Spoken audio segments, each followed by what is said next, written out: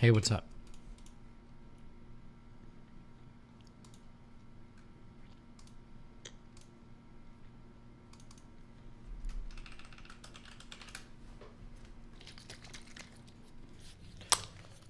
How are we doing? I think we're almost there, boys. We're close, okay? One more day.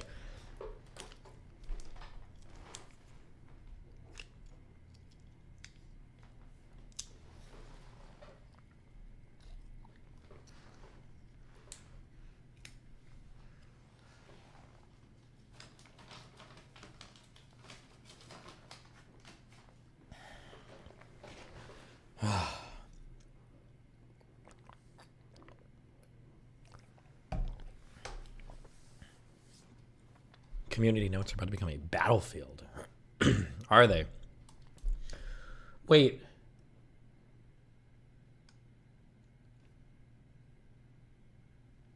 Hold on. I'm sorry. Wait, are Turkish people aren't Arabs, right? Aren't Turks like their own fucking group of people or whatever? Or am I crazy? Do they count as Arabic?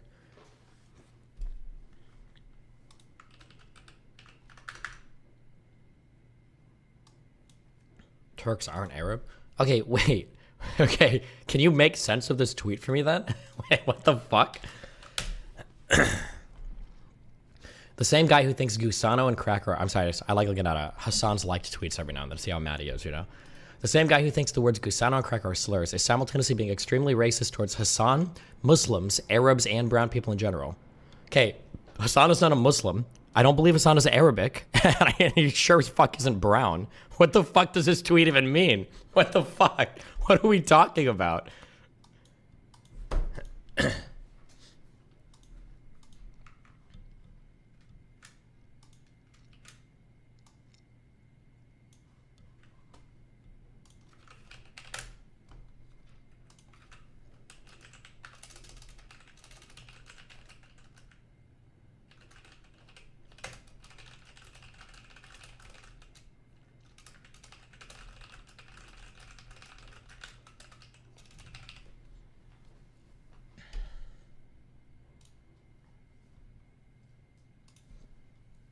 I believe he considers himself culturally Muslim. Hey, heads up, fuckwads. Ready? Hey, listen up, okay? I haven't heard many people do this. Okay? But I have heard a few. And if you do this, you're cringe, okay? Culturally Jewish can make sense if you, like, don't really believe in God, but you do like all the Jewish holidays. You do Sabbat. That's the one where you take off every Friday, Saturday, or some bullshit. If you do all this shit, it's like, okay, fine. Yeah, okay, culturally Jewish, whatever the fuck, right? If you just don't usually eat pork, you don't get to call yourself culturally Muslim. I don't even know what the fuck that means. Can somebody in chat break down for me? What the fuck does it mean to be culturally Muslim? What is that? What is that? That sounds like the most virtue signal shit in the fucking world. Can I convert into cultural Islam just for like virtue credit? Is that what Sneeko did? What does that mean?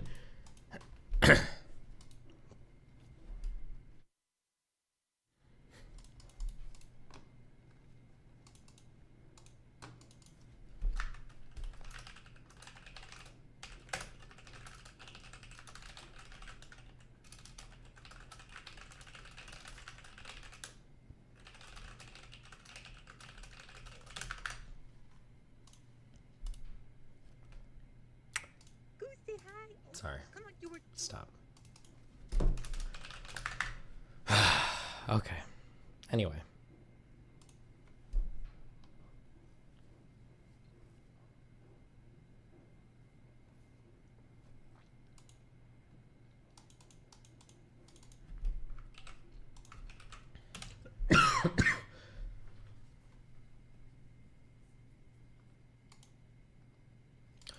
Culturally, Muslim usually means you celebrate Eid, and maybe, is it Eid? I don't know what EID stands for. Maybe Ramadan, but also shit like Christmas. Okay. If you find me a person who's culturally Muslim who actually, isn't Ramadan supposed to be like 40 days of fasting or some shit? If they actually did the full 40 days, that means no going out to eat, none of that bullshit 30 days. Yeah, okay. Then fine. Then I'll give you, then you can be culturally Muslim, okay?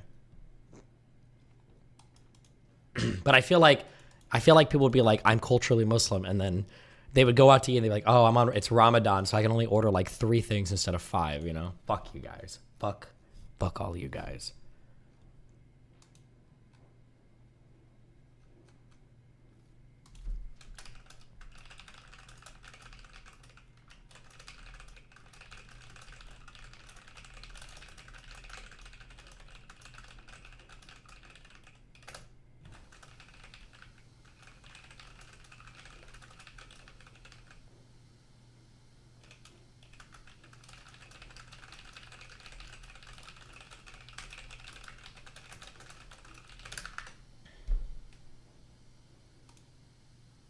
Okay.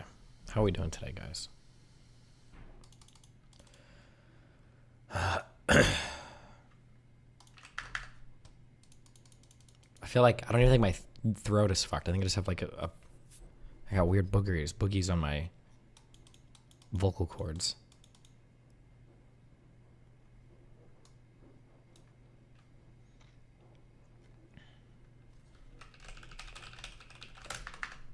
I think.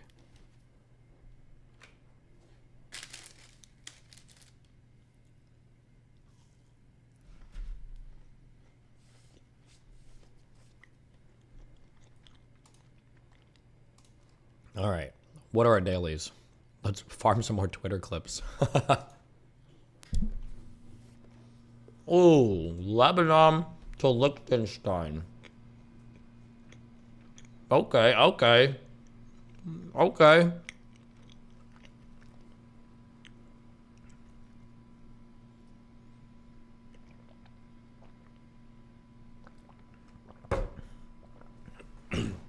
Lebanon is like completely surrounded by like fucking Syria, right? And then Israel. I think it has to be Syria next, right? Okay.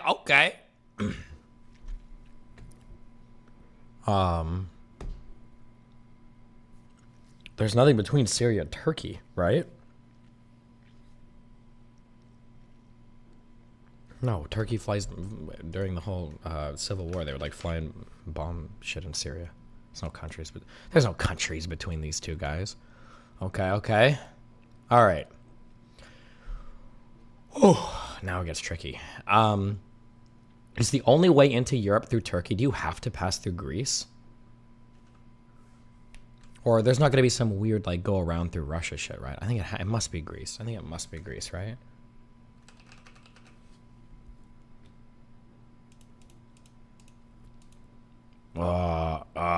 No, there's another country. Fuck. It's like Bulgaria? Is that the one here, I think? Yeah, fuck. To Liechtenstein. What touches Bulgaria?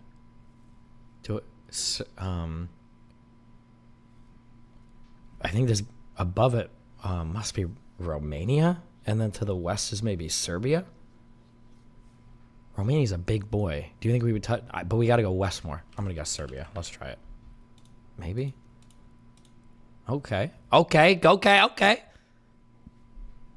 right. From Serbia, we're probably going through. Come on, guys. Let's think.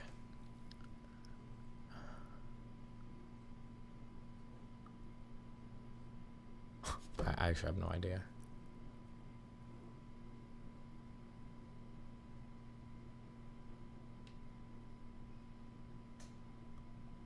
Am I allowed to guess countries in the middle? Do you have to pass through like Germany to get to Liechtenstein? Will it show up as green if I... Oh no, that's way further north. Fuck. Bro, I've never been to Liechtenstein before. Fuck me.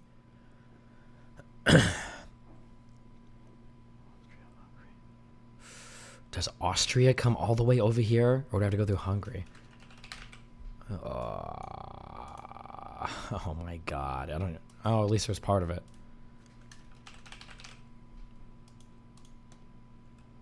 Okay. Well, it could have been worse. 2 wrong guesses. Whatever.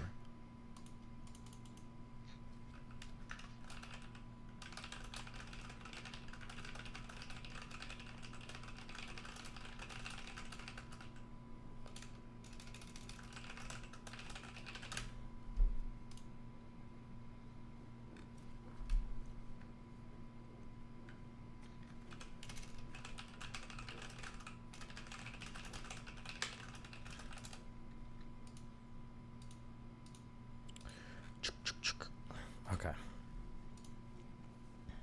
Boom. All right. Guess which exports? Which country exports these products? Okay. 8.5 billion. So we're on a smaller country. We've got rice, legumes, coconuts, Brazil nuts. Gold is our biggest export. Is gold gold can't only be found in the New World, right? I know there's like the gold rush and everything. There's no way that's not possible. It's not like, is the New World like rich in gold compared to the rest of the world? I'm leaning towards like South America.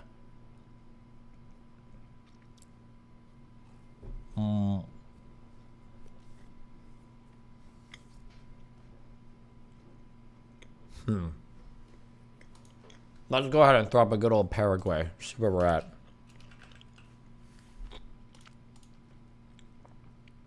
Okay. All right. Okay. Africa, baby. Okay, that's why we colonized them. They got the golds.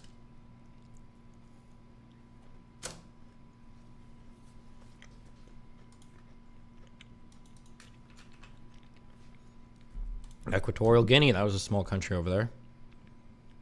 Oh, Southeast more. Bro, I don't know.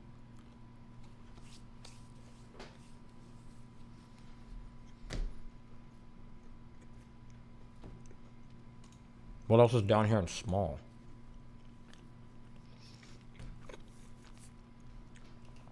It's not Mozambique, is it? No shot. I don't know why I'm saying no shot, like it would obviously be one thing or another. Okay. North of Mozambique is Tanzania, and then it's going to be the next country probably, right? Kenya? Uganda, Kenya, Uganda. Doesn't Kenya have a fuck ton of people? No. Fuck! What the fuck? Is it that B country? Burundi? Oh my god. What am I missing down here?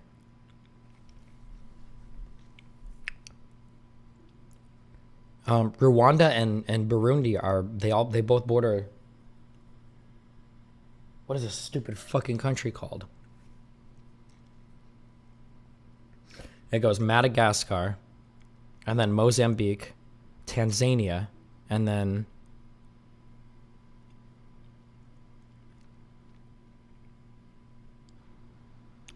is it Ethiopia? That's near Somalia. That feels like it's way further north. It's not Ethiopia. Fuck, I'm not gonna get. Wait, oh my god, I'm gonna fuck this one up. Hold on.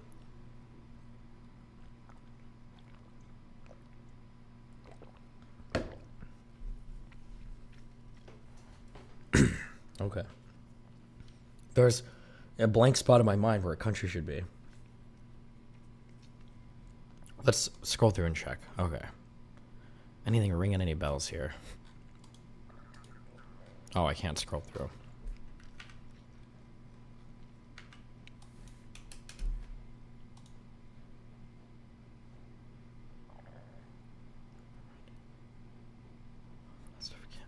Bro, I can't think of.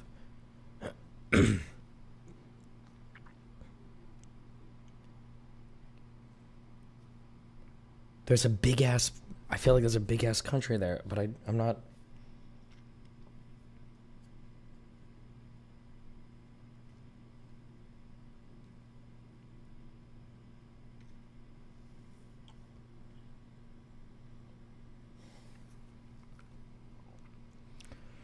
Okay, let's think. It's not the Congo. It's not the Democratic People's Republic Congo bullshit. It's not any of that Guinea or Ghana or any of that bullshit.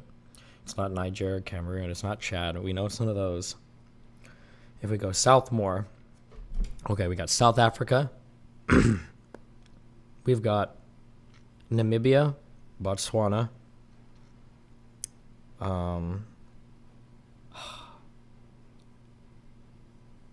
Okay, from South Africa, it goes Mozambique, Tanzania. Bro, I don't know. It's not Tanzania. I think there's another country. It's not Tanzania. It's not this one.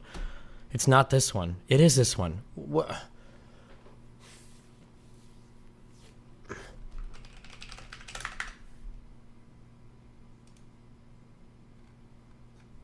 What am I? It was this one. It was this one the whole time. Why did I think there was another country here? Or there was like some, this was like further south. Okay. You were thinking Rwanda? No, Rwanda and Burundi are both super small, and Rwanda's not the Burundi.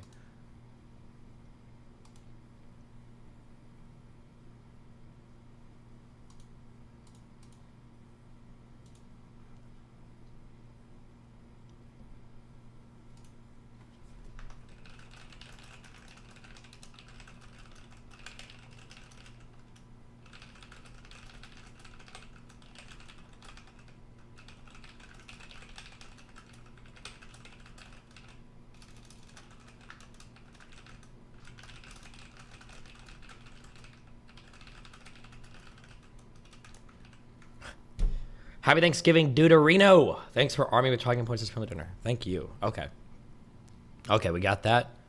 We got this. Ha ha ha ha ha ha. That's not Argentina, is it? Isn't Argentina a little bit thicker? Ain't it got that thickness? Ain't it got that thickness?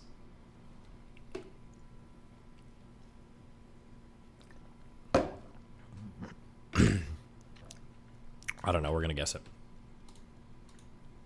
Fuck.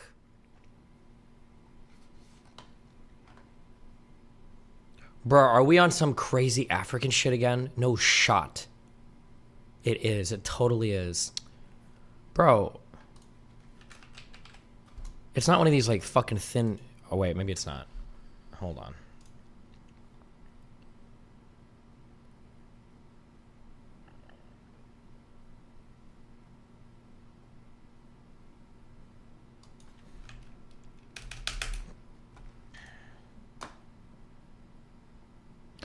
Oh, no. Is this the archipelago or whatever over here? This is like Stockholm? Please don't be Sweden. Oh, no, don't do it to me. Don't do it to me. Fuck. I should have stopped. How do you pronounce it? Archipelagio? What the fuck is it called?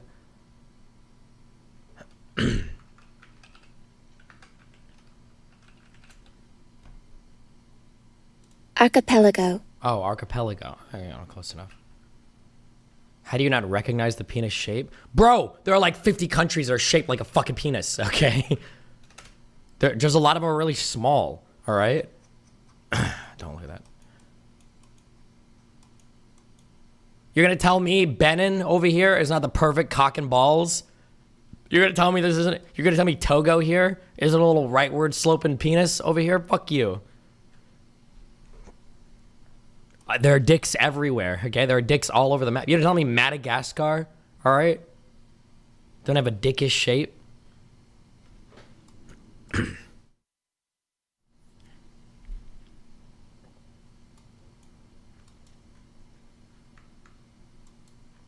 gonna tell me Vietnam doesn't look like a... slightly fucked up, dude.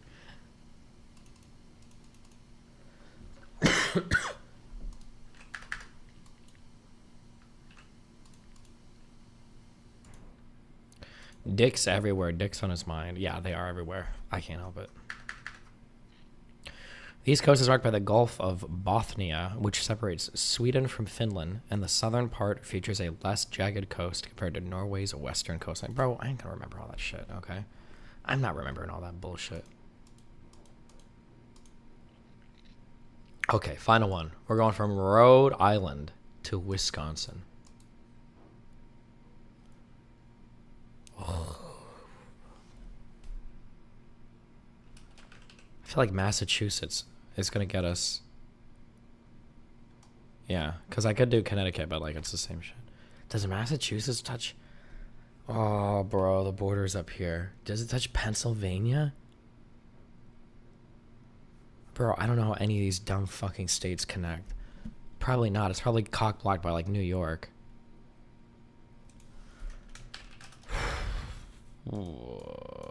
Okay. Because Pennsylvania's here. Okay, from New York to Wisconsin. Does New York count as touching Michigan through, like, the lakes? Or is this going to be some bullshit? It's not going to it's not going to let me do that. It's not going to let me do Michigan. It's not going to let me. I know it's not going to, and I'm going to do it anyway. Okay, at least it's part of the answer. New York, Michigan. Do you think it's just going to be like, this is Indiana? Illinois, Indiana. It's going to be like Pennsylvania, Indiana. Wow, Kitty Cat, thanks for the 10 gifted subs. It's going to be Indiana, Pennsylvania. No. Is there another state in between these? Indiana and Does Indiana touch Pennsylvania? They sound like two states that shouldn't be touching each other. But maybe they do. They must. I don't... Oh my god. No, it's Ohio. I've been here so many times. Regrettably. Ohio sounds like a state that could be touching Pennsylvania. They sound like states I should touch. Fuck. It's gotta be here, right? Yeah. Fuck.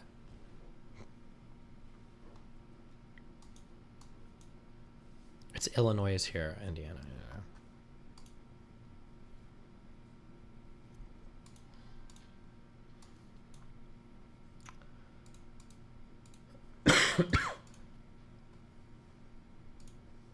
I don't think that's... When will you have a fall from grace? Never. I'm an internet cunt. Bro, don't link me old clips of myself, okay? I don't know what the fuck. I don't think that's... When will you have a fall from grace? Never. I'm an internet content god, okay? I will only grow and grow and grow until I consume all the other political streamers around me. And then I will become... Why? Okay.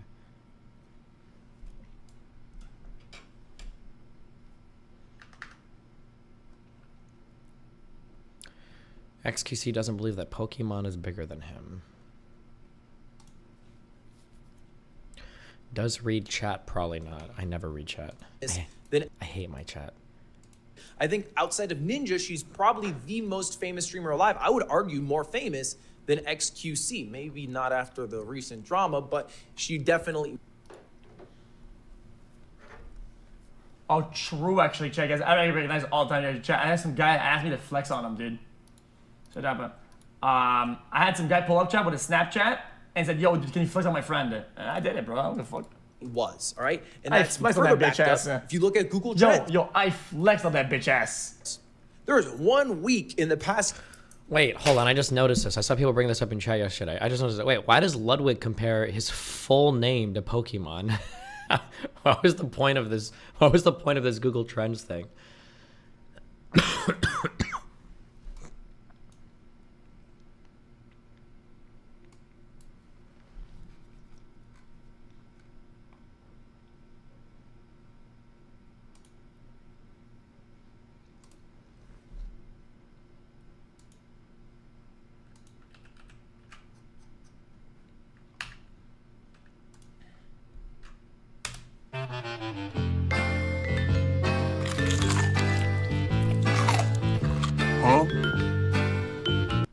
I'm sure they're really close friends, right, guys?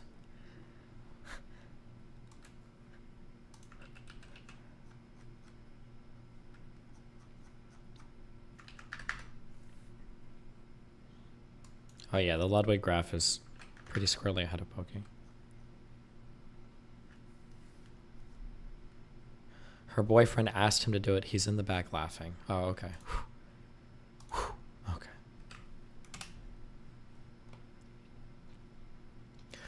Guys, the creators of Blue Eye Samurai's Blue Eye Samurai are Zionists and are retweeting Israel propaganda. Please don't stream. Please and thank you.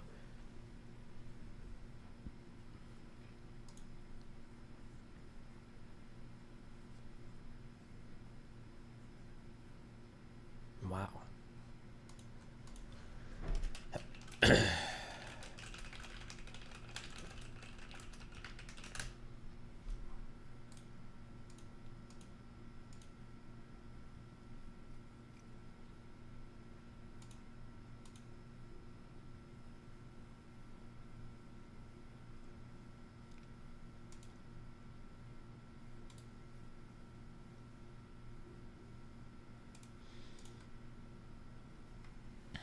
Go read the Mossad article about you.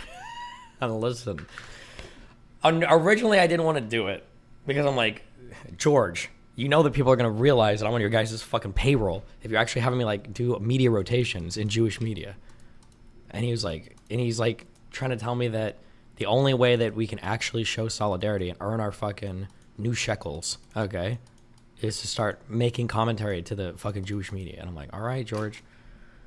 So yeah, you know, I did one. Okay, what do you want me to say? Am I supposed to fight against my handlers?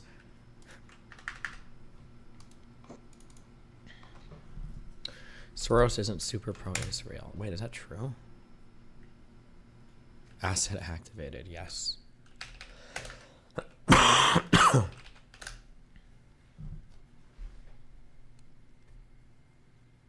2 years ago.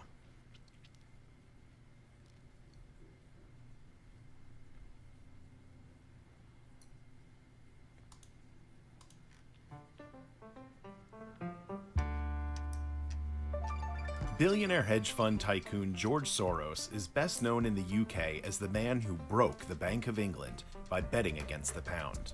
In the US, he is known as a major Democratic political donor and one of the foremost philanthropists focusing on democracy, with lifetime giving that tops $16.8 billion. Born in Budapest, Hungary in 1930, Soros survived the country's Nazi occupation and emigrated to the United States, where he began his career in finance. In 2020, Soros gifted his birthplace over $1 million to help prepare for the coronavirus pandemic, as part of a $130 million commitment for COVID-19 aid worldwide. With his personal experiences influencing his philanthropy, Soros... Wow, thanks Forbes for the nice video. Okay.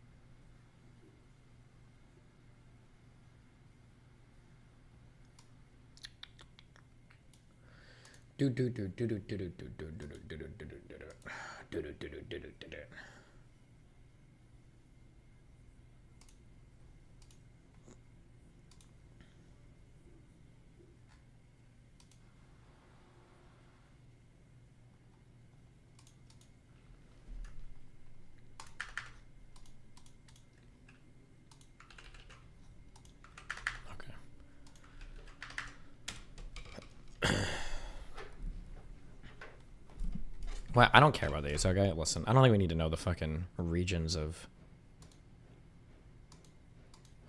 Bro.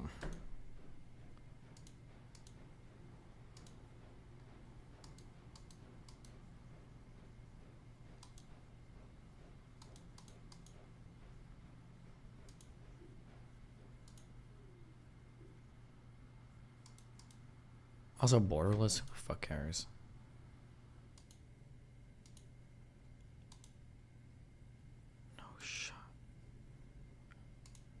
Fuck you. Okay.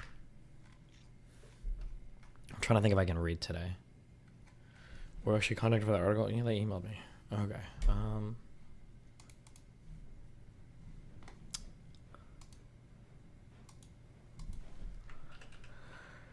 You got a Daniel Clancy?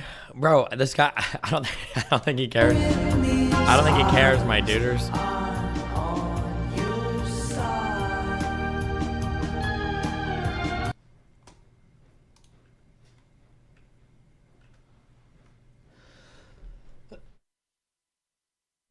All right. Daniel Clancy, Twitter. FYI, ever since I started watching, I can't watch videos at one time. It's good. A Jewish lawyer got the trademark from river to the sea and will sue people who use it. There's no shot you can trademark phrases like that. I don't believe that. I don't believe it.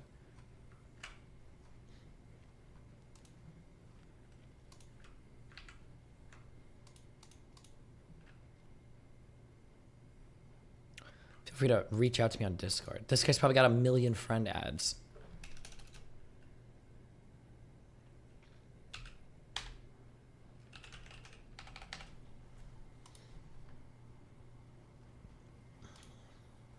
There you go. I sent it. All right, and we'll see what happens.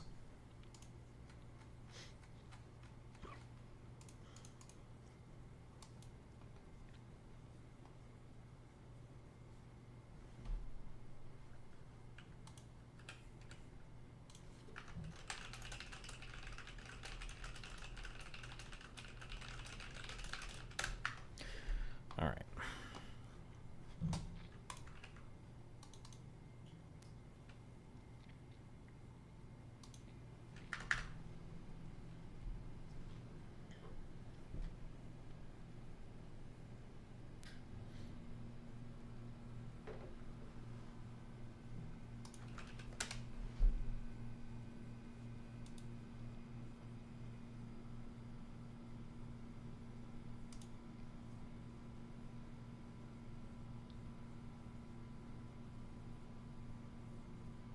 You're fucking...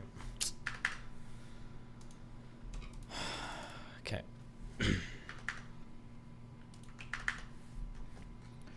I really don't care about Soros that much. What is this? I was speaking to a hostage negotiator this morning. He made the comparison between the 50 hostages that Hamas has promised to release, as opposed to the 150 prisoners that are Palestinians that Israel has said that it will release. And he made the comparison between the numbers and the fact that does Israel not think that Palestinian lives are valued as highly as Israeli lives?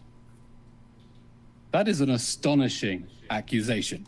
Wait, what?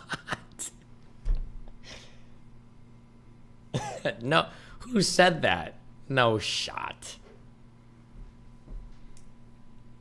If we could release one prisoner for every one hostage, we would obviously do that. We are operating in horrific circumstances. We're not choosing to release these prisoners who have blood on their hands. We are talking about people who have been convicted of stabbing and shooting attacks. Notice the question of proportionality doesn't interest Palestinian supporters when they are able to get more of their prisoners out. But really, it is outrageous to suggest that the fact that we are willing to release prisoners who are convicted of terrorism offenses, more of them than we are getting our own innocent children back, somehow suggests that we don't care about Palestinian lives. Really, that's a disgusting accusation. Okay.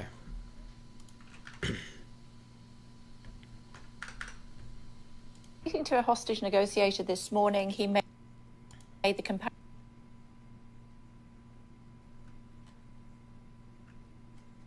I was speaking to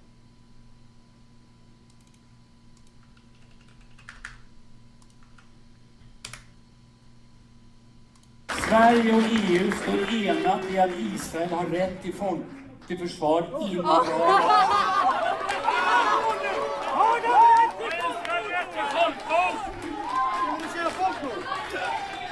Har Israel rätt att begå folkmord? Vi hörde det! Brutal misspeak. Will anything ever top?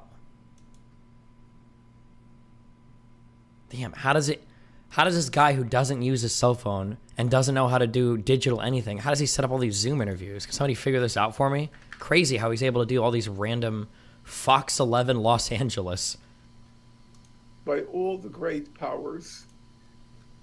Really makes you think.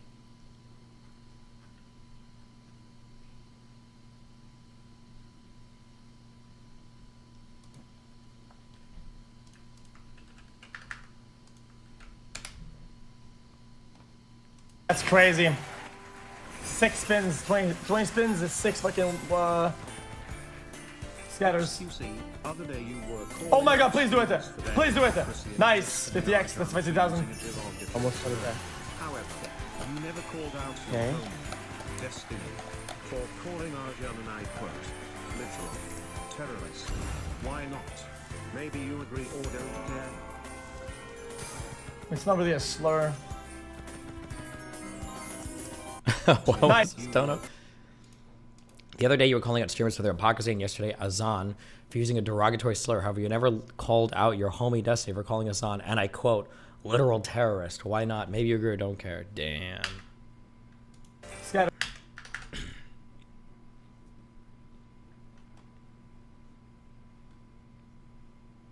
Oh, I watched a Walking Dead clip last night. I don't know anything about that show. Now I have Walking Dead clip recommendations. Demanding my wife to get me something. Monica, get me my water. Excuse you? You heard me. I said get me my water. Number one, Oh. never ever call me Monica again. Number two, why Number don't we two. try that again? Okay. My darling wife, get me my water. You know what? I'm actually parched. Go get my water. No. No, okay.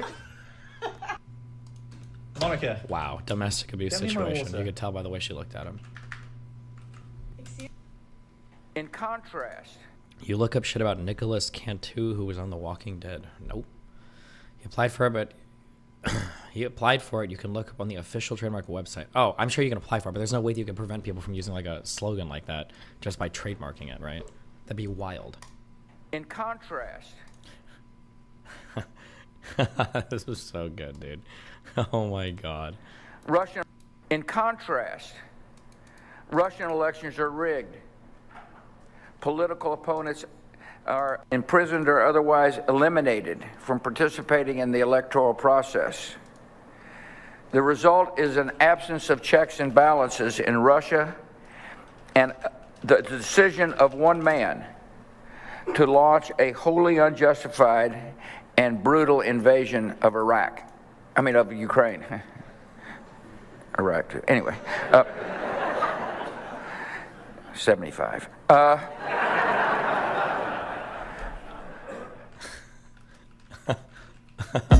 Hey, thanks for watching. If you like this video... Jesus.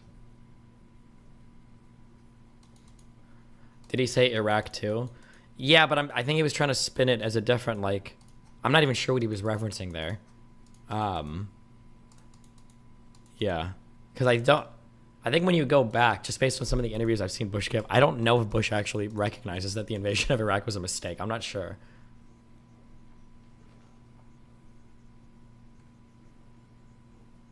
Oh, Bush is 75. That's what he meant. Okay, gotcha.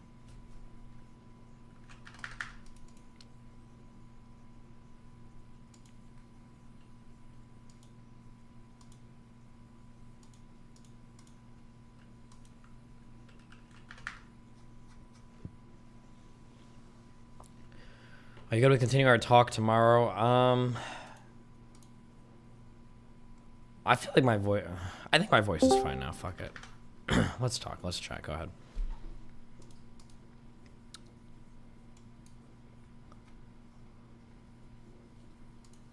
Maybe he's talking about Iraq as in Saddam Hussein invading Kuwait. I mean, it doesn't really make sense or work. So, but... or kind of, maybe. I don't know. Maybe that's what he was thinking of. Yeah, who knows? Actually, no. It actually does kind of make sense. It actually makes more sense to assume that's what he was talking about. But it's funny because it's George Bush. STV Philly debating Willie Mack about his Hassan debate. Oh, shit. Does it start with STV Philly spending like 5 minutes caveating about how he's not trying to imply anything? STV Philly. Hey, what's up? What's up? How's it going, man? Oh. Yeah, I can hear you. Go on. Good. Okay. Good. What's up, Willie? Hey, how we doing? I'm chilling. Of course, Tom. What's up, bro? We talk a lot more often, I'd say. Yes, sir.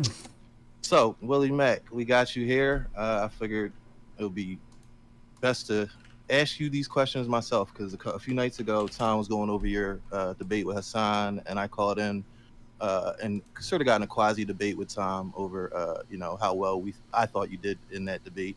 Yeah. But so if you got a few minutes, this might take like 10 minutes or so. I'm not going to keep you on, stay on here forever, but there's two main points I wanted to make. And the first one is about the video that like jumped all this off, that precipitated, like the one you released like a week ago, right? Oh yeah, there was 2 videos, but yeah, I think it was the hour-long one was the big one. Okay, shit. Well, I wanted to talk about the one called Hassan's horrible response and his radicalized audience. Okay.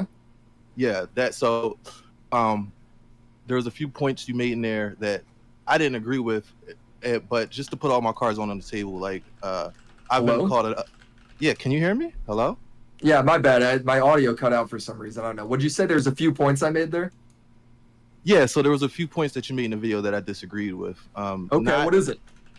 Yeah, so it's not so much your conclusion I disagree with, but there was a few points that kind of had me, just with a few questions. So let's start out like this. So what was your purpose with the whole Hassan saga? Like, what were you trying to bring to light about Hassan, and like, I guess like the 3 main points you wanted to kind of. The purpose was he was a big streamer that was covering a lot of that has a history of covering breaking news, and he's gotten at least on the geopolitical side, it wrong consistently, because the sources he's citing is like all this weird alt media that really is not that credible. Usually it's just tweets. And I guess I just wanted to document being like, hey, look at this guy, And would you say that's like dangerous? What's dangerous? Like spreading misinfo. Oh yeah, dude, hold on. If you're a big source of news and you got 20 or 30,000 people watching you for your news coverage, and you're constantly getting shit wrong, and your framing is entirely based around. You say, then Hassan says the part about how Gideon is whitewashing history, and then you say that Hassan's moving the goalpost, right? And then, so just so we're clear of what we're talking about, Gideon made a response video to a video called "The Most Racist Town in America," and Gideon's point was to go to that town and show that, look, guys, not everybody in this town is racist. Look, I've come across this person. No, hold on. That's the point of, that was the result of Gideon's findings. I don't think his point was like to set out and do that. Okay. For instance, if he went to that town and everyone was calling him N-word, like the original video claimed, then I think Gideon would have made a video about that. Just the result of his research. Fair enough. All right. So, and then Gideon comes to the conclusion, like, I cannot put that connotation on this town. But the Okay. Oh, hello. Oh man, how you feeling? I'm feeling great. Okay, what was our last point / question / thing? Okay, so before we start, do you have like a notepad or something open just to kind of, I want us to just agree on a few things before go for it. Okay. Before you disagree with me on any of these things, I'm just going to list them out, and then you can fight me on any of them. Okay. First, Palestine is a state, as recognized by, I think, to date, 139 countries, based on the 67 borders. Like, it's a state. The second one is occupation since 67 of the West Bank and Gaza is illegal. Third one is the settlements in the occupation, mainly in the West Bank now, are illegal. And yeah, those are the main ones. So, do we agree on those 3? So for the first one, I would say absolutely not. The idea that Palestine exists and is like universally recognized as having like 67 borders, I don't think it can just be asserted. I think that's argued for. For the occupation since 67 of the West Bank and Gaza is illegal. I don't know like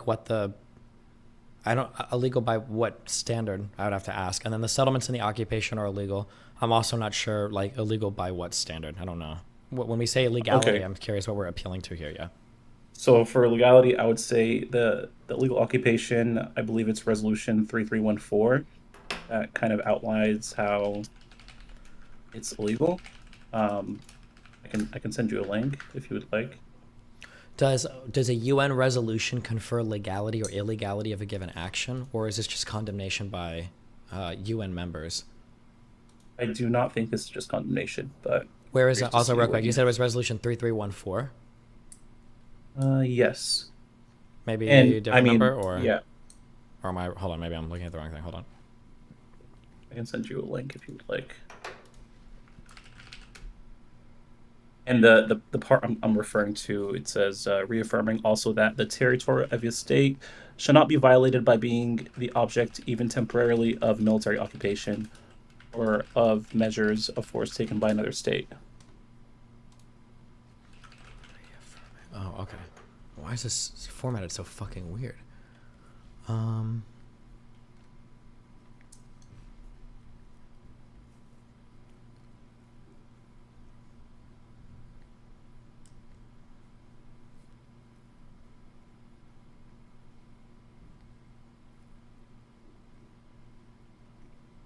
Okay, I guess by illegal, I mean consensus, world consensus. Maybe I shouldn't say illegal, but the world consensus is that Palestine is a state.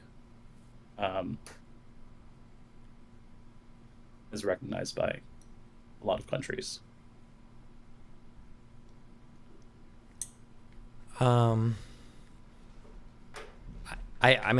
guess I can see what you're trying to construct here. I mean, I guess I could buy it if you want, but I think it holds no weight. It influences no argument if this is how we're doing our definitions. It's fine. It's fine. I'm just saying that there's an occupation.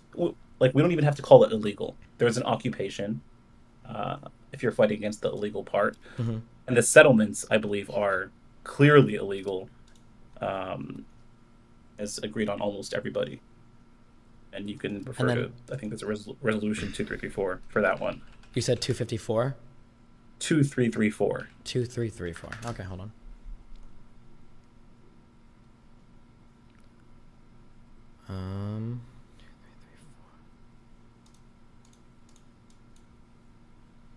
And like, we can disagree with what's written in Geneva Conventions, international law, UN resolutions, but that's not what I'm trying to, like, you can disagree with their conclusions, but, you know, it is what it is.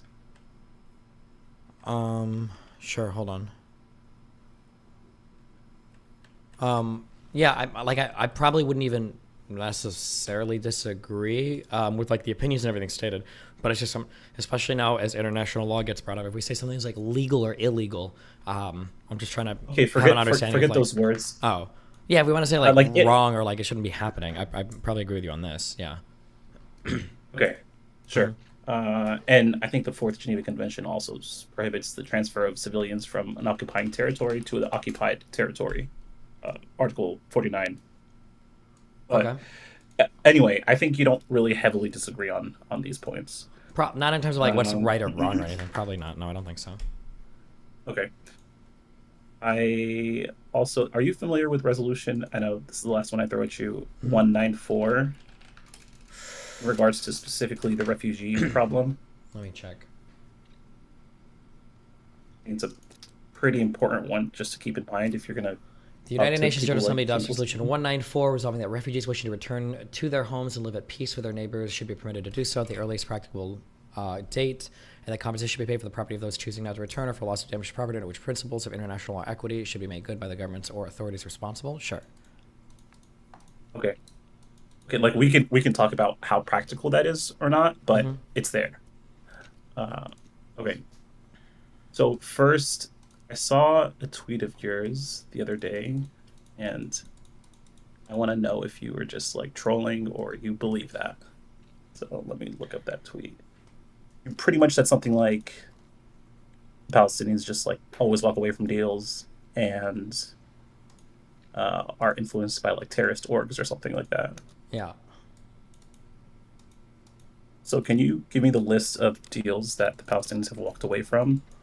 The big ones that I'm most familiar with are going to be the Camp David Accords. It's the Camp David Summit, and then Arafat's negotiating past that.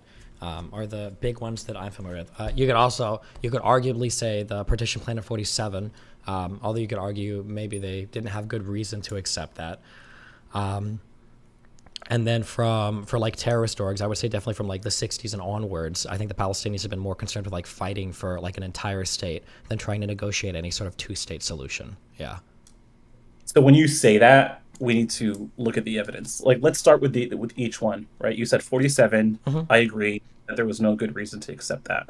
You can look at that as Well, I wouldn't say there was Palestine no good rejecting- reason to accept that, but I can understand them not accepting it. Sure.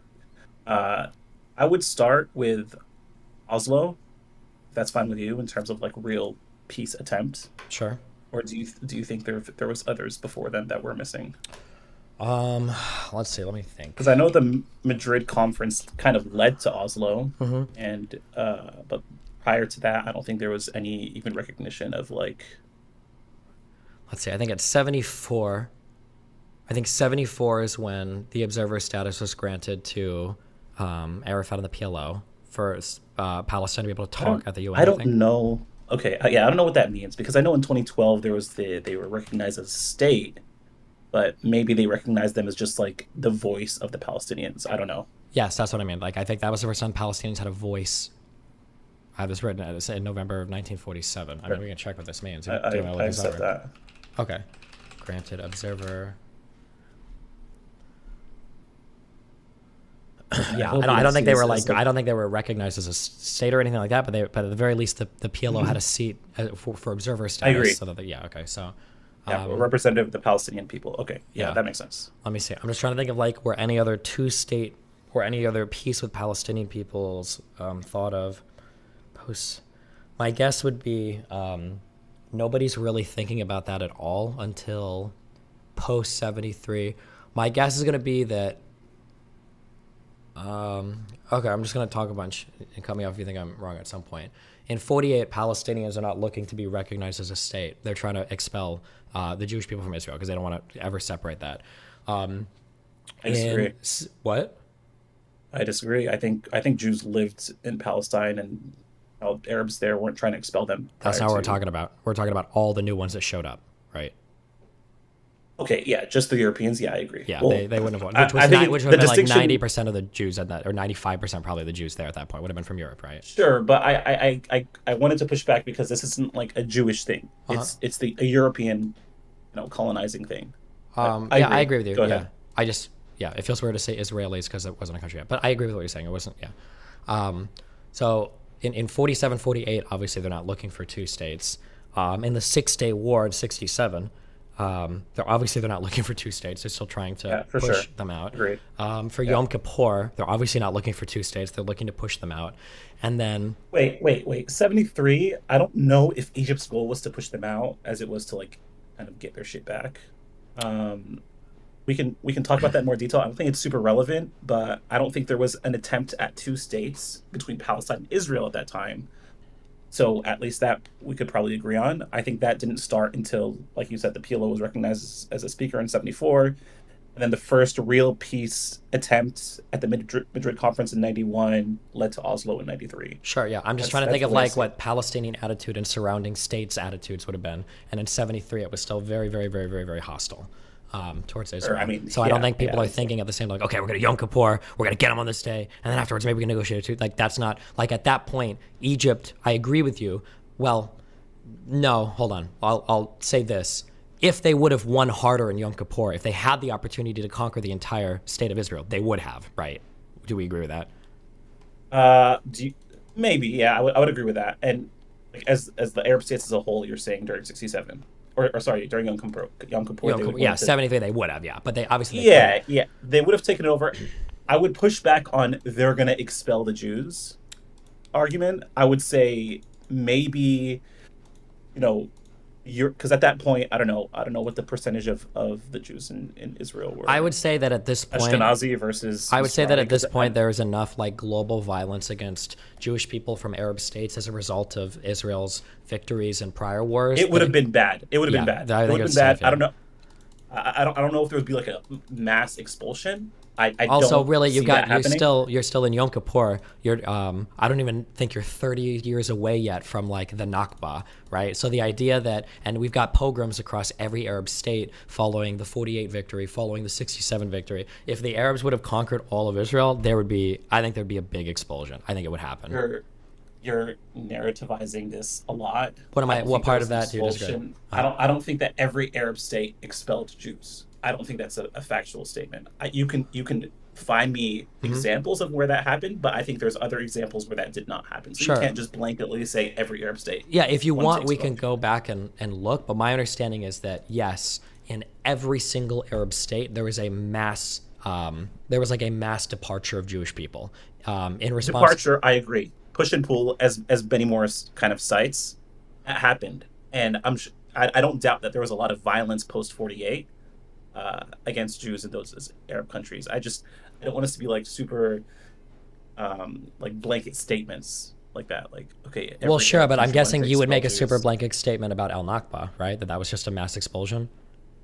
I think probably 95% were expelled, and 5%, or I would say 95% were expelled or were fleeing violence. Well, hold on. and Yeah, maybe oh yeah. Because that second part is really important. Because from the Nakba, my understanding is maybe 10 to 15% were actually expelled, tops. I think, but like no, that's not right. So hold on. When I understand when I say expel, I mean like Jews going into the village and like kicking them out or destroying the village or whatever. My understanding is the majority of those 50% plus left because they heard of violence in other villages and they were like, we need to get the fuck out because Jewish people are about to come fuck all of our shit up. Is that not true? I'm curious. A large portion did flee violence, like you say. I would Wait. When you say large, quantify, because my understanding is 50% plus they fled because they were worried that they were going to get fucking. Let's say 50% for argument's sake. I'm not like it's 50%. Let's just say that. So sure. Okay. Are you saying that? Are you fine with saying 50% got expelled? In that case, like I know know we that's don't have true. the exact numbers. I don't know if that's true either. So it doesn't. I don't think At the end of the Nakba, it was over 700,000 Palestinian Arabs were displaced ultimately from where they had resided. That's a huge number. We're over 300,000. Like actually, they went into villages. That's just so many people. Dude, Ramle and Lid alone, those two villages that are near Jerusalem, a little bit west of Jerusalem, were completely expelled, and they were like 60 to 70,000 people. Like that's 10% alone. That's why I don't want to say, oh, only 10% were expelled. Like those two where they were like essentially death march towards the Jordanian army is already 10%. So if we're gonna go to every Wait, single hold on. village, Can you link me that story or whatever?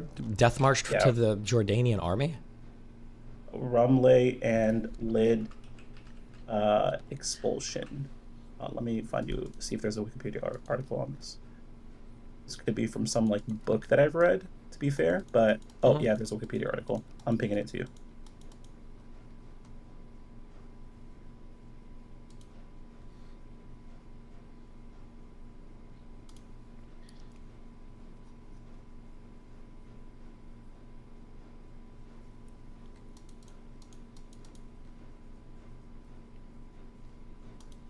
Oh, sorry. Okay.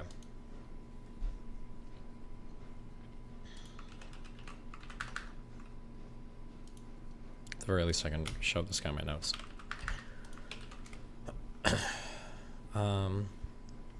Okay, hold on. Give me like 3 minutes. Let me just like read the intro to this. Take your time.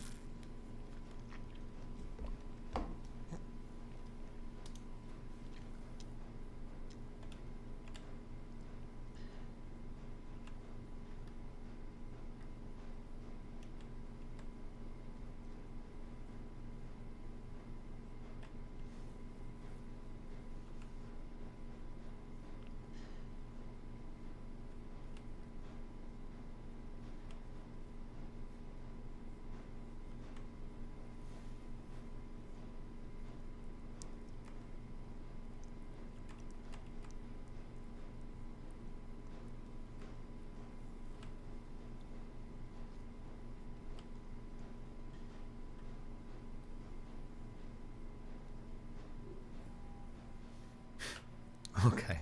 Sorry. I'm so sorry. Hold on. My bad. Okay. I didn't know about this particular marching event. I will say if 700,000 plus were ultimately displaced, 50 to 70,000 residents in this town technically still fits within my estimate. I don't know how many other expulsions occurred, but okay, sure. I don't, maybe it doesn't change any of our arguments singularly much, but like the majority, initially you were like, the Jews weren't mass expelled. They were, so I stopped push you. pulled. I stopped you at saying 10%. Or 10%, and I'm saying like this is an example of at least 10% from like this one example. Oh, wait, hold on, wait. To be clear, this is an example of at most 9.5%, not at least 10%. It's at most 9.5%, right? Because the outcome. This is at This is 50 to 70,000 residents who, and this even says fled from or were expelled by the IDF, and the total number of expulsions was 711,000 by the end. Yeah, but this is one village. Like, this is just 2 cities within Israel proper. We're not even looking at every. So that's why I'm saying at least 50 to 70,000. Sure, but I'm guessing this is probably like the largest one, right? This is the largest like one-time one for sure. But I think we're getting into like I agree. It could be 20, it could be 30% of people were expelled. It could be 40% of people were expelled. But I don't think it changes the argument in any way that there was an expulsion and there was like people running away. No, we don't disagree on that though. But what I'm taking issue with is you saying that all the Jews that left all the Arab countries after the first and second Arab-Israeli war, to say that that was just them immigrating to Israel because they thought it was cool. I don't think that's for either. No. I think a lot of them left fleeing violence. Okay. 100%. Oh, okay. Wait, then what do we disagree on? I'm just saying, I don't think there was like a policy where Arab countries, and maybe there's some Arab countries like Egypt did this, but I don't think like, let's say Morocco had an explicit policy of expelling Jews. I think them fearing persecution, escaping. But I also believe that some countries, like, they weren't fearing persecution and getting pogroms. Like, it didn't happen in every single Arab country. Can you give me an example? 20-some Arab countries. Yeah, can you give me an example of one you think where it didn't happen? And then we can look it up. I'm curious. Because my understanding was it was basically ubiquitous across the Arab world. I mean, we can just look up the Exodus in general, the 800,000 Exodus. Like, there's a Wikipedia article on the Exodus, and it kind of covers every single every country, and not every Arab country is listed in that Jewish Exodus. Not from fucking Egypt. What would I be? Arab-Israeli wars. Yeah, the Jewish Exodus from the Muslim world. I see. Gotcha. Yeah, okay. Yeah. In the 20th century, approximately 900,000 Jews migrated, fled, or expelled. I don't know if we're even arguing anything here. I'm saying that every Arab country did not expel Jews. Every Arab country. Hold on. Okay. I'll just read. Okay.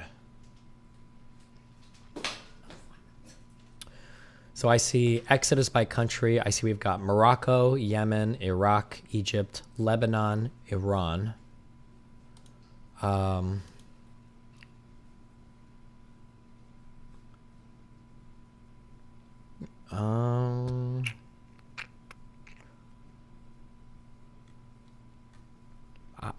feel like. I mean, look, the fact that there's even pull factors at all, to me, is enough to say that they weren't all expelled or fled violence. I think that a lot of them were, again. Sure, but I can't think of a single Arab state that I'm trying to think of that wouldn't have had violence against Jewish people. My understanding is pogroms were basically ubiquitous after 48 and after 67 because people were so mad at the wars going on in the Middle East. Look, if you can show me pogroms every single Arab country where Jews existed, I have no problem conceding that point. Look, if you have any evidence for any of this stuff, dude, I will switch my thinking. No problem. I'm not like sure. I mean, I guess we can. Stance. Yeah, I mean, we can start. I mean, we can think of like every Arab country and just go country by country. I guess we can start in the Middle East, right? So, wait, before we do this, because it's going to take some time. Sure. What are you arguing that I disagree with? I want us to like. Yeah, my understanding is that I guess if you want, I could say not every Arab country, but like 95% of them. I don't know of any Arab countries where it was like, even though like here's what I would feel like would be the case. I could be wrong, by the way. I feel like if there was like 1 or 2 Arab countries where it's like the Jews here were actually like pretty chill and nobody cared,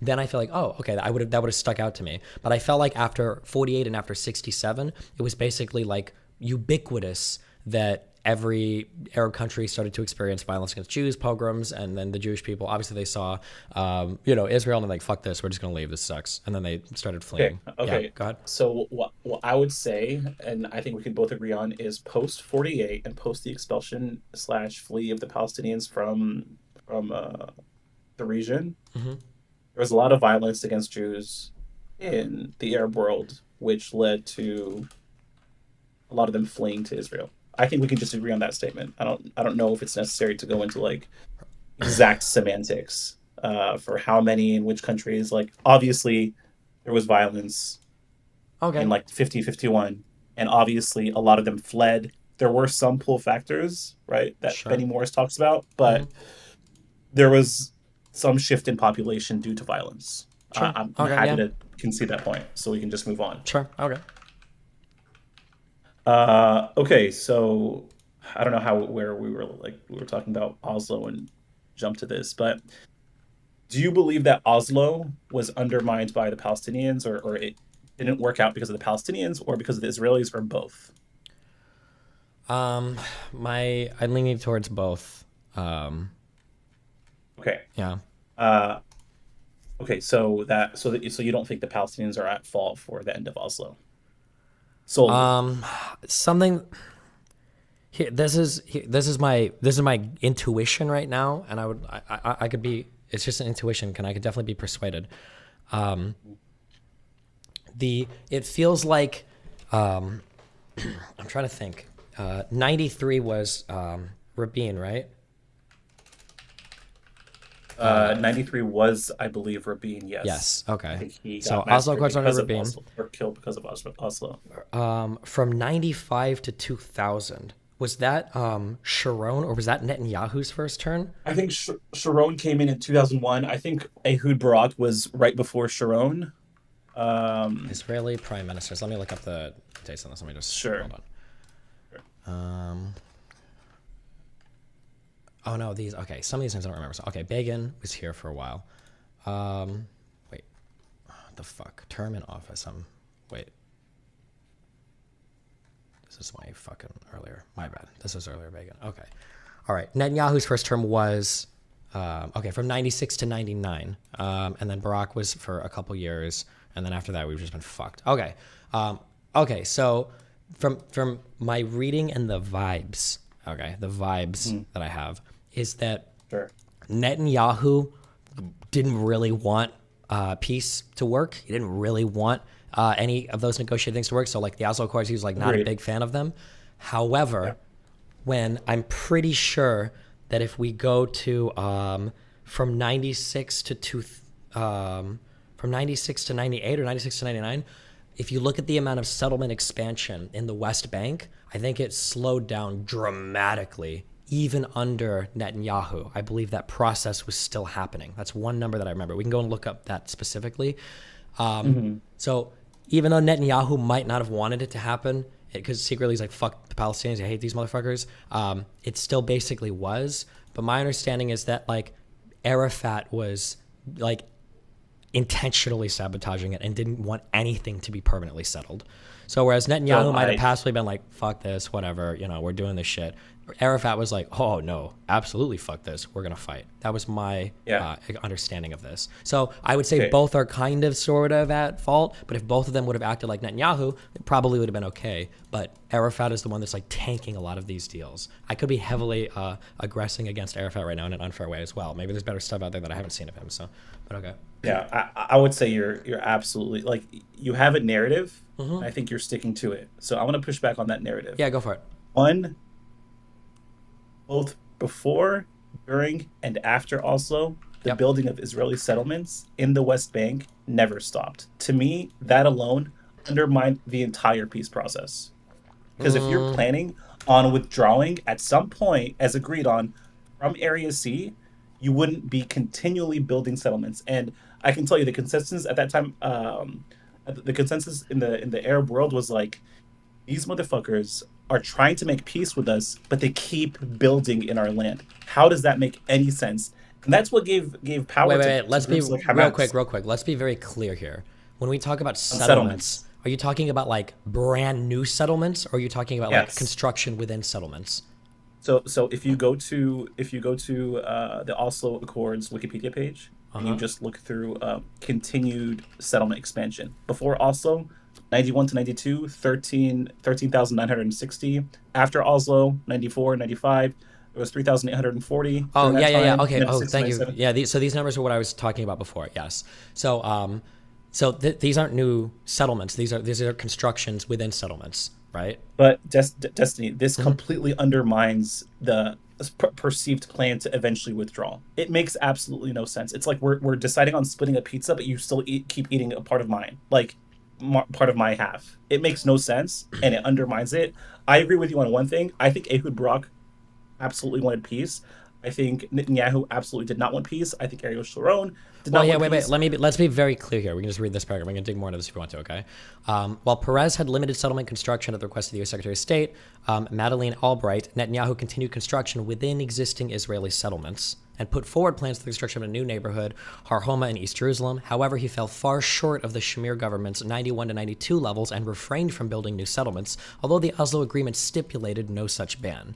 So, in terms of building new settlements, even under Netanyahu, my understanding is that didn't happen. And then when you look at, like, prior to the Oslo Accords, right, you had 14,000 new houses constructed from 91 to 92. After Oslo, in both years, even under Netanyahu, the number of new houses constructed in existing settlements fell to below 4,000. That's like a 60, 70% reduction. Yeah, sorry, go ahead. Wait, hold on. Okay, so in 2 years, you said 14,000, and in 2 years, so it's not 1 year. And then 2 years after... No. I'm sorry. From 91 to 92 is 1 year. It's 13,960 houses were constructed. So 94 to 95 would be 1 year too, right? Yep, 3,840. And then from 96 to 97 was 3,570. Yeah. So you're saying they were just being less shitty during that time?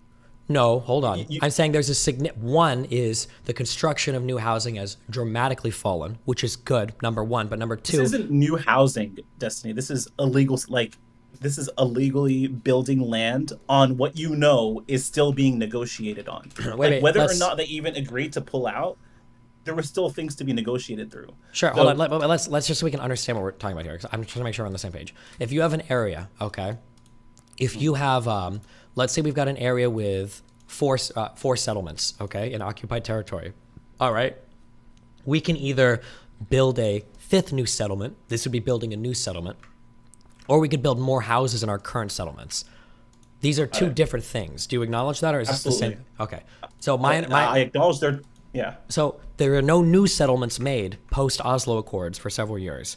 There were no new settlements, number one. And number two, even the amount of construction in existing settlements dramatically fell. It's not going to go to zero, right? They're probably still, if you've got an existing city, you're probably going to be renovating, bulldozing houses. You've got zoned for more houses or whatever. Like, it's probably not going to fall to zero. But the fact that this number fell from 14,000 per year about or whatever to under 4,000 per year shows that there was a dramatic decrease in construction within settlements and no new settlements were being made, even under Netanyahu, right?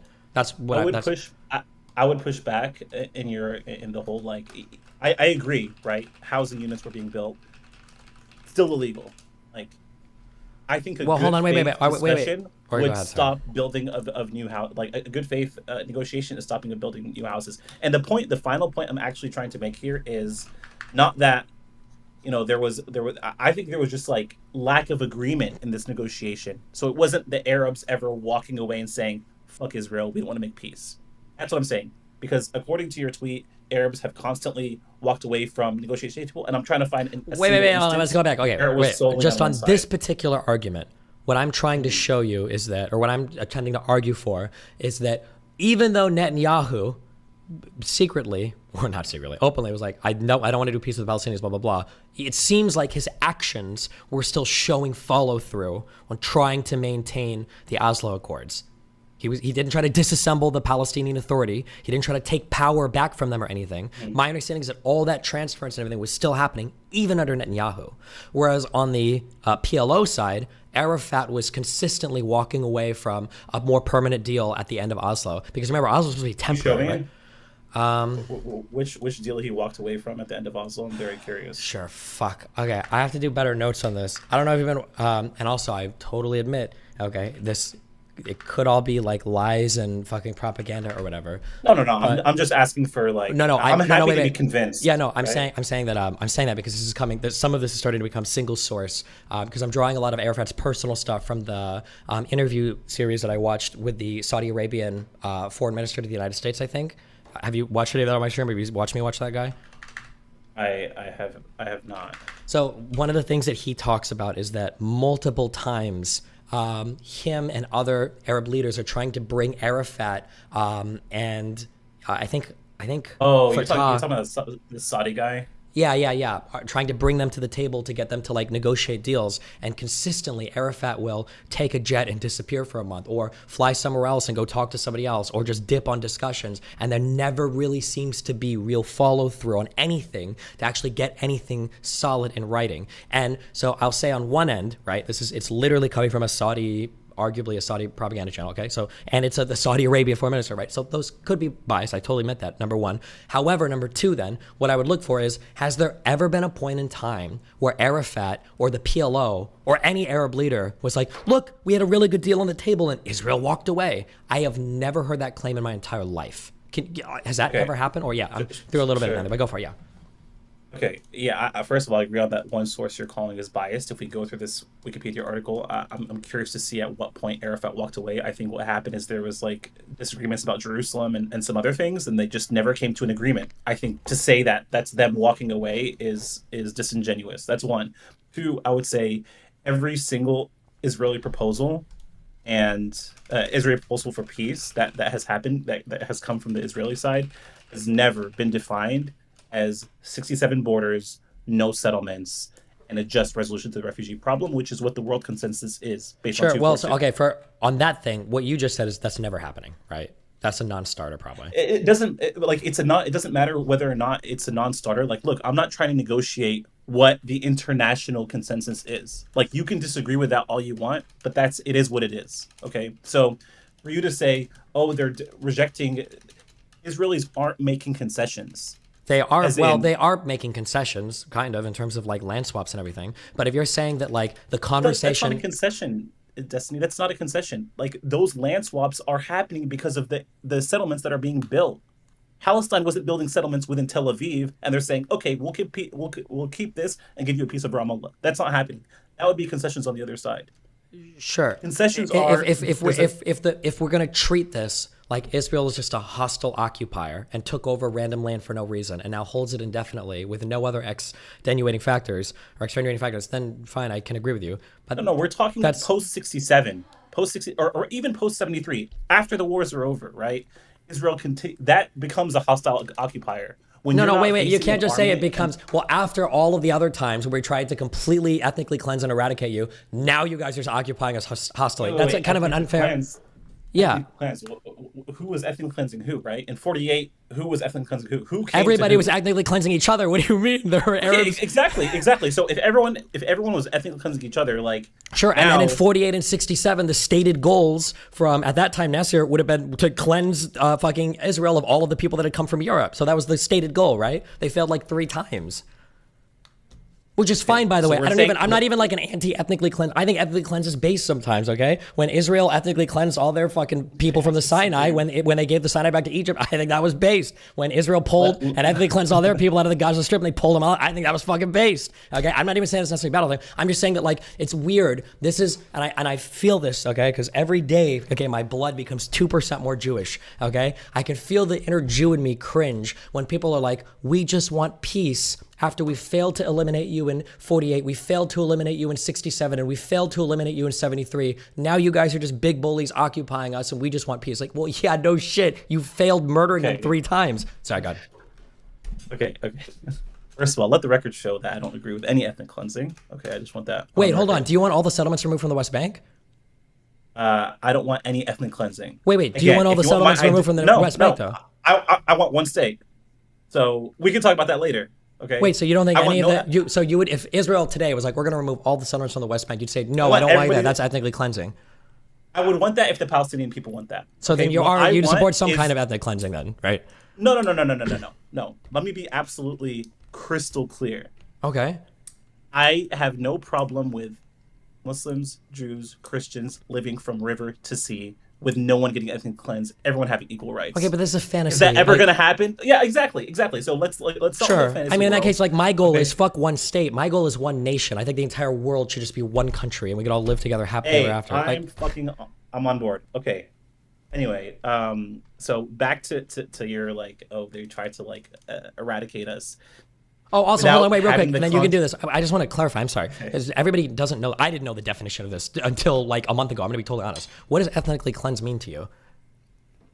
I think ethnically cleansing is expelling population based on ethnicity. Yeah, or nationality, or I think religion can count. Yeah, okay, just so we agree there. Okay, so ethnically cleansed doesn't mean genocide. Okay, ethnically cleansed could just mean like I want all of the Jewish people to leave this area. Right? Okay, yeah. I think those are two different things. Yeah, they are. I'm just making sure people, because some people right? in chat, like when I say ethnically cleanse the West Bank, I don't mean genocide everybody in the West Bank. I mean like take all of the Jewish settlements out, which would be an ethnic cleansing. But okay, go ahead. I think, but okay, go ahead. Okay, so again, and I know you keep saying that 242 is a non-starter, even though like you can say that, but when you say that, you're in a very small party of people saying that. No, I don't believe that. Okay, you're in a small party of people. I mean, let's just look at the votes, right? The yearly votes by the world. UK is 4242. The majority of the world is 4242. Hold on. First, wait. Number one, fuck the majority of the world, okay? Because they have no say even in this question. But number two, let's look at when 242. You understand that 242, okay? For this resolution, it also required the recognition of Israel as a state as well, right? You know that most of the Arab surrounding states, they didn't want to recognize Israel as well, right? Because I think it was not true. Wasn't it after 67, which is when Resolution 242 came? Wasn't it after that the Khartoum conference happened and they were literally like, no recognition, no negotiation, no peace with Israel? Those are the same people. They're like, well, they all supported Resolution 242. How can you say that? Sorry. Go ahead. Okay. All right.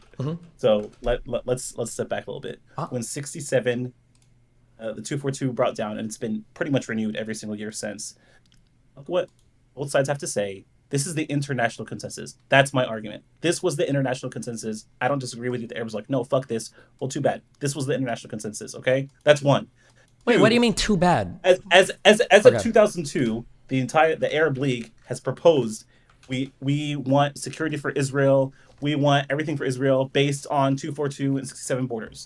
This happened in 2002, where the whole Arab world was like, all right, enough's enough. Yes, after failing to eradicate Israel like 4 times, they were like, okay, all right, guys, we got you. But I'm saying, for you to keep hearkening to 48 war isn't an eradication war. Wait, of course it was. What do you mean? Wait, hold on. Yeah, go ahead. 48 war is fighting over land.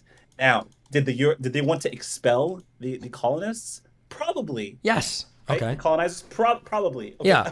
I'm not doubting that. But for you to say, oh, Arabs, they just want to keep eradicating Israel, as if it's just like these like tyrants that just hate Jews, is just whoa. Hold on. Whoa. Okay. I'm the guy here, okay? I'm like the only motherfucker that talks about this conflict. I don't think religion had fuck all to do with anything in before like the year 2000, okay? So it had nothing to do with wanting to eradicate the Jews. It didn't even have to do with the fucking Jews, because like you said, and I think we all agree, it was like 12 or 13,000 Jews already lived, like Palestinian Jews lived in that land for fucking 200 years or whatever anyway, right? Nobody gave a fuck about them. But they did want to get rid of all the European settlers that had come in, of which by that point, what were there, 350,000? 400,000, other less than I think the Palestinian Arabs. They absolutely wanted to expel all of those motherfuckers. Do we agree with that or not? Like, do you think when you say they wanted to fight over land, well, yeah, of course, the land that all of the European Jews had come and settled, or the European people had come and settled, right? And they wanted to kick them out afterwards, right?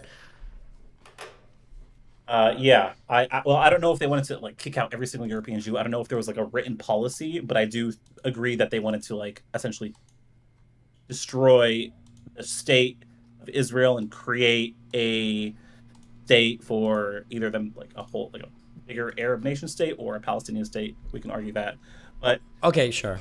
Wait, no, we have to agree on this. Hold on, I'm conceding in good faith what I need to. Okay, there had already been.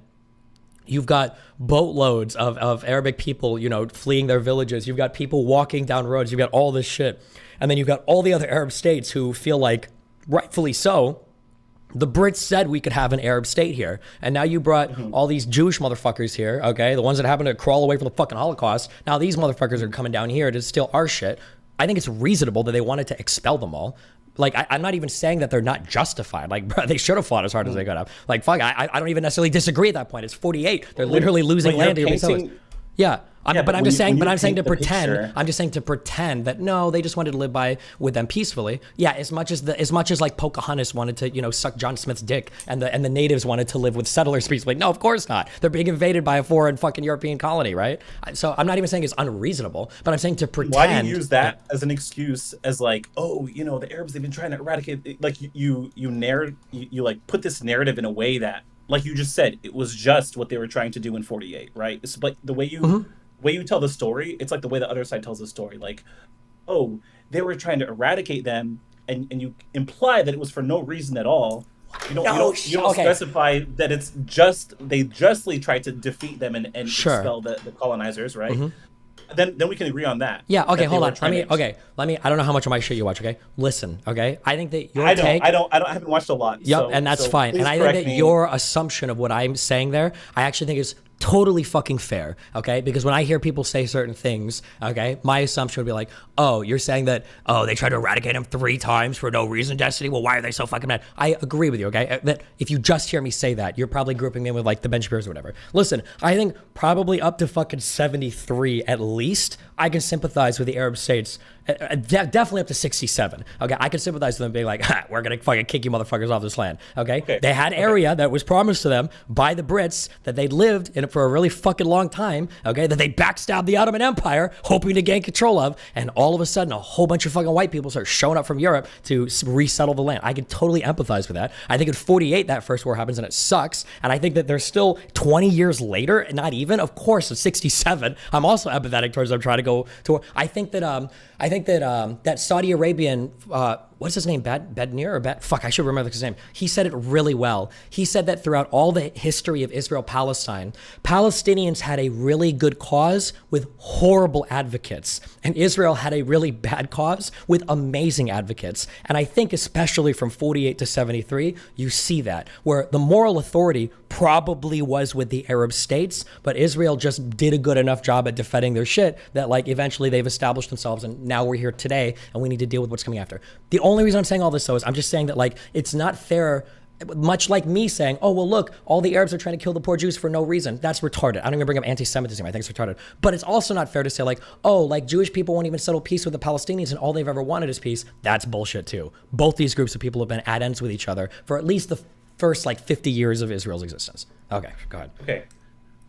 Okay. The reason why I brought up what I brought up is because when I mentioned the 2002 proposal by Arabs, you were saying, yeah, well, after they tried to eradicate Israel 3 times in 48, but according to you, those times were just. So to use that as a way to say, well, why should Israel accept them?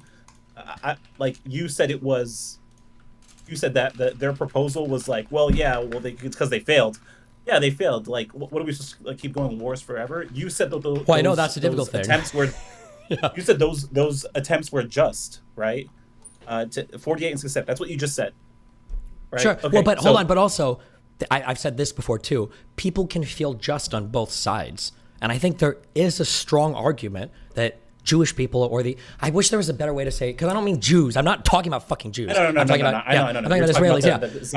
Zionists. Zionists, sure, yes. I think that unfortunately for the Arabs, okay, Hitler kind of fucked a whole bunch of shit up, because I think prior to the 40s, when you've got these Jewish people moving in, and Herzl and all these other people, but even he was dead by then, right? All these Jews saying, "Listen, we're getting persecuted all over the world. Like, can we please have a place to live?" And blah blah blah. And like, maybe, right? The first and second Aliyah, I don't even think we're that successful. The first one, fucking it was like 12,000 poor Jewish farmers showed up and like died. Like nothing happened. No one gave a fuck. But once anti-Semitism and shit, I know that the Russian Empire sent a decent amount of Jews down to Israel, and then the fucking Holocaust happens. I'm sure at that point, Jewish people are like, okay, well, holy shit, the Zionist argument, it's not just Zionism. It's like, do we want to survive as Jewish people or not? So I feel like if you're a Jew coming down to like a little place that now some Jewish people have carved out, and you're like, well, fuck me, I'm running from the concentration camps. Yeah, again, I think that the people moving down, I empathize and I can feel their justification. That doesn't mean that it's like universally right. And I also understand the Arab justification for wanting to fight back. I don't think that one side here is like clearly in the right and clearly in the wrong. That's all I'm saying. Sorry, go ahead. My bad. I think, and I want to be very clear on my position. Yeah. I think because when I grew up, I had a very one-sided view on this conflict. Sure. I think once I tried to like be more like impartial and think like, why do Israelis just want to kill all of us? Like, it makes no sense. There has to be like so I done the history and I understand like they needed a refuge, right? They're getting persecuted all around the world. They needed somewhere to go where they were safe. It's hard to argue that. And I think Finkelstein, even though you push back a lot of things he says, I think he does a good point tries to grapple with that, because he actually believes that there needs to be a Jewish safe haven. He said it before. So I don't disagree with that. I think at the same time, it is unjust to do it on other people's land that had nothing to do with that conflict. Now, moving past that, Yeah. when I said the 2002 Arab Initiative, you immediately pushed back and said, well, they were trying to eradicate. And I feel like that was an unfair pushback. Okay. I think for that 2002 proposal also, was this an Arab League proposal? Yes, this is, and it was unanimously voted on. Okay, hold on. Was this Arab, because I don't think I've written all these down, I mean, but was this proposal including an infinite right of return? I think there was one that included a just resolution to the refugee problem. But before we get there, I don't want to skip over Camp Okay, David. sure. Yeah, you're fine. Okay.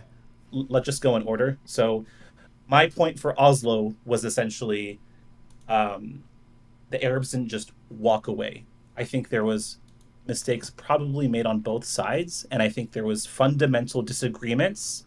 And again, I think, and maybe you disagree with me on this one, 242 is the basis, as the majority of the world has agreed on. You can say that 242 is bullshit and unfair.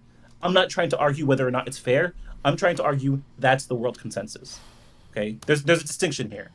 And every single negotiation has begun with 242 as being the starting point. That's why whenever I say Palestinians have always had to concede in every single one of these negotiations, it's for that reason alone.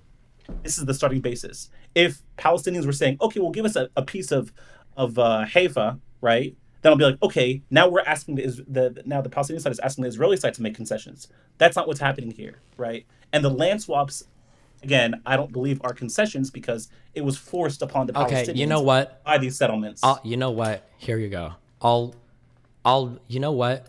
I will agree with you in the strictest sense of the word, okay?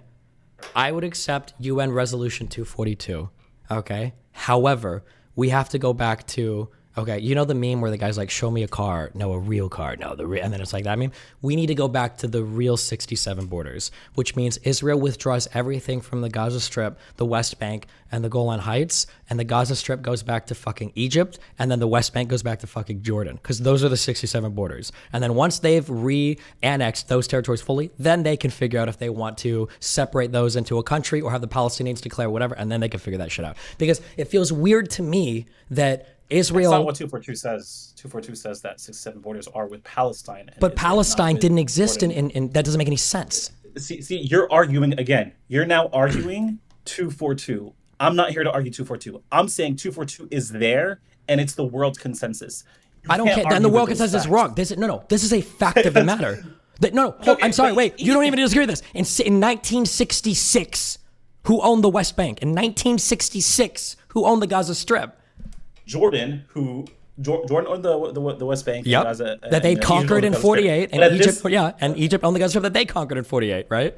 Okay. So you're saying give the entire thing back to Jordan, but Jordan has already said, okay, we want to give it to the Palestinians. Egypt says we don't want Gaza, give it to the Palestinians. Wow. So wait, hold on. So now, 75 years later, now that they lost the territory, now they want to give away what's not even theirs to give away anymore? Do you see how this sounds like a little bit fucked up?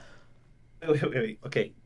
Again, we're getting lost in the sauce. No, I don't think this is lost in the sauce. I think this is really important, right? Dude, you can be against 242. That's fine. You can be anti 242. It's there, okay? Like, I'm sorry, it is what it is. It's there, and every single peace negotiation has started at this starting point. Like, you can't argue that. I'm not going to argue every single term within 242, and I agree that within 242, all the Arab states have to acknowledge Israel and its security. And I actually believe a majority of Israelis, if they were guaranteed safety and protection, they would want 242. So yeah, I'm curious. Do you have the text of 242? Does the text of 242 actually say Palestine in it? Let's look it up. It's more of like I think it's more of like Arab Israeli, like Bro, an Arab this state, Jewish an virtual Israeli library, state. this website is so based. Okay, all right. Again, so like the Palestinians are not mentioned anywhere in Resolution 242. The resolution applied to states in the area. It kind of seems like the territory needs to go back to Jordan and Egypt. Then no. Okay, I mean, I'm happy to read through 242 with you sure, if you're you would good. like. Whether it's like a non-Palestinian Arab state, it's an Arab state, right? It's borders for two states is what I'm arguing. Oh, wait, okay? hold on. Wait, now they're all Arabs? I thought before the Palestinians were a unique and distinguished people. Don't you call yourself a Palestinian American, not an Arab American? Yeah, Sorry, that was a Palestinians personal. are, But I'm just saying, hold on. Hold on. Let me back up. I'm sorry. Hold on. I'm sorry. That last attack was super personal and uncalled for. My bad. That was really dumb. Okay. Let me back up a little bit. Okay. All I'm trying to say is that like the wheeling and dealing that's happening past this point. Okay. There are ways that I can understand how it's being done. I understand it, but god damn, it feels so slimy on one end. Like even this conversation of like, we need to go back to the 242 borders. Oh, you mean back when Egypt and Jordan's conquest was good? Because Jordan, I don't even think Jordan, which I don't even know Jordanian history, but they seem like the most pussy country in that entire region. Jordan, I don't even think they fought against Israel. I think they just conquered up to the Jerusalem and they stopped. They were like, all right, good luck. One thing that both sides can agree on. I think this is like the one. Like, yeah, I don't even think Jordan cared about it. They were like, oh, we're gonna take some land. Egypt conquered up to the Gaza Strip, and then they stopped because they couldn't go any further, right? So they conquered their territory. In '67, Israel got it back, and then after that, like, okay, guys, this isn't fair. Let's go back to the prior borders. That like. First of all, Palestine wasn't even a country yet. So now you've got countries that have lost territory in war 60 years later saying we need to go back to the prior borders and give these people a state from territory that we'd already conquered and lost. Like, why didn't they give Palestinians their own state in 48 when they conquered it? What happened in those 20 years? I think that the conflict had shifted from more of a Arab-Israeli war because at first it was the Arabs that were promised by the Brits, blah, blah, blah, blah, blah, right? So it was like the whole Arab world. And again, like this distinction between countries, even though the people were different, they were still like all under Ottomans, but obviously they weren't Turks. But I'm just saying, I think it shifted from Arab-Israeli war to more of a Palestinian-Israeli conflict. At some point, we can argue about when that timeline happened. Sure. Because the Arab states just kind of were like, fuck it, we want to make peace with Israel. At least Jordan and Egypt did. We don't want anything to do with this area. And I think you can't argue, you can disagree with it, but you can't argue that 242 hasn't been the agreed upon world consensus. Actually, I believe at some point Israel even agreed to 242. And that's why every single negotiation that has ever started begins with that as like a... And look, 242 doesn't call for the return of all refugees. It calls for a just solution to refugees. Well, whatever that means, though, which is always up for debate. I mean, which is like, I think Taba was like very close to coming up with that resolution. Taba had such a good... Yeah. My issue is that like when we talk about some of these Security Council resolutions, okay, and maybe it's not fair for me to pick and choose. Like maybe I'm just like choosing the ones I like and disregarding the ones I don't like. However, you said you're un-American, right? Yeah. Sometimes in Congress, you ever notice how this happens a lot with like the squad. You ever notice how there's like a bill that will pass the House and it'll pass with like comfortable margins, but there'll be like 10 people that vote down on it from like the Democratic side because they disagree with like the climate change. It's some ridiculous shit. But like people will look at that, and I think non-politically savvy people will look at it and they'll go like, oh my God, like they voted in opposition to their party. That's some crazy shit. But if you know what's actually happening, they're probably talking with Pelosi back when these votes are happening. The squad is talking with Pelosi and like, listen, you have the votes to pass this, right? Okay, we're going to dissent because it's important to signal to our base and our voting record and blah, blah, blah. But like if it came down to it, they would have voted. If they needed those votes, they would have voted with the party, right?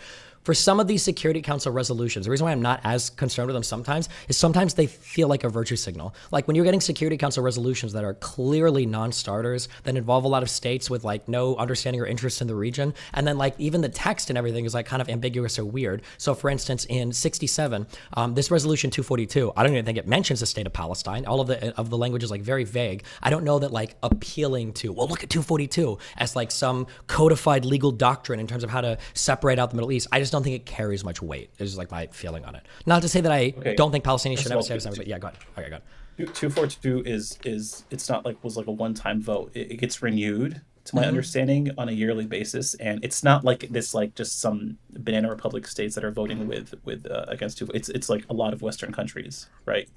Even America. I can try to find where they've agreed that 242 is the starting point of this conversation. But again, you can disagree with the content of 242 being a non-starter. I'm not arguing whether it's a non-starter or not. I'm arguing it's there.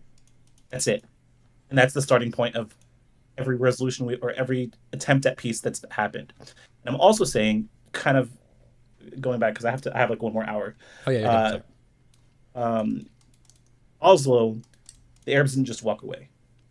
I Okay. can't say that. Okay. I think there was a disagreement on both sides on the final pieces, and it never came to fruition. Okay, that's one. Camp David, fast forwarding a bit, and just stop me from saying anything that you seriously disagree with and want to discuss. The only thing, Camp here's what I David- would love to see, okay? And I'm being so serious, okay? Because I'm a centrist, okay? And that's where all of my credibility comes from. So it sucks that I'm standing this hard, okay, unironically, as a Zionist dick suck, okay? If I could find statements or evidence or something that's showing me that Arafat is working hard from 93 to 2000, he's really making a good faith effort to try to figure out, like, what are we gonna do? Like, why isn't Israel working with me here? Why can't we make any progress here? I would love to see that evidence so that I can at least say, well, look, you can't deny that in 95, 96, 97, like they really are trying to do this. They really are, doing their best work, because all I see is, now obviously still, there was more construction settlement on settlements, but the construction of settlements stopped. The construction within settlements dramatically declined by like 70%, even under Netanyahu. But when it came time to finalize Oslo, I feel like every single person I'm listening, what? Dude, there was just disagreements, and the disagreements, like if you look at what those disagreements were, they were all, like where none show of me them were those outside of. Hold on, none of them were outside. Like if you look at why 242 failed, if you go through that, I don't know what you're reading, what this like source that you're reading is. I feel like you can just read the actual 242, like if you wanted to get information about it. But wait, what source is for what? What do you mean? I think if you're reading through 242, I don't know, your stream might be delayed.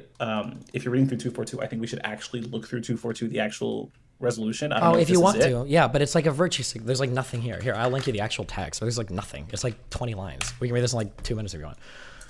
Resolution 242, expressing the continuing concern with the grave situation in the Middle East, emphasizing the inadmissibility of the acquisition of territory by war and the need to work for a just and lasting peace in which every state in the area can live in security, emphasizing further that all member states in their acceptance of the Charter of the UN have undertaken a commitment to act in accordance with Article 2 of the Charter, and then 1, we affirm that the fulfillment of Charter principles requires the establishment of a just and lasting peace in the Middle East, which should include the application of both the following principles. Subsection 1, withdrawal of Israel armed forces from territories occupied in the recent conflict, and subsection 2, termination of all claims or states of belligerency and respect for and acknowledgement of the sovereignty, territorial integrity, and political independence of every state in the area and their right to live in peace within secure and recognized boundaries free from threats or acts of force. And then 2, it affirms further the necessity for guaranteeing freedom of navigation through international waterways in the area, B, for achieving a just settlement of the refugee problem, and C, for guaranteeing the territorial inviolability and political independence of every state in the area through measures including the establishment of demilitarization zones. 3, request the Secretary General to designate a special representative to proceed the Middle East to establish and maintain contacts with the states concerned in order to promote agreement and assist efforts to achieve a peaceful and accepted settlement in accordance with the provisions and principles in this resolution. And 4, request the Secretary General to report to the Security Council on the progress of the efforts of the special representative as soon as possible. So when this was adopted, clearly they're talking about giving land back to Jordan, Syria, and Turkey. That's unequivocal. That's what we're talking about here, right? Lebanon, but yeah. Lebanon for the Golan Heights, yes. But we're not talking about like making Palestine. They're not even mentioned in here, right? So when you say over and over again, like, oh, they all keep reaffirming 242. First of all, after 242 came out, next month was the Khartoum conference where all the Arab League said no peace, no recognition, no negotiations, I think, right? With the three guys. You're really sticking on that. Okay. Of course, they all said, yeah. Sure, but like you said, you thought they were just, right, in those wars. And I think the same year of a war, obviously, after being defeated, you're not going to be super for peace.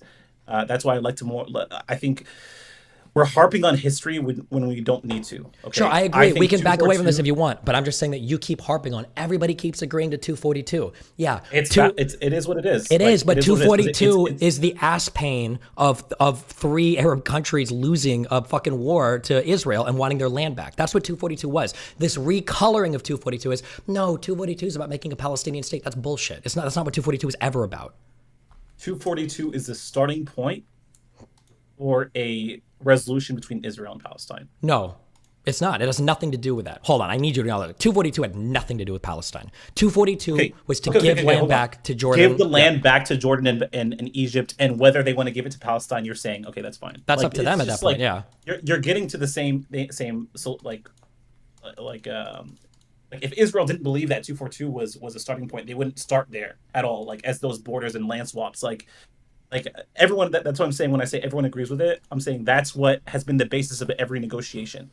Sure. If you want to talk about like the borders and everything prior to that, then yeah, of course, that's about the starting point. I would agree with that. But that's different than saying 242 is the starting point. That just the borders of pre-67 are the starting point. I would agree with that for sure. So the borders of 67 are the starting point, if you like that terminology more. Okay. I'm saying that's where some of the talking points is. Realistically, for negotiation, no, that's never happening. But everybody knows that. Not even the Arab states expect Israel to go back to 67 borders. Nobody on the planet is expecting this except for Iran, Hezbollah. No, I'm sorry, not even those guys, because they just want a one-state solution. Nobody on the planet is expecting Israel to go back to 67 borders. Nobody. What are you basing that off of? On the fact that there were so many people were telling Arafat that, bro, the deal that you have at the time. Yeah, sorry, go ahead. Like you clearly are like stuck in this like point in time in your research, right? During because when you were saying some of these things like that, no one in the world wants 67 borders. I don't know what you're referring to because it's like almost the exact opposite even today. So. It's just a weird claim to make that no one wants 67 borders. Did any negotiation ever between Israel or Palestine start with even Arafat saying the 67 borders are the starting point? Even Arafat's expressed goal before Camp David, I think, was 93% with land swaps. Right? Nobody, not even Palestine, starts from the 67 borders. Who in the world is saying? I mean, you might be able to show me speeches that say in public or whatever. Let me sit. Yeah. If you want sources for where countries have stated that that they recognize Palestine based on the 1967 borders, I can show you that. Well, but okay, so I understand that some Arab leaders will make. So if there's 100, not Arab leaders. If 138 countries recognize Palestine based on the 1967 borders, you can't say that nobody expects. I don't Palestine care about random countries. They're all virtually random cucks. It is. They're random countries. I don't give a fuck about them. Israel, if you show me 140 countries that agree on something, and Israel sees that 140 countries agree on something, but the dissenters were Egypt, Jordan, Lebanon, Syria, Iraq, and Saudi Arabia, do you think that Israel gives a fuck that the other 150 countries on the other side of the world give a fuck about what their consensus is? That's not what matters. What matters is who your neighbors are and who's trying to fucking kill you. That's the only thing that matters to Israel when it comes to negotiations, right? Wait, who's Israel? Who's Israel's neighbors that are trying to kill them right now? Today, it's just Iran, I would say, and the Palestinians. But I think neighbors is a little bit of a stretch. One, and two, to say Iran's trying to destroy them, it's like a topic I don't even want to get into, honestly. Okay, I think it's pretty important. But go ahead. Yeah. All I'm saying, as of 67, for you to say that no one wants 67 borders is untrue. Like full stop. Okay. When then you can shut me down. No one wants 67 borders is a full stop untrue. Yeah, I'm sorry. Okay, let me clarify my statements further, and then you can tell me. And listen, I seriously am. Okay, and I understand it's hard to have all these sources right off the top of your head. Okay? But if you can find me shit here, okay, I would love to see it. Okay. There might be countries, okay? Greta Thunberg might say, hold on. That's not a fair summary. I'm sorry. There might be a consensus in the UN saying, 67 borders, we recognize this and blah, blah, blah, blah, blah, okay? And there might even be some Arab leaders that in speeches go, we respect our brothers, bless them, whatever. They can have the 67 borders, okay?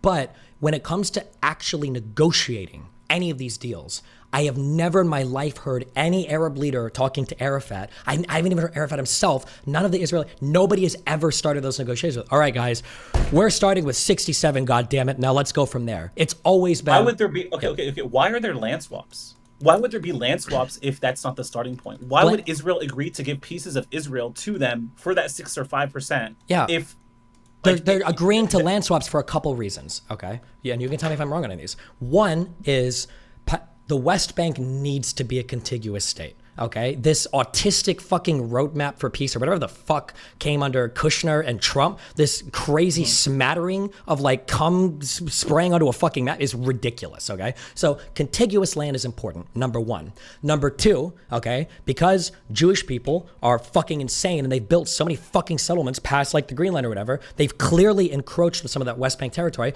Israel should be willing to offer back some land, good land, not Negev desert bullshit land. They should be willing to offer back some good land to Palestinians Why for does development. it matter if they build? I mean, according to you, there's no 67. Like the 67 border is not the starting point. So what is the starting point? The Like, what starting is your point, starting point? well, Arafat's starting point initially, I believe, was 91% with like 5% land swaps. And by the end of the Taba summit, he either got up to 95 or 97%, I think. It might have been 97, but I know 95 at least.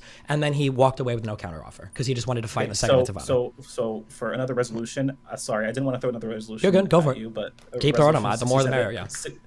67/19, where it says reaffirms the right of the Palestinian people to self-determination and to independence in their state of Palestine on the Palestinian territory occupied since 1967. Give me, bro, this is a 2012 resolution. Hold on, let me check. That's when I say that 138 countries recognize Palestinian based off those borders. I think that's a resolution you should look into if you plan on debating people on this. And I don't want this to be like a debate, more of a discussion and understanding your viewpoint, my viewpoint, and trying to dig through what the facts are. I'm not trying to get you, and I'm happy to move where needed based off of facts. Bro, get me all you want. I don't listen. I have, as long as you're not getting offended, even though I made one or two personal so I shut up. You can get me as much as you want. I want to be God, okay? I seriously don't mind. If you throw resolutions at me and shit to read, I have no problem with that whatsoever. It's totally fine. Yeah. Dude, I hate the pro-Palestinian voices, advocates that are just yelling, right? I don't care if you yell. As long as you're not retarded. I don't care if you yell. You can yell all you want. Just don't be an idiot. Yeah. No, I'm just saying, I want to convince you based off of facts, not just yell genocide. Yeah, that's fine. We can negotiate whether a genocide is happening right now. That's fine. Discuss whether it's happening.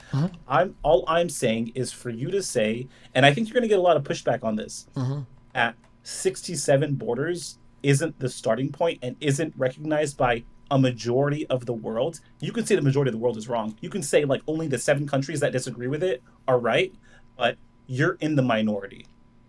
Full stop. Quick question. Go for it. Real quick question. Yeah, real quick question. So the one claim, the 1967 borders being like a consensus among the United Nations, I don't think anyone's disputing that. I don't think anyone disputes that, there's this 1967 ideology. Like, sure, yeah, that completely agree. I don't also think anyone's disputing that the 1967 borders, that there's an ideological consensus among the UN that should be what is people strive toward. I think the point of contention is what is that exactly meant by this term starting point?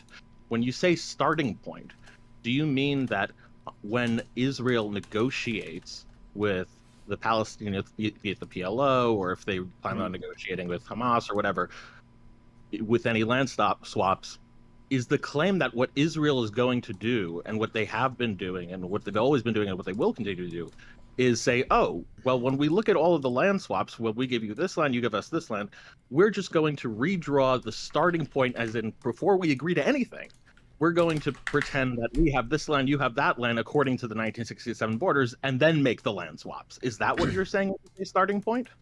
I think Sorry, go ahead, Destiny. Well, I was gonna say, I think when he says starting point, he means like this is your moral starting point. So if your negotiated starting point is 91%, you're already like morally super in the wrong, because you should recognize that the entire world is saying the 67 borders are what we recognize. How can you say you're approaching a conversation in good faith when we're ignoring the fact that you want military installations, you want air control, you want no blah blah, you want no land armies, you want demilitarized zones that you patrol, all of that, and you're not even starting at the 67 borders, which the whole world recognizes. You're starting at 91%. You're out of your mind morally. I think it's like the argument that he's making. So to be clear, then, it's by starting point, we don't mean that's where we start. We pretend that's, or like we act as if the controlled land is at the starting point of the table, and to negotiate from there. By starting point, we just mean this is what the international community considers just, and so that's the thing that we're trying to strive for. That's my case. Yes, because that's a very different, because it gets confused a lot, because like when I was hearing this, it sounds like, oh, this is just the recognized consensus of starting point for negotiations, and it's like starting point, just like the starting point is the current situation. Sure, but you'd have to recognize that if your starting point for negotiations is super far off your starting point for where you're morally supposed to be, that if there's too much daylight between these two positions, negotiation is not only impossible, it would be immoral to do so. It's literally the MLK quote of you can't put a timetable on another man's freedom. That you can't begin a negotiation so far behind, you would lose all moral authority and you'd lose the ability to expect the other people to even come to the table for negotiations, I think. Yeah, that's fine. It's fine to say like, okay, the starting point is just really like the literal starting point is just really far off from where it is, and so in order for things to be taken seriously, there needs to be something, if not at the 1967 borders, something a lot closer. At least according to the UN, at least according to the international community. Of course, pragmatically, I have doubts about how close to the 1967 borders things will get, but that's a different discussion. I mean, okay. we got close in Taba. And we'll get to Taba too. Sure. I just want my whole thing was like, yeah, like 67 starting point. It's not who controls the land right now at this very moment. Obviously, that's not the case. But I think the reason why Ehud Barak was willing to give the Palestinians so much of the land is because 67 was kind of seen as, okay, this is what the international community recognizes as Palestine and Israel. Stop. Blah blah blah blah blah. That's not what 242 said. We have to agree on that. That is not what. No. That's not what 242 said. Okay. I'm looking at like what you're. Go ahead. I don't know. You're gonna read what the 67 / Oh, I saw this. I see this is a General Assembly resolution. Was the partition plan a General Assembly thing, or was that like a commission? I think this specifically was for the vote on recognizing Palestine as a state that like 130 some countries agreed on. If you look up 2012 non-observer state, something like that. Sure, but I'm just saying I'll say, because I'm trying to poke you a little bit, okay? That you're harping very big on this this UN General Assembly resolution, but you also told me before that Resolution 181, which was the partition plan, that was a bullshit resolution that they should have accepted, right? Even though I think that had a majority vote, right? Sorry, 181. I think was sorry, what are you saying? You're saying that I think that they shouldn't have accepted? Well, I think this 181 was like the first UN General Assembly resolution when the UN was created. Like this was like their first problem. How can it's called 181? There must have been 180 before this, right? Is that not how it works? I have no fucking idea. I just know that like Arabs, in my mind, and this can be biased on my side, you can push back on me if I am, had a just reason to push back on this. Now you can say, well, Israelis have a just reason to push back on the other one. I would say this is we're in the midst of a war at this point, and a colony has just been removed in Britain. Though this is a little different. Sure, but then don't you think that the other one has been renewed for decades? Yeah, right? But don't you think Israel might feel like that resolution is bullshit? So, first of all, trivia question. Do you know where do you think the borders pre-46 even came from? Or not pre-46, pre-67 came from, right? Those weren't even real borders at that point. Those were just armistice lines after 48. And I'm pretty sure they were explicitly armistice lines because nobody even wanted... armistice line. Yeah, 49. Yeah. I don't think anybody even wanted those to be permanent borders, probably because Israel might have thought they could have gotten more, and probably because the Arab states thought they could have pushed them to less. So those borders from 49, those weren't even real borders yet, right? Because those Arab states were like, fuck you, they're military lines. Then later on, they get invaded again. But then they managed to push back and take more land. And they're like, okay, hold on. Let's go back to the pre-67 borders. So just to be clear on all of this, right? So one, the pre-67 borders were not for Palestine. They were for conquered Arab territory, number one. And number two, the pre-67 borders, even those weren't real borders. Those were just armistice lines that the other Arab states had bilaterally agreed for each one. I believe there were 3 or 4 different armistice agreements with the surrounding Arab states that they would be temporary military lines. So to go back to all of this and now today, like, okay, well, obviously, guys, this is the border of the new state of Palestine. Do you understand why on the Israeli side, you're like, okay, now I'm going to go back to my other narrative. It is, right? But when they're saying like, okay, well, you tried to eliminate us in 48 and you failed. Then you made military borders. You tried to eliminate us again in 67. And not only did you fail, we conquered more land from you. You tried to surprise attack eliminate us in 73. We got even more land. And now you're trying to say, well, we want to go all the way back to 67 and we want to play PCs do you there. Know why? Yeah, go ahead. You know why we're going back to 67? Do you know why that like this conflict is even ongoing? It's because there's a group of people, like if Israel wanted to just take over the entire land and make everyone citizenship, then it's like, okay, yeah, well they fought militarily, they won the war, everyone is a citizen. But they don't want that. And that's why this situation is so unique. They don't want the people, they want the land. Right? This isn't like Israel wants the whole land. No, they don't want Well, the whole hold land. They want on. the whole land So and here's where I'm going to expel fight you on and two remove- things. I'll fight you on two things on this, and I welcome you to prove me wrong, okay? I've heard this given a lot, okay? And the only two good examples, or the only two, really one thing, is like this Plan Dalit being drawn up in 46, I think. Plan D being drawn up in 46, okay? But I will say there are two really strong pieces of evidence to the contrary for Jews and Arabs living together, that Jews would have been willing to do it. One was they accepted the 47 partition plan, which I believe had Arabs as 45% of the Jewish state, number one. And number two, when Israel declared independence, it's part of the declaration, they literally invited to build a peaceful state with Arabs, I believe, in their country. But then obviously all the wars and everything happened. Now, there was already some expulsion happening in 47, I understand that. But like, it's hard for me to look at what happened at the start and be like, yeah, Jews were definitely going to kick everybody out initially, 100%. It's hard for me to buy that. Do you have a more compelling piece of evidence saying that, like, well, that was always going to be the case? No. Okay, wait. I think we're talking about two different things. I'm talking specifically right now about the West Bank.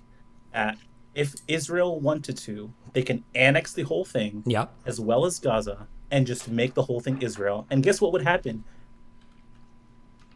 Everyone would have to become citizens.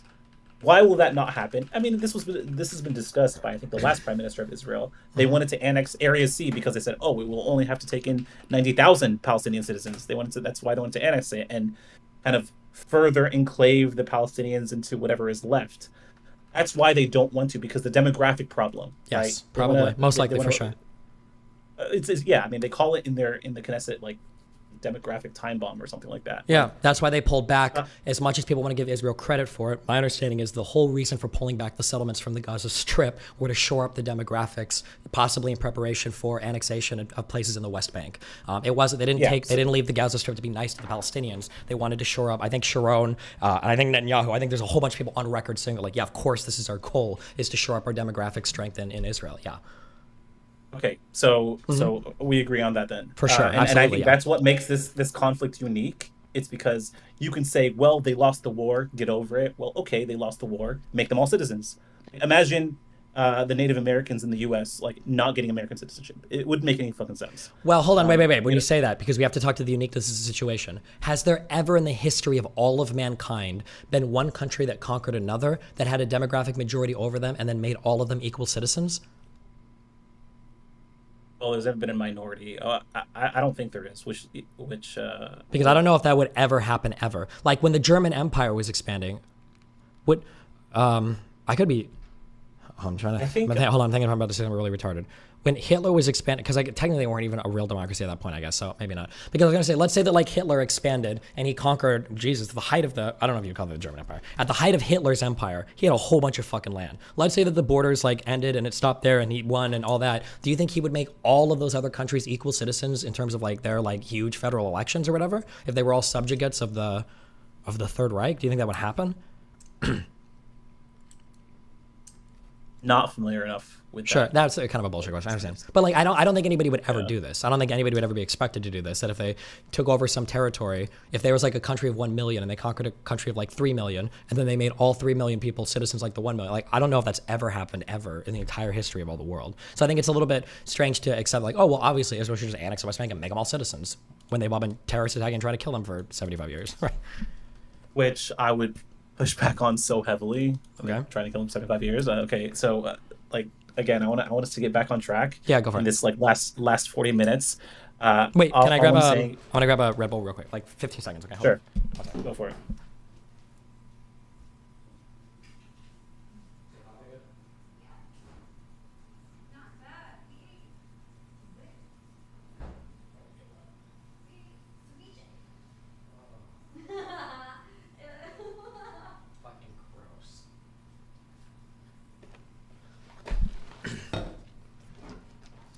Okay, go for it. Hit me up. Smack and if me. we don't have if we don't have enough time, I'm happy to do this again. I don't want to like suck up all of your time, but it's like I really want to get to everything eventually. Yeah, I have no including problem with Gaza, this. We can do this including Hamas. for days. Okay, I have no problem. Yeah. Okay, fantastic. So then I'll try not to rush as much, and whatever we don't get to, we can just talk about other time. Yeah, sure. So, going back to what you had tweeted, pretty much said that Arabs always walk away from and I just feel like that tweet was, you were narrativizing a little bit. I am, something that 100%. wasn't actually the case. Like, Arabs didn't walk away from every single deal. There was a disagreement in negotiations, like in 2001 in Taba Summit, where all the negotiators said this is by far the closest we've ever come. What happens? I think you've actually alluded to this before. It's hard to negotiate with democracies. There's a change in leadership, and Ariel Sharon was like, "Fuck this shit. We're not going to give them a state," and it kind of ended negotiation there. That was the closest they came. Wait. Let's go to Camp David. Actually, let's go to Camp David. Yeah, sure. Because we can do that. Okay, yeah, because the timelines on that are really important. Because I thought 100%. Yeah. Okay, we can do Camp David if you want. Right There was a walk away, and I think I know what you're talking about. So for Oslo, do you think that there was just like disagreement on the negotiations? Yes or no? Or do you feel like Arafat just walked away and said, "Well, actually, fuck it"? Okay, I might need to read these better. Okay, tell me if I'm wrong. The Oslo Accords was, I think, it was supposed to be a 5-year transition process where slowly, within that time they negotiate the yes, final points. Exactly. And they never agreed on those final points. Yeah, that's the issue. Yeah, and so that's when the Palestinian Authority was created. That's when more security and everything was handed over to the Palestinians. Correct. But everybody was hoping or expecting that by the end of the Oslo Accords that something is going to be negotiated. Yes, and then my understanding, and then this is where I settle everything on to Arafat, is it seems like Arafat was unwilling to seriously approach negotiations ever, to the chagrin of every other surrounding Arab leader. That's my narrative. That's my understanding right now. Yeah. You're gonna have to prove that, because I know you probably like got most of this from that Saudi Arabian guy, and I challenge you to actually like go through what the negotiator said at the time, why both sides obviously blame the other, but I agree. I recommend you actually read through that first before saying Arafat just never wanted to negotiate. Because if every single thing that Arafat wanted, maybe we can both agree was like unreasonable, was given, I would say there'd be a Palestinian state right now. Hold on. Say that one more time. Say what you just said one more time. I'm saying if Arafat, every single thing he had asked for, right, that they were negotiating on, was given to him, I think there would be a Palestinian state. Okay. Maybe we can say what he asked for was too much. Well, I don't disagree. If I am to understand the negotiations, I don't think there's conflicting viewpoints around this, but you can tell me if I'm wrong.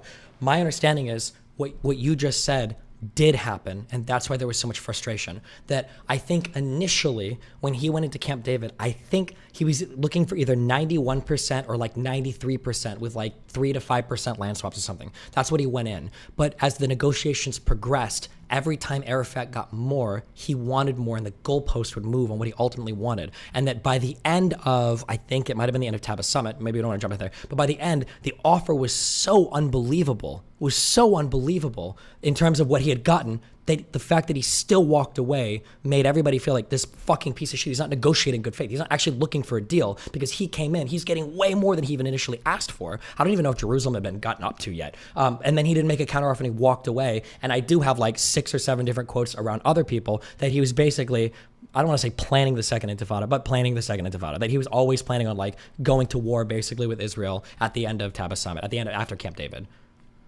Okay, I don't think. Okay, I don't know about moving the goalpost. I'll have to read into that, but I'm not going to disagree with you on that. Sure. I'm reading through like criticisms around why this failed and how it undermined Israeli security, how it undermined Palestinian security. How it seemed like, from what I see, both sides just disagreed. I don't get that. My understanding is there's a really big deal that there was no counteroffer made by Arafat, that he just walked away at the end. Let's table this as a point we need to get back to. Oslo, did Arafat just blankly just walked away and did not want to negotiate? Because I don't think that's true. I think there was just a disagreement on a few things, and even if he was moving the goalpost, and you're gonna probably get annoyed with me saying this, it probably still was within the 67 border agreement. No, for sure. I don't think he was asking for a part of Tel Aviv. I think he was asking for, maybe less settlements in the West Bank and more of that land given back. Now, moving on from Oslo to Camp David, I do believe that Camp David, they got really close. There was some disagreements, and there was like a few months later, they had the Taba Summit or something, and Taba Summit, they got very, very close. I think you mentioned this, like 100,000 refugees would return, all that stuff. I don't know if East Jerusalem was going to be seen as the capital, but it was very close. And in my opinion, like probably the most ideal outcome for this conflict. After Taba Summit? Yeah, I think the Taba Summit was the closest they got. Oh, and I maybe. think there's quotes from negotiators on both sides saying like, this was super close. And if we had 6 more weeks, it would have been a done deal. It happened at the fucking worst time because democracies suck, and there was a change in leadership in Israel, and Ariel Sharon said, "Fuck this." So in my mind, Wait, hold on, wait. Let me real quick. Yeah, On, let's go to it. important. Let's go to it. Well, I was gonna say, I believe Sharon was after Taba Summit, a couple months after that, because I think it was the failure of David and the Taba Summit that is what ushered Sharon in, because people are like, this is fucked, nothing is ever gonna happen, and that was basically like the last real stab, I think. I believe Taba Summit. I think Ehud Barak is the one that actually suspended the talks because of the upcoming election. But we can look into that. I will say though, however, okay, and I'm gonna be totally honest here, okay. I need to find more sources. I'm basing a lot of this because this is coming directly from that Saudi Arabian guy's talk, okay. I will say that according to that guy, Arafat had a history of playing on incoming administrations to fuck around with the deals that they were negotiating. That this is something he'd done back in, was it with Reagan or was it with Bush Senior? I think Bush was Reagan's. What? This feels like hearsay because I can give you some Arab negotiators that are probably going to accuse Ehud Barak of being, a piece of shit too. I'd love to see that if that's true. Ariel Sharon being a bigger piece of shit. And, well, hold on, wait. We're not just talking about being a piece of shit, okay? Sharon, keep in mind, Sharon's prime ministership was during the Second Intifada, okay? That was a wild fucking time in Israel, okay? Yeah. But the issue, it's not about who's a piece of shit. The only reason why I'm likely to believe that Saudi Arabian guy is because he references so many big names in terms of conversations he's had. If he was lying, holy fuck, I feel like there would be so many people coming out, especially people around these administrations, being like, bro, why are you lying about this shit? But he would talk about how Arafat would draw out conversations to the end of a presidential term, hoping that when the next guy comes in, he could like make a better agreement with him, and that shit would get scuttled and fucked so many times because of Arafat playing these games. I noticed that when I looked on the Wikipedia page of that Camp David, I think there was even a little comment there, it was there was a guy on the Ask History subreddit that wrote about this, that like Arafat would wait, like somebody would ask, like, can you give us like a clarification on this? And he would wait like 4 days to even respond for like simple clarifications on things. Arafat's letter was not a pragmatic step at peace. It was an attempt to say that he'd responded to the parameters after taking 4 days to ask for clarifications on the terms of a deal that would fit on 2 or 3 sheets of paper. I say this colloquially in handwritten notes. Like, I'm telling you all this so much because I want you to come back and say, like, actually, look at all these guys that, like, I'll take a fucking Assad, I'll take a Syrian leader even that is saying, like, well, no, he says that, Arafat was good. Like, anybody but Saddam Hussein, show me anything that shows. I would love to see it. Yeah. Yeah. So what I would say to this piece is I don't necessarily think Arafat was like the best faith. Okay. What I'm saying, and so I can agree with you on some of those points. I still think that everything Arafat had asked for, even if the goalpost was being moved, let's say I believe that. I haven't read that, but I'm just going to take that as fact. I still think it was within, like, it wasn't outside of the parameters of the 67 borders. And yeah, but that's not relevant to anything. Sure, but that's not relevant because that's not what any of the real negotiations start at, our 67 borders, right? We don't. I don't know if you can say that. I honestly don't. Well, even Arafat didn't go into Camp David. Hold on, have you ever seen a part? Yeah, because they were desperate, dude. They were desperate for something, and I think Arafat fucked up not going into Camp David asking for the whole thing. these people are desperate for a fucking state. Okay, well, okay, And so here we are today, okay? I'm skipping ahead a bit. I'm just curious, just before you have to go, I'm curious. Okay, so today, the Arab world has largely turned its back on Palestinians, okay? Most of the leadership doesn't give a fuck anymore. I don't know if any leadership gives a fuck about Palestinians anymore, except for terrorists. So their position is only weakening, in my opinion. And I think that even at the time, it doesn't require supreme prescience to know this, okay? Past 79, when Egypt signed the peace deal, the dominoes were beginning to fall, and Palestinians needed to figure this shit out ASAP. Because since 79, it's just been one country after another basically saying, fuck you guys, figure your shit out, we're just gonna work with Israel now because this is some gay shit. And just moving past it. And now the situation is more dire than ever. Would you say today that like the Palestinian conversation needs to start at 67 borders? Like it just seems like a so far out there delusional take to me. Like it's not even, they have no friends anymore. Well, okay, go ahead. Yeah, tell me. I disagree on first of all, I think the consensus in the Arab world is very much still supporting Palestinian cause. I'm not saying the Arab leaders. I'm saying people, right? The people are very much pro-Palestinian. I mean, Algerians and Moroccans have been saying like, we wish we were on the border of Israel, blah, blah, blah, blah. So I don't think the consensus among the people is fuck the Palestinians. I think very much the opposite. For the people, I would agree. Yeah. Leaders, we can probably agree on. Like Egypt for sure doesn't give a fuck.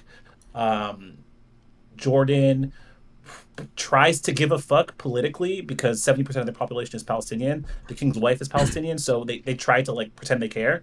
And I think they do it with like the agreement of Israel, like, hey, by the way, we're gonna say this, but we're still cool, kind of situation. Yeah.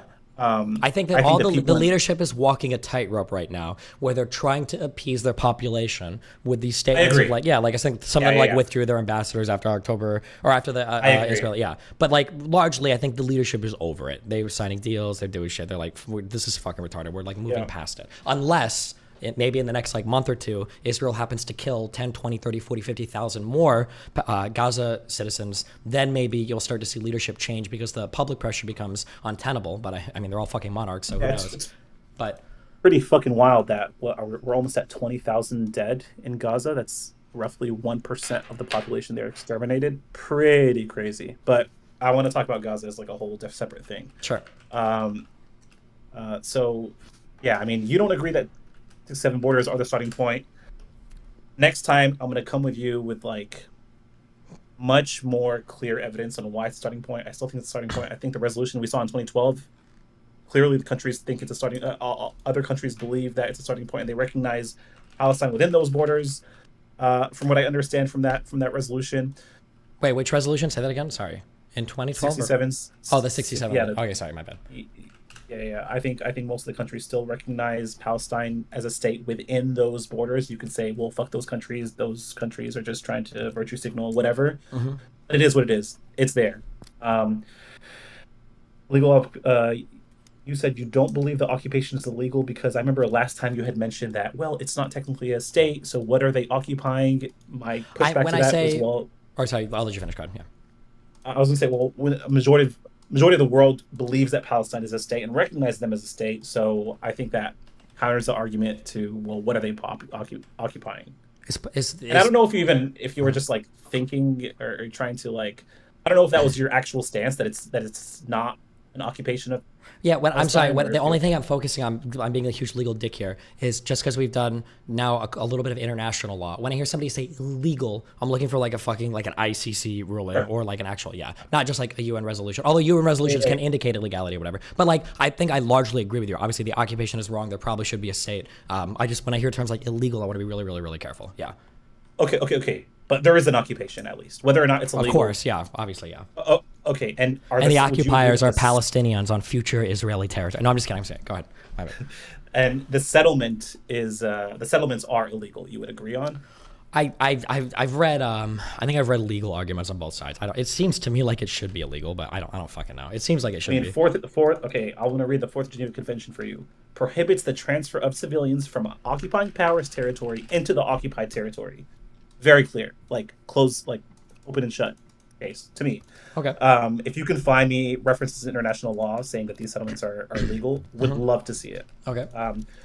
So settlements are illegal. There's an occupation in West Bank and Gaza. You agree that Gaza is still under occupation, or do you disagree with that?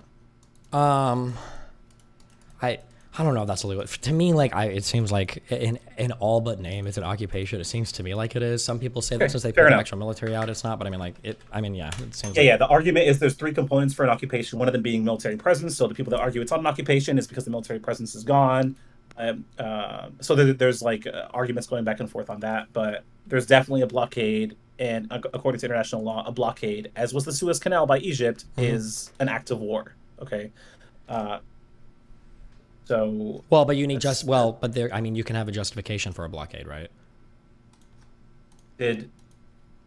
No, I disagree. You can never justify any blockade ever. Well, it depends what kind of blockade, right? I don't think there's a justification for blocking food from entering somewhere. Well, if there are other ways for the food to get in, then that would be just the justification, right? Sorry, you said if there's other ways for food to get in. Well, yeah, it's not like the only way. So you're saying because of Rafah. So you're saying that since there's like food can get in via Egypt, do you think? Wait, hold on, not just Egypt. There's like 7 different crossings. I think Egypt is one of them, right? Into the Gaza Strip. No, there's I believe 3 crossings. 2 are Israel, 1 is Egypt, and the one through Egypt, I believe Israel bombed the Rafah side of the Gaza side of that border. And they don't just allow as many trucks as they want to go in. Gotcha. Okay, sorry. I think maybe initially there were 6 or 7. Since 2011, apparently there are only 2. Crossing points on the Israel-Gaza border and Northern Erez crossing, or maybe there's 3. Okay, did you say 3? You just said 3. Yeah. Okay, sorry. 3. Yeah. I thought initially there were 6 or 7, but yeah, the argument being that Israel makes was that they allow food and aid in through the crossing that they control. That they're allowed to do that. Okay, so we're gonna fast forward a bit. Okay. Because I wanted to kind of hit on like we were talking about this last time, the right to resist an occupation. What does that mean? And when international law states that in resolutions 37/43 that includes the right to armed resistance. Now, civilians are protected, right? Any attacks against civilians is not considered resisting occupation. Okay, that's my position.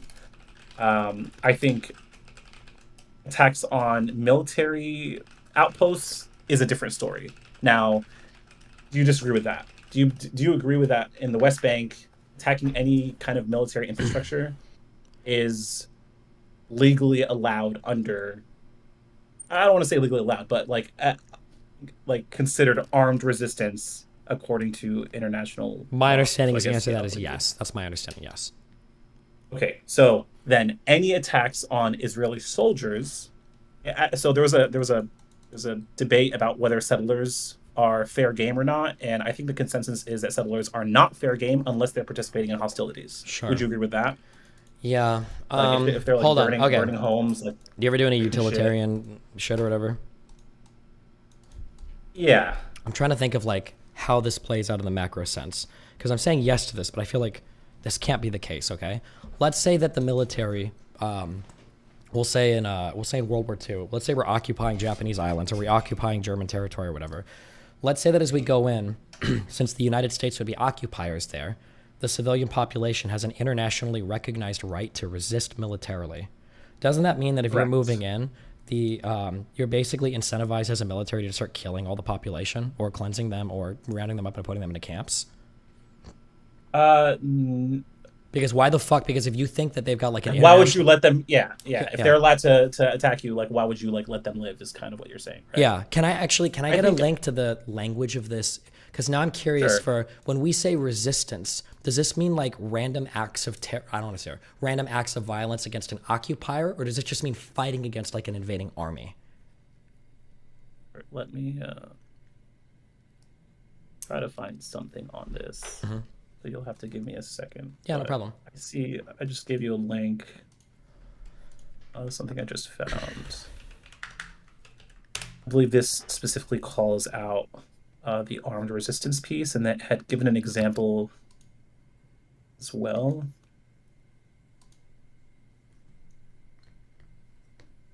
Jesus, fuck this website. Come on, UN. There's a good PDF, the English PDF that you'll have to download that first one. Yeah. I'm an idiot. Don't watch my stream. Hold on. I'm sorry. I thought I was more Jewish than I actually was for a second there.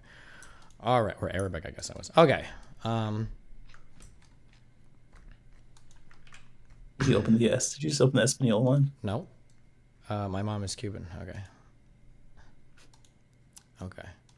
I forgot my stream that was mainly English, so. Okay. Control F. I can't. Oh, it's 3 pages. Can you? I think just start from like 3743. Okay. Or just look up armed. I think if you look up armed, you'll I can't. see. I don't think I can Control F this. Can I? Oh, I can. Never mind. Should be able to.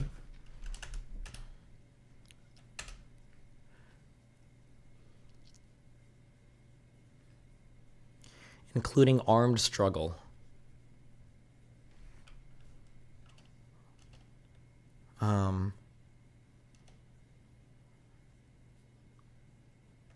We're both not lawyers, so I don't want to like harp on this too much, but I think there's a justification that can be argued, at least, to attack military infrastructure in the occupied territories. Well, hold on. This is a very vague. So I'm curious. At least in U.S. law, usually these terms are defined elsewhere. Mm-hmm. What does the UN define as armed struggle? Because armed struggle could just be like soldiers are invading and you can shoot back at them before they take over your town. But it sounds like you're making it sound like they would have the right to like pop out of their houses and like shoot soldiers in the back who've been occupying a city for a month, right? Sure. Not just I made yours sound extreme. Yours might not even be wrong. I'm not sure. I'm just curious. I'm just curious if there's like a definition for this somewhere.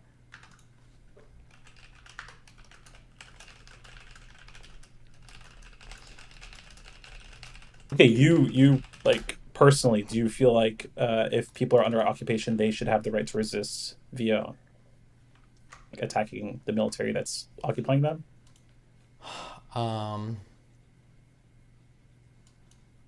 Oh, dude, I'm gonna be so honest with you. When conflicts arise between different states, I have a really hard time figuring out like what's right or wrong, because I feel like there can be so many conflicting things that I don't know what to like. I can appeal to like either the U.S. legal system, or I can appeal to a moral code, but I have a really hard time doing that between multiple countries. Yeah, I'm saying I think this has been debated for a long time for the Palestinian case, and we can go through like the findings of or the people arguing on both sides and or what that specific clause in that resolution means. I know that Hamas continuously will say like we have the right to resist occupation under international law, or another group will say like we have the right to, the Palestinians have the right to resist. So it's important to like know that okay, they're not just like saying some random shit. There's like something that's at least acknowledging a right to armed struggle. Now we can define that, we can argue about the definition of that, but they are making a case to fight. Now, it's very important to know, I'm not condoning or justifying or anything. I'm just trying to like explain one side's. I'm also curious for this right to resist thing or whatever. Is this something that's like explicitly called out in some international law or in the UN, or is this like something that's being derived from another charter? Kind of like let's see. Yeah, like the right to privacy in the United States doesn't exist in our Constitution. It was kind of like a constructed right coming from several other amendments. Yeah, I'm trying to see. Because I see here like Fayez Sayeg, I don't know if I'm saying, derives a right to resist from the Charter of the UN's recognition of an inherent right of national self-defense in the face of aggression. Resolution 2625 explicitly endorsed a right to resist subjugation of people to alien subjugation, domination, and exploitation. And then based on this, many scholars argue that the right to resist exists in customary international law where self-determination is at issue.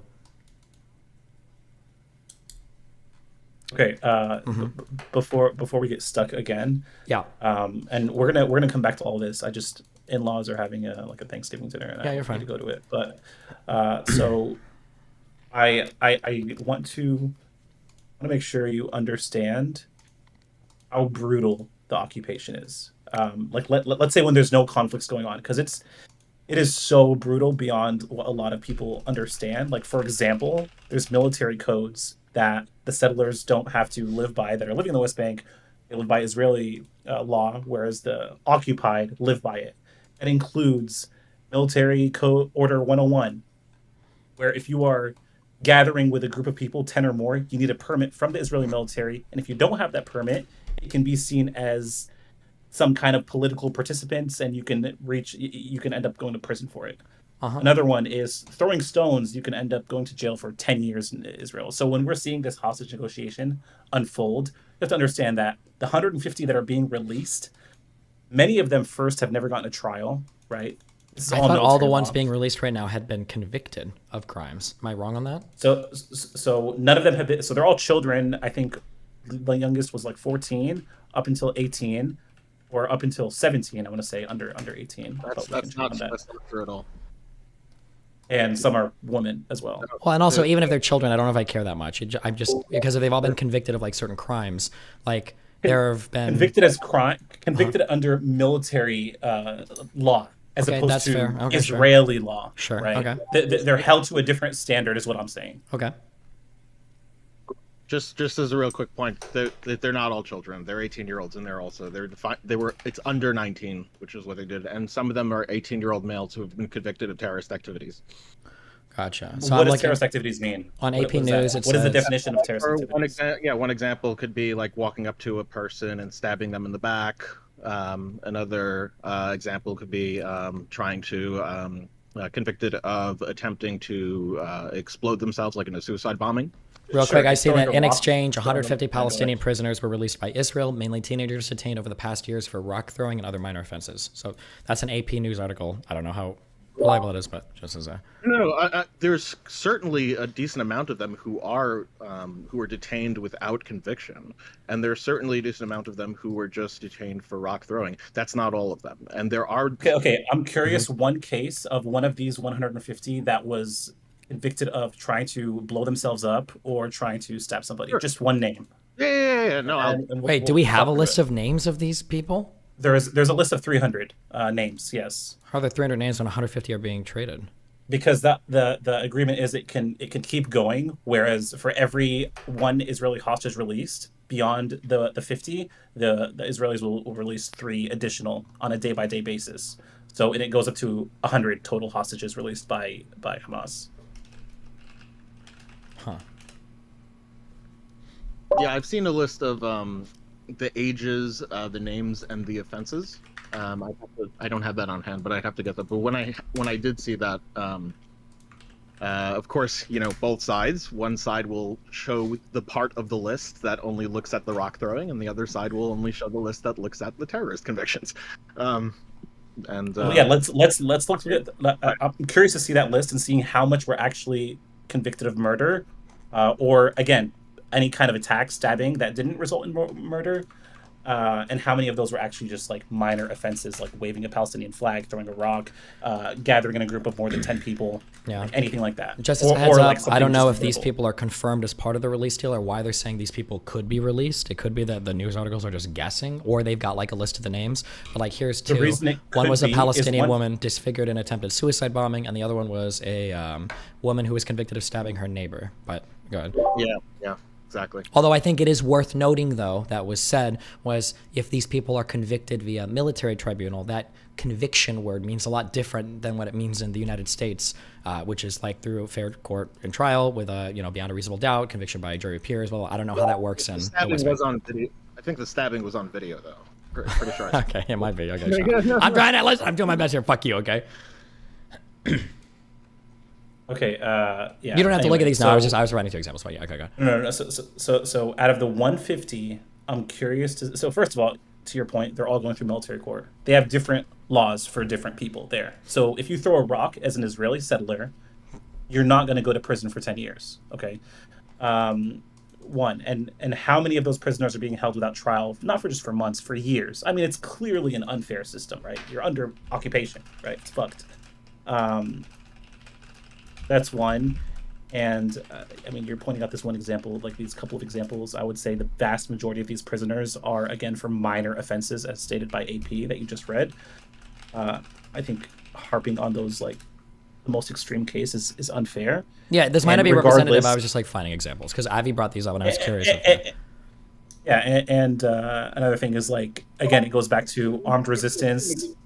we should assume it either way what the proportion is until we actually go through the list. I mean, because I'm going based off of what Destiny just said in the AP, saying that a majority of minor offenses. That's what I just heard. I don't know. Maybe I'm like mishearing things. Yeah, I don't know what minor. Yeah, I'd go through the list. I mean, look, majority, it could be, maybe it is 60%. It makes a big difference with like 90. If it's like 95% to 90%, like throwing stones, like that, it's a big difference between like 55% threw stones, and then you have like all these other ones that like stabbed, planted bombs and stuff like that. I don't know the proportions. I do know that there's clearly certain examples of egregious actions. And they're not all minors, at least in the way that we understand that term. They're certainly not all in what we would understand as "quote-unquote" children.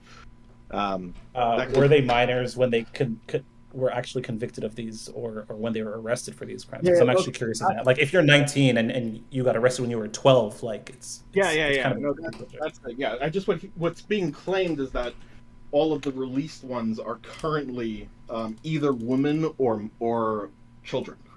Like that's that was the understanding of what it would be until like it was found out later that by minors we really mean like under 19, and 18 is okay even if you're male. So not exactly children. Sure, okay. So I know we're almost at time, but I do want us to eventually go over these military orders that the Palestinians are subjugated to, and I want to give you plenty of evidence of the IDF fucking up civilians pretty bad intentionally, and them getting off basically scot-free. I don't even know if you have to spend time on that if you disagree with that's happening. I know that it's happened. I think you've even shown me at least one example of it happening. Yeah, so I can show you tens of examples of this happening. But if it's a waste of time, then I'm not gonna do it. What would be the point of that? What are you trying to prove there? A reason why they have the right to resist, right? A reason why this is so fucked in the head. And I'm also going to get to how in the past 15 years there's been zero attempt by Israel to like think of a solution, and why there's been several attempts by Arabs and Palestinians to try to come up with a solution. Oh, okay. Well, then here's two questions. Okay, so one, would you say the majority of the violence in the Second Intifada was justified? Okay, right now I'm focused on the last 15 years. Period. Okay, well, we can't go 23 years. Well, because I think the Second Intifada is probably pretty heavily dictates the last, like that's our launching point probably for what the Gaza Strip being militarized by Hamas. Yeah, go ahead. Look. Let's pin this. Let's talk. I want to talk through the Second Intifada with you too. Like, what was the reason they started it? What was the goal? Was it just? We can talk about all of that. Okay. Just looking at the facts right now. There's a population, and even like night raids that happen in the West Bank where they just fucking break into people's houses at 2 a.m. soldiers to take pictures of kids. Like, I can send you pictures of that. Sure. Like, there's also night raids where they break in to try to find like stashes of weapons that are going to be used for terrorist attacks that are going to be happening in the future as well. I mean, right? soldiers themselves say that they break into these with like zero intelligence, and it's like something they call make their presence felt. And this all happened after the Second Intifada, I believe. This started after the Second Intifada, so it's important that we talk about that. But yeah, occupation is fucking fucked. The past 15 years, there has been absolutely no attempt at peace for the Palestinian people. And it seems like now that they're talking about, like, you see Biden talking about it, I mean, you're just making the case for Hamas. Like, see, now that we've been violent, now they're talking about a state again. Whereas in 2006, when even Hamas, right, they were like, hey, we agreed to a 67 borders. We agreed to a 50-year truce with Israel on these 67 borders and move, like, there's been no attempt, is what I'm saying, in the past 15 years to actually solve this. And Netanyahu went as far as saying, oh, we're happy to create a Palestinian state as long as Israel can continue building settlements there. Where completely unhinged. I don't know what, I would have to see the quote on that. Absolutely. If you go to the peace process and go through the Wikipedia article from Madrid conference all the way till today, anytime in the last 15 years. Oh, wait. On that last statement, Madrid conference is 91. I'm curious what Netanyahu has said. We want to build more settlements on a Palestinian state. Sure. I'm curious. And then number two, I'm curious. Can you give me something maybe for me to read onto? Can you give me one or two times that Palestinians have pushed massively for peace in the past 15 years? Abbas Peace Plan 2014 was one, and there's one from like the Arab League as well, and there's one I believe in 2013, 2014, when the Palestinians agreed to the John Kerry's parameters. I don't know if you've read through that one in detail or not. But I've read the six I'll John Kerry send you- parameters, which seem fine, but Yeah, and Israeli, but the Benjamin Netanyahu pretty much was like, this is fucking, like, this is an attack on Israel. Like, how fucking dare they even attempt to make a state? Abbas's peace plan is one, but I want to give you specifically like where Netanyahu said that quote, because I don't want you to think I'm lying. So let me try to find it. Yeah, so in the 2010 talks in June 2009, I'm going to send you this article while I read. This is a Wikipedia article. Reacting to the U.S. Barack Obama's Cairo address, the Israeli Prime Minister Benjamin Netanyahu declared for the first time conditional support for a future Palestinian state. Hold on, let me check. Control. 2010 direct talks. 2010 direct talks is the title of the thing. And what was the line you were just reading? Literally the first sentence I started reading from the 2010 direct talks. Okay, in June 2009, that one? Yes, yeah. Okay. You want to read it or you can read it? I'm reading it. Okay.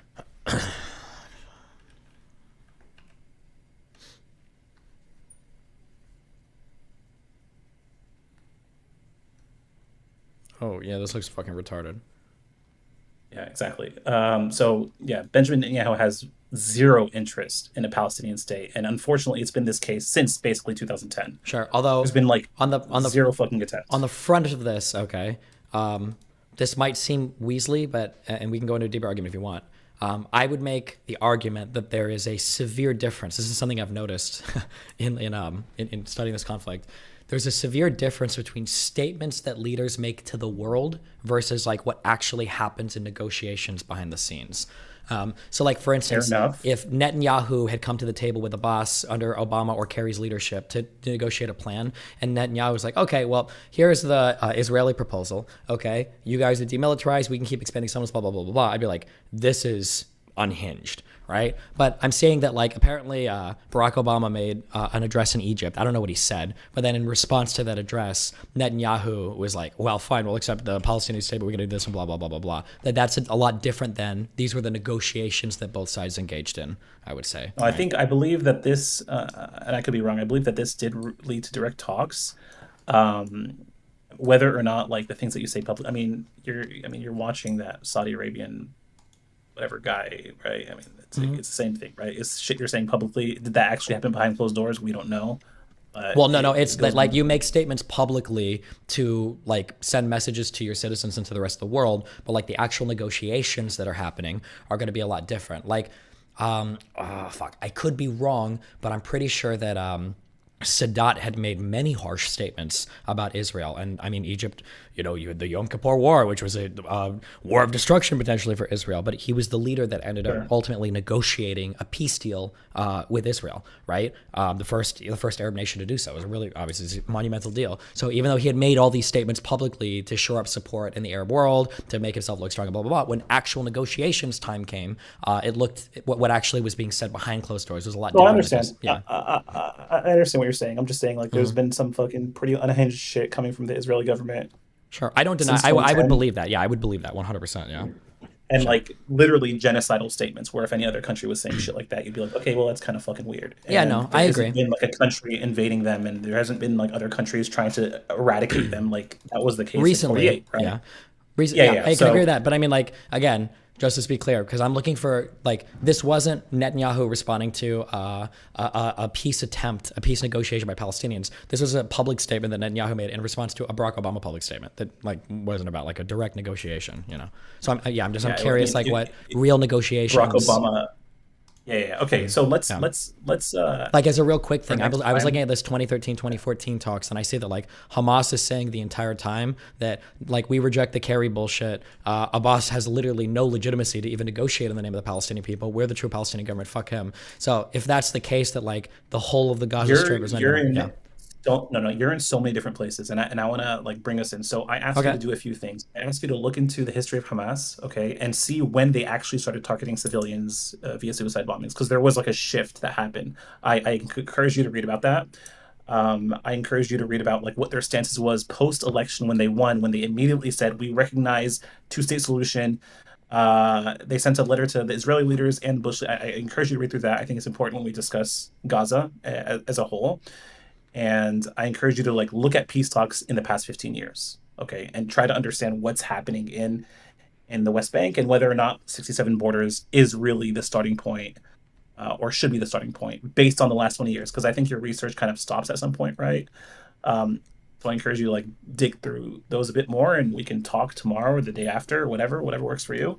If you still want to talk about this, Yeah, and, always. Just bring me stuff and we can read it on stream. Fuck it, yeah. Yeah, okay. Yeah, because I think I'll leave you with this last point. I think one thing I know you're familiar with the Cave of Patriarchs massacre. Yep.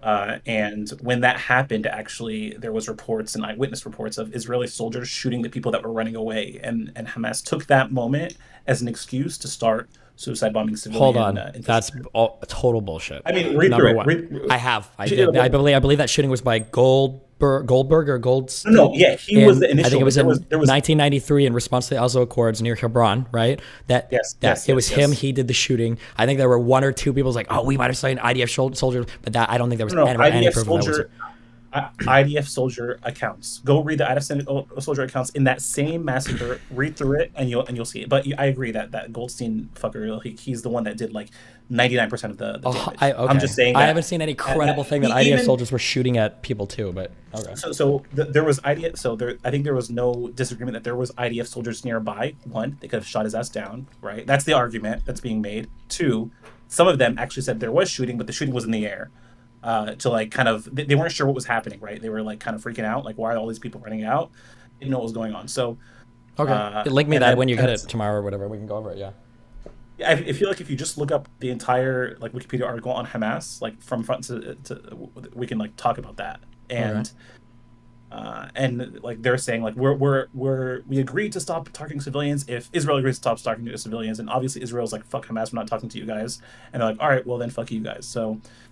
And I just want to end this with saying I don't fucking believe civilians need to die. I feel like I wish that everyone in that region just lives freely and openly and like has the right to self-determination. So I don't want my words to be misconstrued in any way.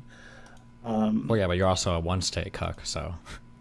Well, I'm a one-state cuck in an ideal world, but I'm a realistic two-state person, right? I think that's the only real solution, even though in an ideal world, 2 states or 1 state, everyone is just like side by side and happy, and Jews can live in the West Bank and Hebron, and Palestinians can live in Tel Aviv and Haifa. Like that's obviously an ideal world.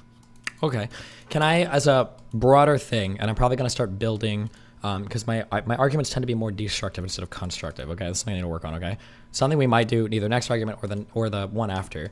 Do you recognize that when we talk about this conflict, there's a whole bunch of lip service that goes into justifying why Palestinians might be doing horrible things, but it feels like we treat Israeli people like they need to rise above and just be held to like such a higher, different standard, despite their kind of tumultuous like history in the region as well? Or so we can talk about that. My argument is going to be that the occupation is the starting point of this problem, like the recent problem. I think the maintenance of the occupation is breeding more violence. Okay, but do you recognize that if you do that starting point, no Israeli person is ever listening to you because they're going to say, okay, well, you basically forget that stuff. Sure. Forget that starting point. We can start in 48. We can start like because I feel like the founding of Israel was unjust to begin with. I'm happy to start as far back as you want to go, but I'm well, just not saying that far back because the only reason Palestinians were there because of Ottoman conquest, everything too, or whatever, right? So. Yeah, exactly. You don't want to go that far back, right? Go far back enough where the ancient Egyptians should come take their land back, or the Romans should come take the land back. But yeah, I agree. But I'm saying that violence is happening because of something, not for no reason, right? That's what I'm saying. I agree. But occupation is also happening because of something and not for no reason either, right? I disagree. I don't think occupation is happening for no reason. I think Israel in the past 15 years has showed they have no interest in giving a Palestine a state, and I want you to challenge me on this, and that they have plans to annex the entirety of Palestine and make the entire thing under Israeli sovereignty. Sure, but like, how could you ever make the argument that prior to the 67 war, like Israel was always going to invade and take those territories? I mean, Benny Morris actually makes a lot of that argument. If you not that they're going to take over the territory, but the Israeli military was always very opportunistic. So what I mean by that is like, oh, 3 guys were kidnapped and killed in 2014. We're invading Gaza. Or, Yeah, I'm not going to going off on deny that tangents. the military is opportunistic, but the reason why they were is because they felt like the only way they could ever win like respect from surrounding countries was through like military strength. So of course they were opportunistic because they felt like it was the only way to justify their existence. Prior to 48, the very big pro-Zionist claim was there was a land, had no people in it, we took it over. And then after that, it changed until about the 80s. And the new claim was Arab leaders told them to leave. And then the military archives were released after whatever, I think it was like the 40-year law that Israel has to release them. Benny Morris and a bunch of the new historians came in and were like, okay, well, yeah, there was a fucking expulsion. And this shit was like, seemed to be like a lie. Nakba never existed. And Israel, I think, even tried to ban the word Nakba or acknowledge it in any way. And I also want us to eventually get to different rights for Arabs or Jews and non-Jews in Israel. Not that it really matters. Shit happens all around the world, but it's still worth noting. Like, it's acknowledging that Israel is kind of like trying to maintain a state based on ethnicity is kind of wrong, always. Jews probably have the best case for it, but it's still like kind of wrong. Wrong by what? On what definition? On if you're not Jewish and you live in that country, you're not allowed to like live. Or no, just like on a like that's what the worldwide definition of like why that's wrong. What is like this absolute moral, I guess, like statement of like this type of thing is always wrong. I'm just curious, like why that rests on, like how you, I mean, this could be just personal in my opinion, but I think like any state where one people have different rights than another people is kind of fucked. Oh, whether it's a Muslim hold on, I'm country, sorry. Christian Different country, rights, I would probably agree with, sure, depending on how. No, rights, as in like I know there's, and you can look this up because I'll probably bring it up to you next time, but there's laws in Israel that prevents non-Jews from living in certain areas, and I think the JNF is probably the biggest culprit of this, where any land they own, which is 13% of all of Israel, the Jewish, what they call the Jewish character, cannot change in those areas. Also, I recommend you looking up the nation state law in Israel that gives like full self-determination to Jews. But you should look into these certain things. Now, I don't want to argue so much about what's happening inside of Israel, but I want you to know that it is kind of if we were to flip it to say like whites and blacks, it would sound much worse than when we say Jews and non-Jews within Israel. And I'm talking about Israeli citizens here. I will leave you to that. You can go look at research into. I know I just like info dumped on you, but we can talk about this more, like a concise way, or like the way we're doing and just jumping around topic to topic.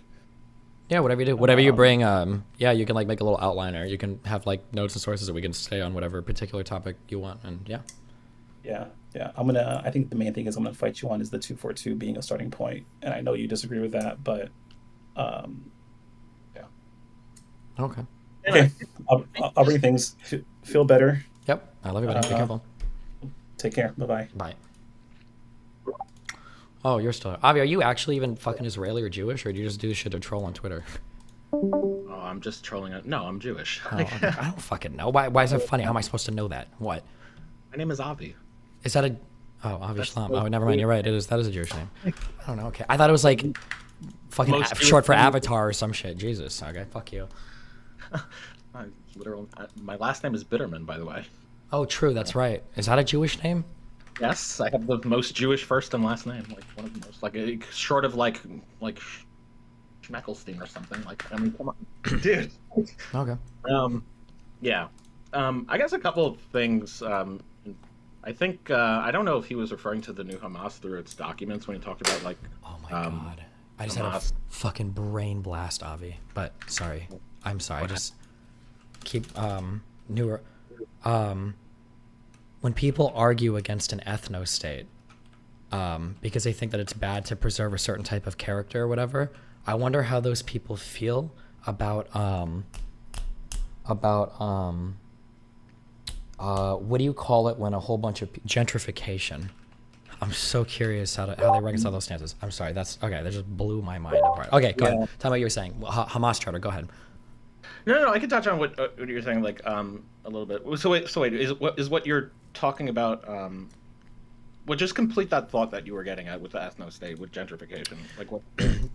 So the macro level argument I would make is the reason why number one, the reason why ethnostates are cringe from a United States citizen point of view is because the United States has no like binding ethnicity. Like we're clearly, and Nazis can cope, but like we're clearly like a multi-ethnic, multi-background, multi-immigrant. Like there's just so much shit going on in the U.S. It's kind of hard to imagine like a demographic threat to this country. Unless you're like a 2-inch fucking neo-Nazi kid or whatever. So it's weird to imagine from the West. It's very easy to quickly say like, well, this is unethical. Why the fuck would you have ethnostates? But that's one. Number two is I think there probably actually are a lot of de facto ethnostates around the world. There's just not like a lot of people immigrating there. Like I'm sure, I could be wrong, maybe I'm being racist, but like I'm sure that if we look into a ton of different African countries, I bet that there's a really high concentration of certain ethnicities, but like you're not gonna see like 50 million people of a different ethnicity, like especially like a white or Asian or Hispanic one, try to like move into that country. But if you did, I bet that you would see a lot of people like being like, hold up, you're not gonna have 50 million people from Mexico immigrating, into fucking Ghana. We're not doing that, chief, right? They're gonna like actually push back on that. That'd be my guess. So two, there's probably a lot of de facto ethnostates. Or sorry, what were you gonna say? You mean like what's happened, like something like Japan, right? I don't know enough Japanese history to even say. I think that like a huge amount of the demographic in Japan is Japanese, as opposed to like any other ethnicity. And I think they do certain things. I'm not an expert on Japanese culture, but I think there are certain things that they do to sort of keep things along that. Yeah. I think there are, I think there are certain countries that, while they may not be explicit about like, it doesn't really may not be explicit about ethnicity per se, and here's like the specific, they sort of might proxy things. Like even the ethnicity sort of laws in Israel are like, when they say Jewish, that's strictly speaking, that is the religious definition, and not that, they don't do a 23andMe test to see if you're Jewish or not. Sure. They're not checking your genes. They're not checking your heritage. You could convert, and if your conversion is through like some recognized quote legitimate conversion, you could be of any ethnicity, and you get that right to return. Yeah. It's just the issue is that sort of proxies some sort of ethnicity in practice, and so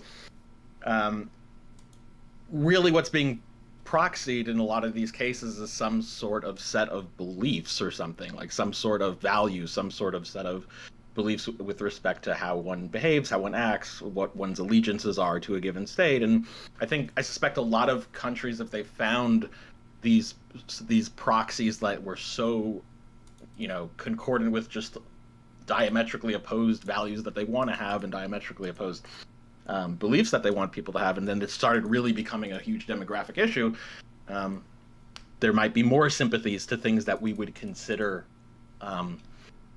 ethnic cleansing or anything along those lines. Sure.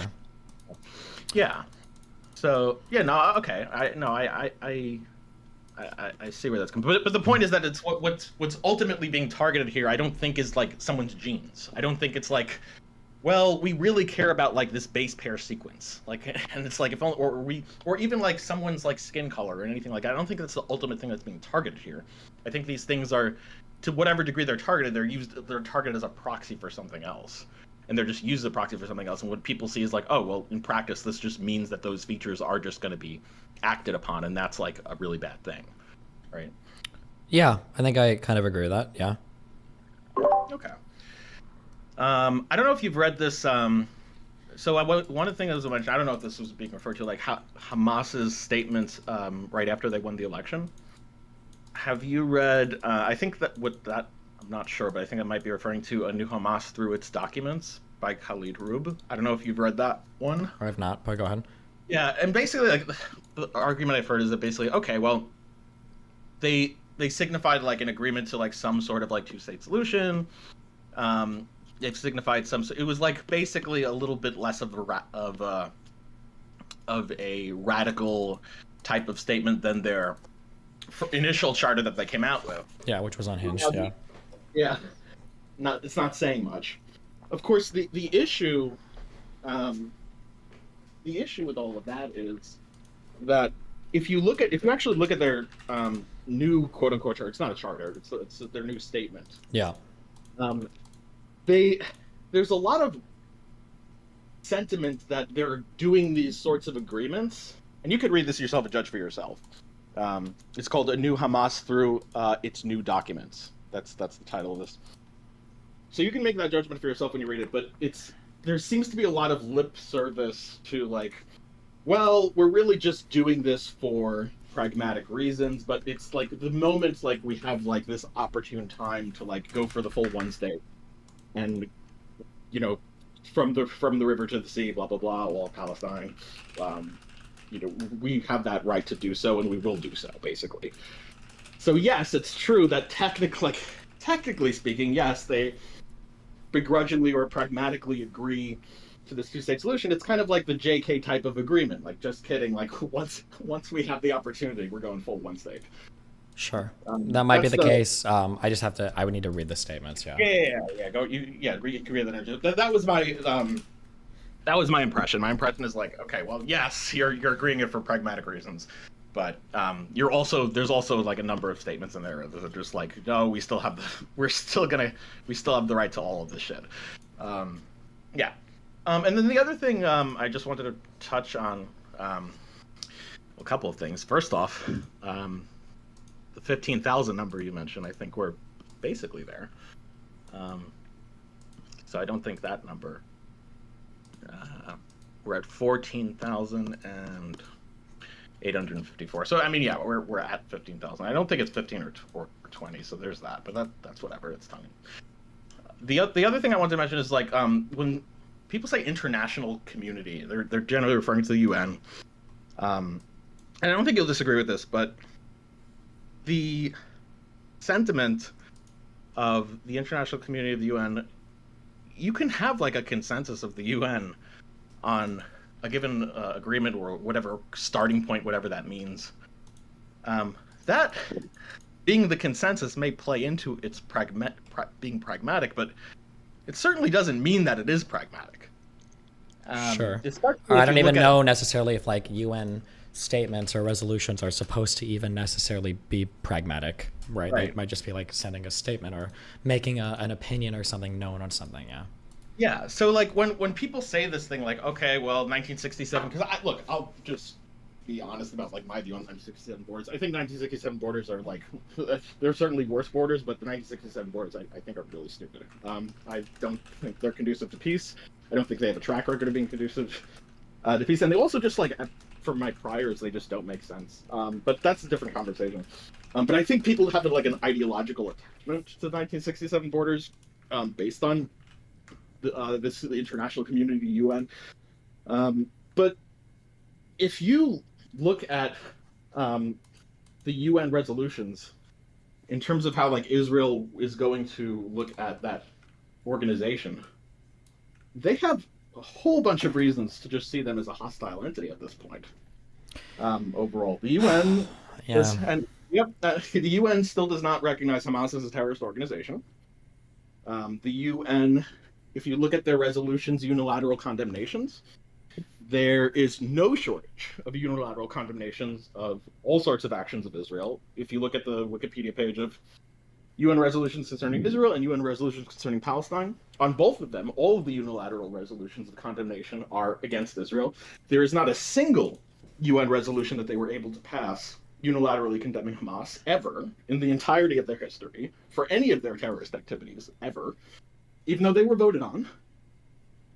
Every single resolution that has tried to vote on a unilateral condemnation of Hamas, even October 7th, has failed to pass in the UN. And the only way they were able to get it to pass was by changing the unilateral condemnation of condemning Hamas to a mutual condemnation of Israel and Hamas, or yeah, exactly. Sure. For October 7th, that was the October 7th resolution. Yeah. To condemn Israel and Hamas. So when people say like, oh, hey, well, the reason we know like the international community has this consensus, that's where you can argue it, but that's where it is. Like that guy was saying, well, where is there? Is there the UN? Is there the UN that when October 7th happens, with the responses to condemn Israel and Hamas? Like that's where it is? Okay, maybe that is where it is. But fuck any country in that situation is going to go like, okay, well, keep it there and flush it down the toilet. Fuck that. Sure. So, yeah, I mean that's basically it. So you can call it whatever you want. You can dress it up however you want. But as far as whether there's a consensus and whether that's an actual practical resolution, there's two very different questions, and if the consensus is seen, rightfully so, as basically a hostile entity by one of those people you have to negotiate with, it's probably the fact that they agree to it doesn't really give much reason to believe that is a practical solution. Sure. Yeah, I don't necessarily disagree. Yeah. All right, that's about all I got for now. Okay. All right. Have you ever been to Israel before? I was conceived in Israel. Does that mean no? Well, technically it means yes. It means the sperm hit the egg when I was in Israel. I guess it depends on your definition of human life, huh? Not an abortion debate. Oh no. Have you seen me tweet out anything or talk about anything that you like heavily disagree on, or? Well, we talked about that one thing. I think you're off on those numbers with the 15,000 and. Oh, you think so? Yeah. I don't know, man. We'll see. We're there. Yeah, but there's also already really heavy pressure on Israel to stop everything, right? And they've already basically said, "Fuck you guys, we're continuing." Yeah, I guess. I'm gonna be real curious when Israel gears up for what. Do we have a date yet on when they plan to start marching into the south? So it depends on. So the hostage release, last I checked, is expected to happen on Friday. It was initially expected to happen on Thursday, but the problem was I think there was pushback from Hamas on letting the Red Cross. Part of the agreement was letting the Red Cross see the other hostages to just like confirm they're alive and stuff. Yeah. But apparently that went a little bit south, so I'm not sure what's going to happen with that. It looks like part of that agreement at least has a little bit of pressure, or at least a little bit of like floundering. I'm not sure what the result of that will be, but that got pushed off at least one day. So if it happens on Friday, the expectancy as far as 4 days. However, there will be a day added if Hamas releases 10 additional hostages. So for 10 additional hostages, they get another day of the ceasefire. Okay. So depending on how long Hamas wants to prolong it, and depending how many hostages they have, or how many hostages they're willing to give up, they get an extra day for each one. So at minimum 4 days until Israel goes to the south, or at least continues operations, and until they run out of hostages, I guess. But there's been no indication so far that Israel, like at the end of all was said and done, is going to say like, okay, well, yeah, that's it, or we're being friends now, like, or something like that. Yeah, so we'll see. But I think we're already at 15,000, and we'll probably be at 20,000 pretty shortly. Okay. Yeah, I guess we'll see what happens. Yeah. All right. Have a good one. All right. Love you, buddy. Be careful. Take care.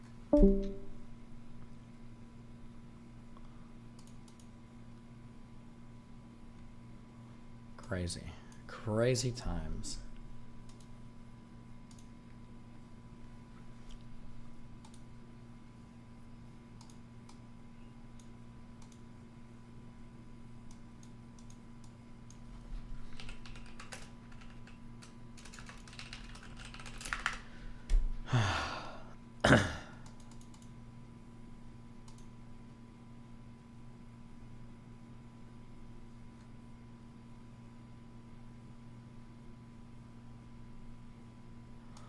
Destiny, this Nasser interview in 69 should change the way you look at the 3 no's from the Arab League. How do you think that a settlement, you say that if a satisfactory settlement were reached with Israel, then they could be given a normal place in the life of the Middle East, is I think what you're saying. How do you propose that the settlement should be reached? What would you say of the Yaring mission, the mission of Dr. Gunnar Yaring, the United Nations envoy? Is that the way to go about it, or should there be negotiations with Israel, or an exchange of declarations? What is your view of the way the settlement should be approached? Well, of course, in order to reach peace, we have to give up, or the Israelis have to give up expansion. If they insist about expansion, there will be no peace. From the statements of all the Israeli leaders, they speak about expansion. About Jerusalem, the Golan Heights, and parts from Sinai, and parts from the Western Bank.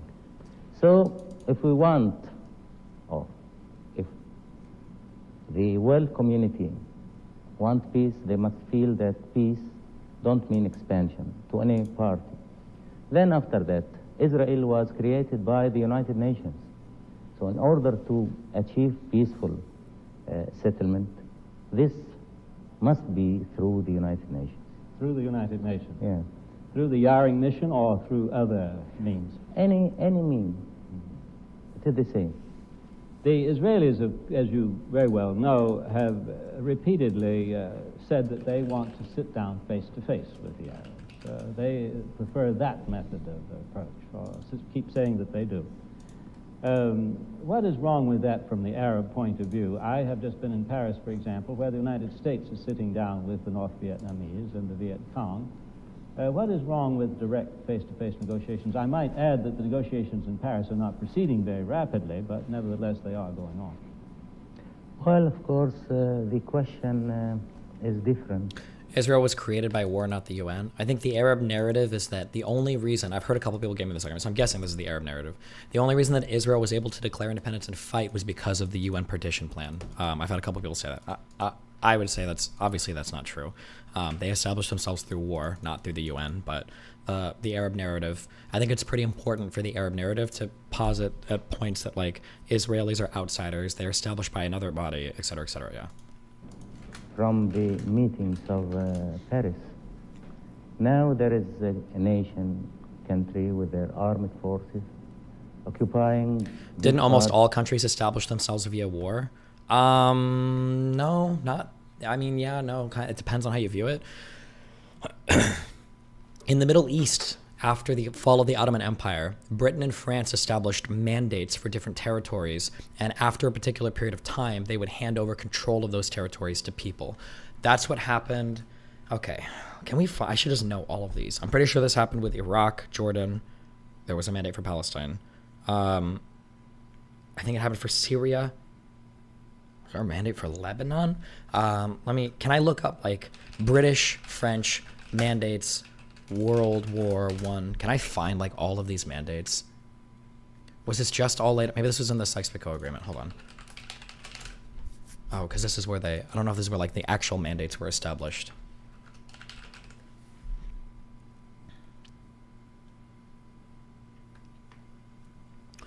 We had the British mandate for Palestine, the British mandate for Mesopotamia, which was, for Iraq, I guess. With mandatory Iraq, oh yeah. The French mandate covered Syria and Lebanon. And it only parts of the agreement on our treaty was... Yeah, so these countries, basically, the borders were outlined by, I think, like Britain and France. And then once the war ended, eventually those territories were basically given or handed over to those people. They didn't necessarily like conquer or conquest for it. They got it after World War I believe. The Sykes-Picot Agreement wasn't ever implemented. I don't know if this was like a thing that was ever implemented, but I'm pretty sure this served as the basis for a lot of the post-World War I negotiations for how the territory was to be divided up. I don't know if this was like an official treaties or agreement or something that was ever implemented, but this absolutely served as the basis for divvying up Ottoman Empire territory. Like 95% sure of that.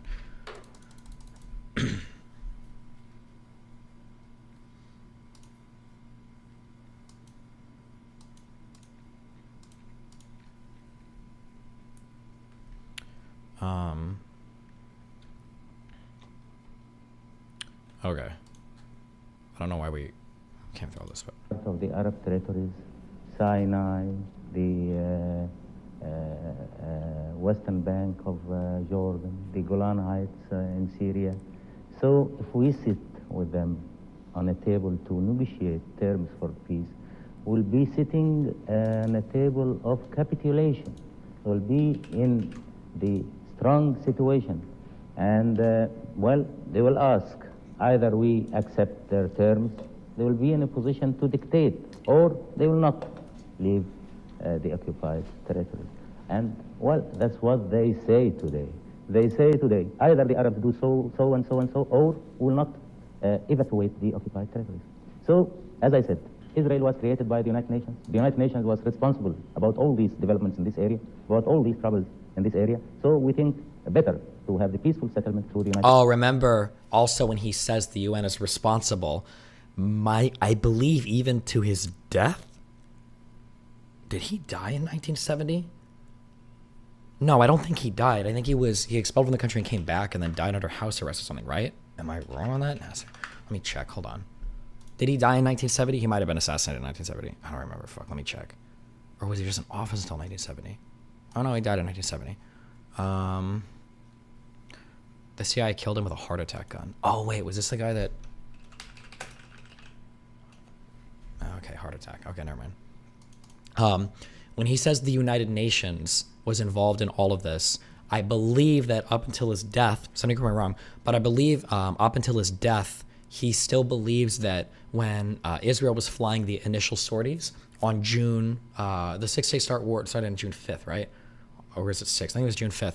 That on that first day, he thought that U.S. and British planes were also bombing Egypt. He thought that Israel was getting a lot of help from other people, and in the first day especially, that other planes were coming from other countries that were bombing Egyptian airfields. I don't know if he's referencing that particularly, but I think he maintained that, I think, until he died. I think that's what he thought. Nations. Well, U Thant, the Secretary General of the United Nations, has just said in the past few days, as you know, that there has been no perceptible progress through the Yaring mission, and that he doesn't think that Dr. Yaring will wish to continue for another year and a half to make efforts at a settlement. Meanwhile, the big four powers are continuing to meet, at least on the level of ambassadors. They seem also not to have accomplished a great deal, but they are continuing to meet. Do you have any hopes from the four-power meetings? Do you support their effort? Is that true? I have never seen any compelling evidence for it ever, and it's almost certainly not true. No. Encourage it? Well, we have to ask and we have to know why Uthant have said that there was no progress in Yaring mission. Well, the Israelis refused to implement the United Nations resolution. They refused to answer. They insisted only about one question in their talks with Yaring, that the Arabs have to come and sit with us, and after that we are ready to say our points of view. But on the other hand, the statements of the leaders of Israel are mainly concentrating on the point of view of expansion. They want to take the Arab land and add it to the Israeli land. Well, about the four powers meeting, this is a step which is going now from the beginning of this month for 15 days. Well, we have to wait and see how the four powers will come to end these talks. Are you being informed regularly about the four-power negotiations? Well, I'm not informed, but I know what's going on. Oh, I see. You have your means. Yes. Good. He's got those Discord backroom connects.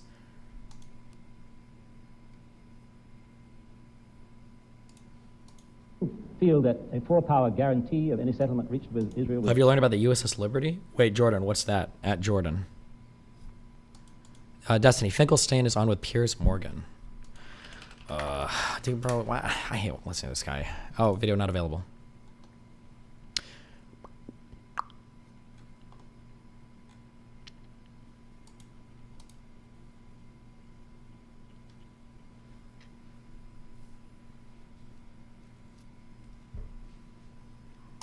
Why are people pearl clutching at ethno-states? Aren't they basically just nation states which are the norm in the world? It's more complicated than that. Be desirable? Do you want such a guarantee? Or do you feel the need of such a guarantee? Well, I think if there is a guarantee to the settlement, we prefer to have this guarantee through the Security Council. The four powers are members in the Security Council. When you say a guarantee by the United Nations, would you envision then a restoration of some kind of United Nations force in this area? Well, of course, these are details. If we have United Nations forces in this area... No shot would he agree to that, would he? Forces have to be according to our consent and according to the Israelis' consent, and we think that these United Nations forces have to be astride the borders. And, well, if there is peace, really, if the Israelis agree to solve the two main problems, and the first main problem is the land, that is not to keep the occupied territory, and the second main problem is the people, the Palestinians. If they agree to give the Palestinians their rights according to the United Nations resolution, there will be no trouble in this area. There will be peace. Where is, who linked me this? Why was I supposed to, I don't understand why I was supposed to. This is the argument for the morality of Zionism as an ideology and counterpoint for the Arab, blah, blah, blah. What is this?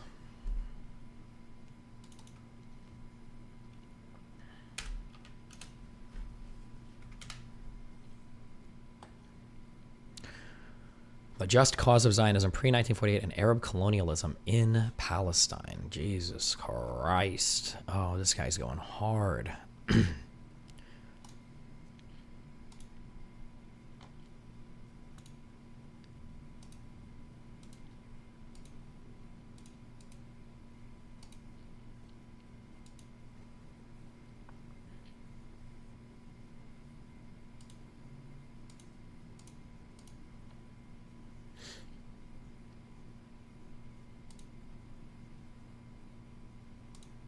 Jesus Christ.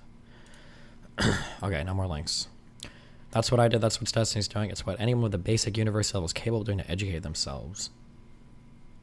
What are you guys arguing about? You two? Damn, you guys in Kick Chat, you really fucking go at it with each other, huh?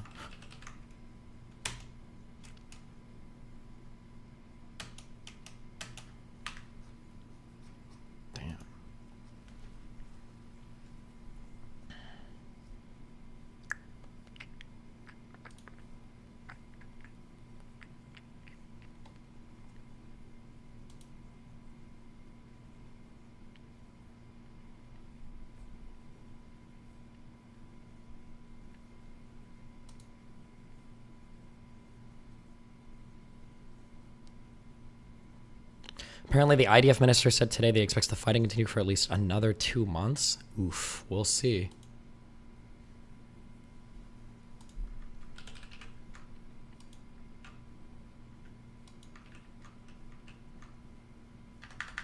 I'd like you the interview to change the way you look at the 3 no's. Well, I don't understand how that changes anything that I said before, but or why would it change my view of it.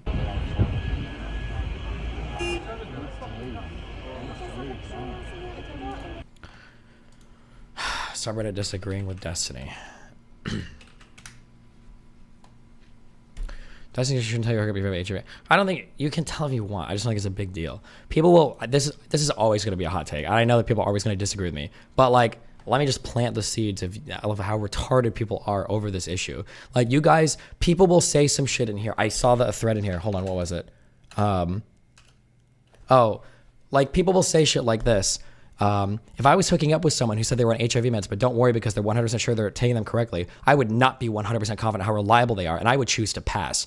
The fact that you would say this is such a cope fucking load of shit, because I guarantee you that this guy, if he were to fuck a girl and he was like, wait, hold on, are you protected? Then she'd be like, oh yeah, I'm on birth control, let's chill. I'd be like, okay, cool, let's go. Bullshit. Bullshit. You'd be like, what? Hold on. I want to see a video of every single day for the past 4 weeks of you taking your pill at the same time every day. Bullshit. You would not do it. No shit. You'd be like, oh shit, she said she was on birth control. Bullshit.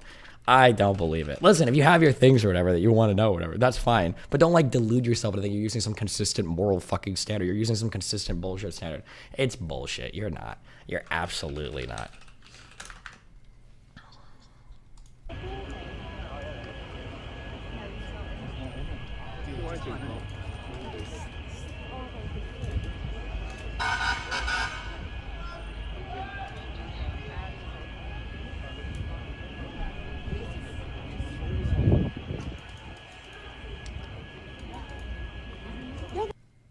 People are saying HIV is worse than an illegitimate child.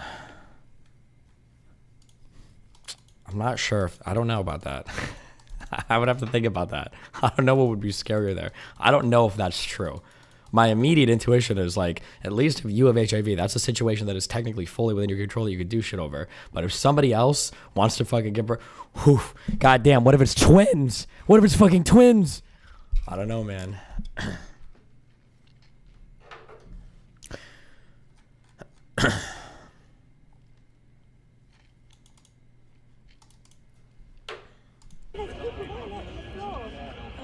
Oh yeah, someone with a hose. Yeah, they've got water.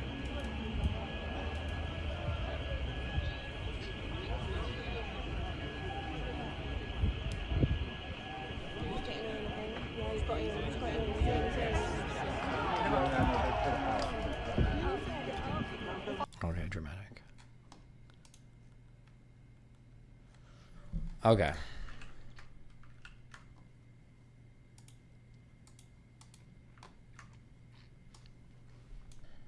You never drank water? Yeah, haven't been drinking water, you're right.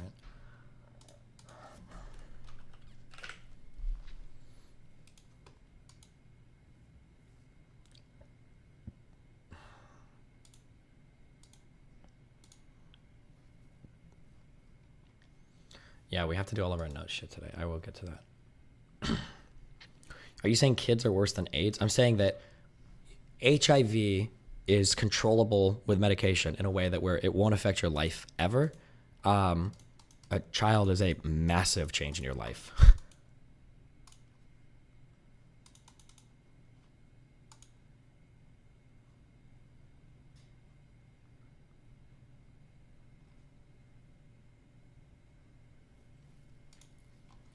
People are saying abortion. Bro, you can't make the girl get an abortion if she doesn't want to, my dude. If you're a girl, the argument changes, right? You just get an abortion, I guess. Or you know if you're taking your birth control or not.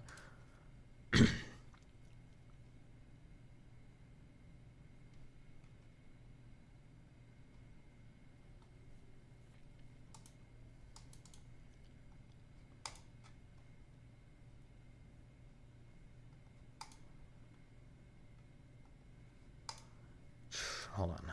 What am I looking for? What the fuck is... What am I even looking at? Oh, I see. These are dates. Departure, return. Oh, okay.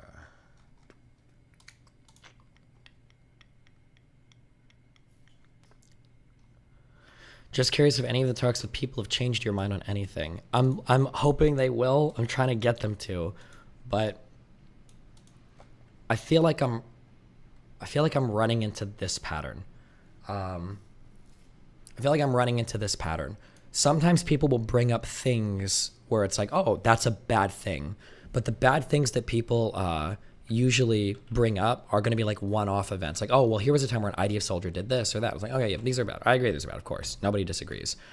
But whenever big things are brought up, like say like that flotilla incident, or when big things are brought up, like, oh, well, look at where Israel's bad. When I start reading through the records, I find that I usually side with Israel way more in those circumstances, and I start to distrust some of the people that are evaluating these things as secondary sources, or some of like the UNHCR or the Amnesty International shit or whatever. I start to, yeah. That's what's happened. I don't think I've had any like major investigations yet where after doing a big deep dive, I'm like, okay, shit, this was really, really bad for Israel here. This was a huge fuck up, right? I feel like I will say this. I've been procrastinating actually so much, like clicking stuff and doing stuff. Tomorrow will be not procrastinating as much. I should try to condense my notes today. I will say this. It could be that there are a lot of big Israeli mistakes that were made from 84 and onwards in Lebanon. I haven't done my big deep dive into the Lebanese wars yet. And I know, for instance, there's one hugely cited massacre that I think Sharon was the... Or Dayan, I think. No, Sharon, Dayan. One of these two was the Minister of Defense when the Phalanges like massacred that those Palestinian camps. There's at least that. So it might be that there's a lot of really bad Israeli activity that happened during the Lebanese wars, and I've just missed that because I haven't read through all of that. That was Sharon. Okay, I haven't read through that yet, so I could be missing something there. Right now I'm thinking that's like the thing that I'm hopefully missing the most, but I don't think that's because by the time we're in Lebanon, we're past 1980 now, right? We're talking about a group of Palestinians that were literally expelled from Jordan for trying to coup the king. It's like, yeah. And then also, I don't know why or how. I can start to see, now that I know like more of the histories of like some of these countries, I feel like I can start to see these like macro character patterns of like these countries, or maybe the people in them, or maybe not. Maybe I'm like dramatically overestimating, but like I can see why Egyptians might feel a certain type of pride about who they were, right? That coming out of like World War I and World War II, like, yeah, we're the leader of the non-aligned world. We got a massive military, big economy, a lot of people like ready to fight. I can see where like some of these personality types come from, if they even exist. Jordan is like the cucked kid in the corner. I don't know anything. Lebanon's history just seems absolutely fucked. Jesus Christ. Lebanon, I'm trying to think of all the countries I want to study next. I don't know which one it would be. Now I'm like really partial to the Middle East now, because now we've gotten some stuff here. Now when I start to remember like characters and faces and stuff, it's like it's way more entertaining hearing them all engage with each other. Saudi people seem really cool, but I'm very biased towards Saudi Arabia. One is a U.S. ally too. I think they explicitly try to be like more Western friendly. It's like Saudi Arabia seems interesting. Okay. I feel like going up to Iraq is going to give me a lot of good history on like Iraq and Iran. And the Kurdish people, though, which might be more interesting. Also, probably foreign stuff, too, because of, I think in 1995, there was the Baghdad Agreement. Did I say 95? It's 55. I don't know if I just said, is it 50? I don't actually know. Oh, yeah, the Baghdad Pact or whatever, 55. So I might get more international stuff here. Lebanese history seems ultra fucked. Lebanese history, I don't understand anything. I read it, and it sounds like basically in Lebanon, they wanted to make a Christian majority country for some reason. And then there's like 3 or 4 different groups of people that live here that have essentially been like, if you think Israel-Palestine is bad, I don't know why nobody cares about Lebanon, or maybe we just don't hear about it, but it's like unbelievably fucking unhinged. Like this whole country is like, the whole history is just fucking unhinged. I don't know why it's not talked about internationally more. I thought Lebanon was just like a chill place, because I always heard like, oh, Lebanon, they must be chill, I guess. And Israel Palestine was like the crazy place, like, holy fuck. But I also want to know more about Iran too, because they're like Persians. They're like kind of separate from all of this, but not really, right? It's like the Arab League plus Iran. And Iran obviously has a lot of interests relating to Israel today and like to the West and the United States. Yeah, I don't know. Fuck, I don't know. We'll see which one. But I do need to do the condensing of notes. You could probably talk with Nassim Taleb. I feel like I've seen tweets by this guy that just seem really weird sometimes. I can't tell if he's like really smart or if he just is like edgy Fedori or whatever. Happy Thanksgiving, Big D. Don't forget to rest your voice. Thanks, buddy. Yeah, I don't know. Why do you like pro-Western governments better when the West has a hand in fucking up some of these nations like Iraq? I just think Western-style democracies and nations are like pretty cool. I do think there was a very interesting argument though. Oh shit, did this come from Irk? I might explore this like line of reasoning. I think Irk gave a very interesting argument, like an anti-democracy argument. It might not have been Irk though. Fuck.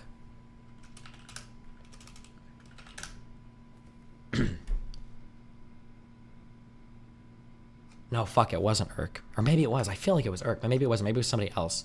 But somebody gave me a really interesting argument that in some ways democracy actually sucks shit, because when you look at a lot of the historical actions of Israel, it's actually the anti-democratic people. It's the Minister of Defense. It's the, these closed door discussions where they're really trying hard to adhere to Western values, to win the support of the international community, to not attack and invade. But it's all of the anti-democratic elements of the government and the military that are trying really, really, really hard to maintain like their status in the world as not being unhinged. But as soon as more and more democratic elements are introduced to Israel, it's all of the voting people, it's all of the democratically led things that end up fucking ruining everything for the country. And that in some ways, maybe you could argue that the democratic parts of Israel are actually the more fucked ones. And if you would just make it, the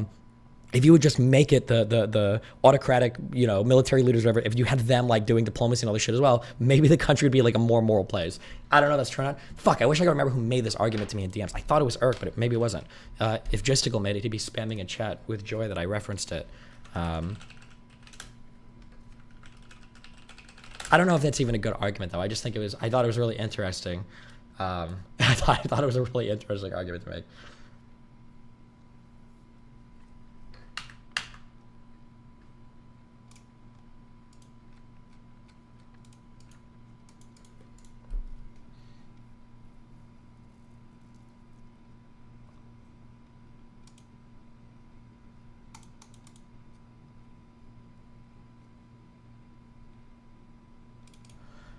One of the most gruesome terror attacks in the history of Israel. In 79. I don't know anything about this. Was this first Intifada? God, fuck, bro. This first one, who cares? I always mix this up so much. No, 80s. 87 to 93 is the first Intifada. What is happening around here? What was the initiation on this? There was a stupid truck thing.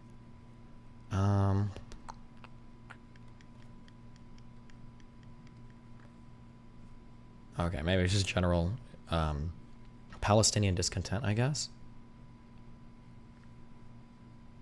It must have been. Okay. That's why I don't have like, this doesn't like stick in my mind as a strong point anywhere.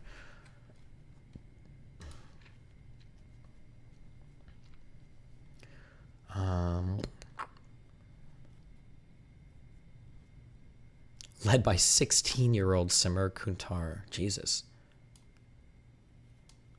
He was a child, though.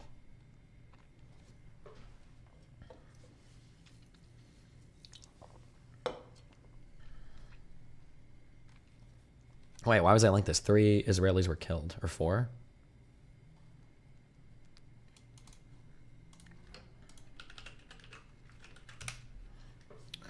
This book outlines what you were talking about? Oh, interesting. I also think that, like, this is kind of like an anti-Western thing, or it's kind of not cool, I guess. But like from I see why like movies talk about like kings and shit. I think from like a narrative point of view, it's really cool to watch these figures that lead countries have personalities and take their countries in certain directions.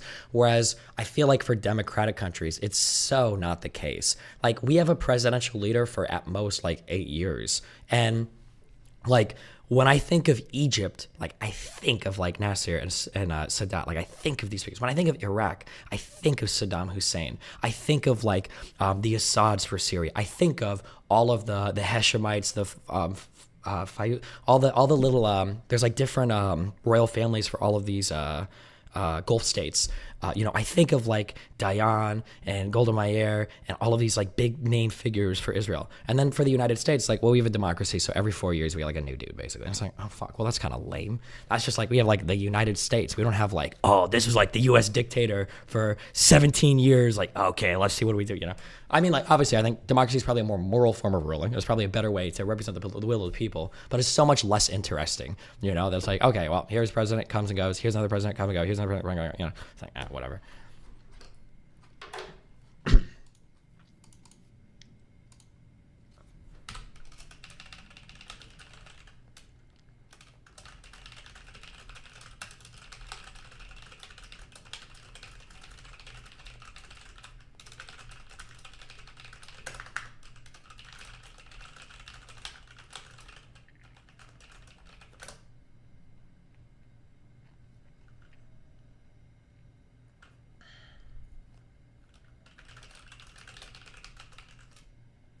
Hold on.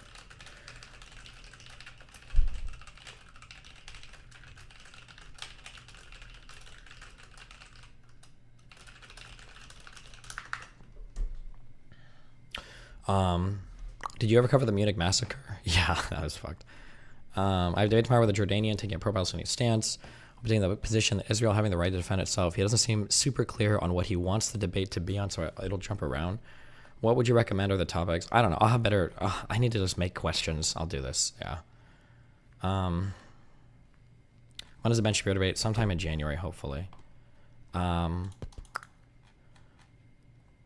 People are saying remove the 2-term limits for U.S. president. I think the problem with the U.S. president is the reason why term limits on presidents are probably really important in the United States is because something you have to keep in mind is, especially if you're a Euro fucker, our president has a lot of power. Our president has a lot of power. It's not like in a lot of European states, you've got this like cucked prime minister that has to like walk around and take like at least 7 different dicks in his ass to form a fucking majority government and all this and make all these cringe blah, blah, blah. Our president is like, sorry, my legislative bodies are passing shit I don't like. Veto, get fucked, right? Oh, also, by the way, I'm the leader of the armed forces, so I'm just going to do what I want. You don't think I have authority for it? I'm pretty sure I got like an authorized use of military force like 30 years ago, so fuck you. Or, oh, you don't want to fund my military? Well, I'll just sail our Navy halfway around the world and we'll see if you want to fund and bring them back, motherfucker, right? Our president has a lot of power.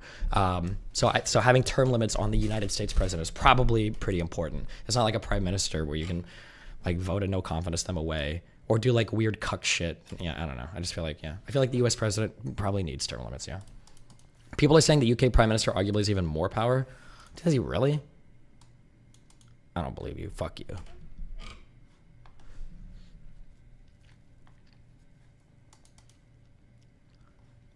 Does it, like, can the UK prime minister do things that are equivalent to like the US like executive action or unilateral control over the armed forces? Is that like a thing? I actually don't know. I truly don't know. Maybe they do.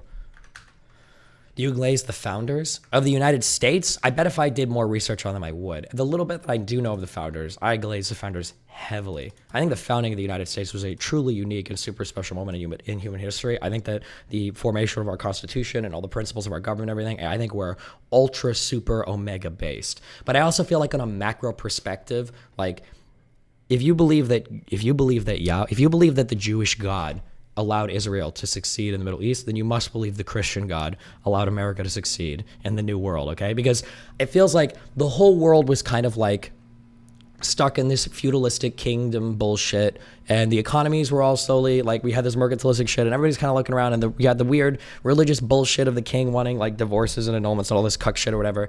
And then you get a group of people who happen to be all 184 IQ certified. I've seen the tests. Number one, okay.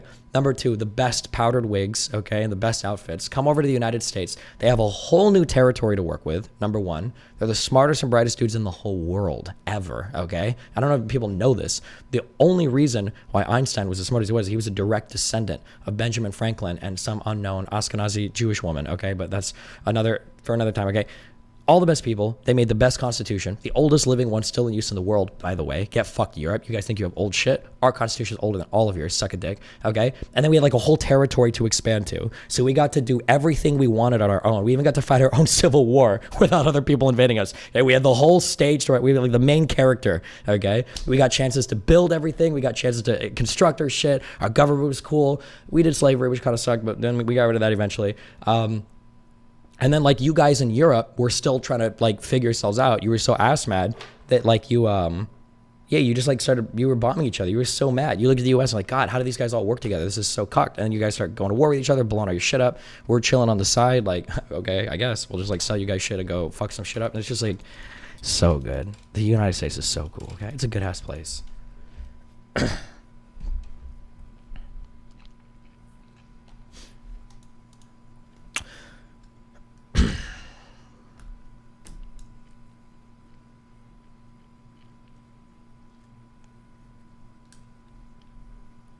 So I'll say the oceans neighboring us are really important to this as well. I agree. That's why I said it was like a perfect moment in history, right? Like if it would have been the case that like America was like attached to Japan, or like it would have been like a 100-mile swim instead of the enormity of the fucking Pacific Ocean, then it probably would have played out a lot different. I agree, yeah. Oldest constitution. The United States of America has the oldest in-use constitution of any country in the world. This stupid cuck shit of, I don't know, what are they counting, the fucking Magna Carta? That's not your fucking constitution. Get the fuck out of here with this bullshit, with this cucky. No, fuck off. This is bullshit. No one cares about this. That's not the constitution that your government is currently using for your bullshit. Get out of here, Brit fucks. You embarrassing. Actual embarrassment, all right?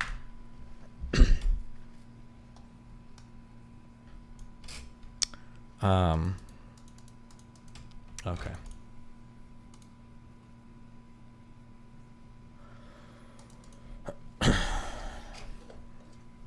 Refute San Marino. Hold on. Okay, well, you know what? Let's find out. The Constitution of the Republic of San Marino is distributed over a number of legislative instruments, of which the most significant are the Statutes of 1600 and the Declaration of Citizens' Rights of 1974. Get out of here. The current legal system. Oh, look at this. Sorry. Look at this country's name. The most serene Republic of San Marino. Are you allowed to add adjectives? What is that? What can I be like the glorious states of the USA? What is this? Can you do this? Does the UN recognize countries like that? Well, I guess it was a 1600, so no, I didn't. Cringe. United is an adjective? No, united is a proper noun, motherfucker, okay? It's all part of who we are.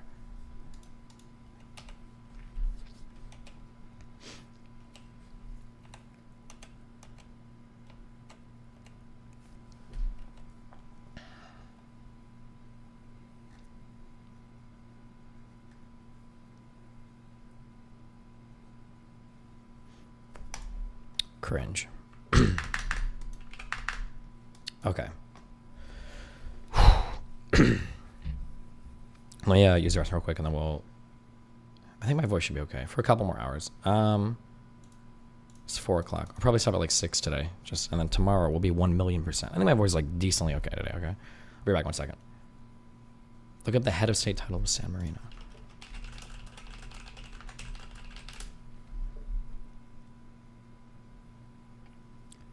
Capitani Reggenti.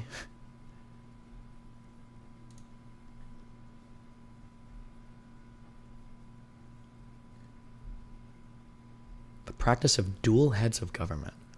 Oh, interesting thing. I've got Qatari and Saudi Arabian people emailing me about their fucking monarchs and shit. Damn, I didn't realize how much people didn't like the Qatari government. I'm gonna be honest, like all the Saudi people, not Saudi, all the Arabian Peninsula people, the Gulf states, they all just kind of like blend together. I just assumed you guys were like, I thought it was all like the same fucking family. Like Jordan had their shit, the Hashemites, and then it was all like fucking Saudi shit.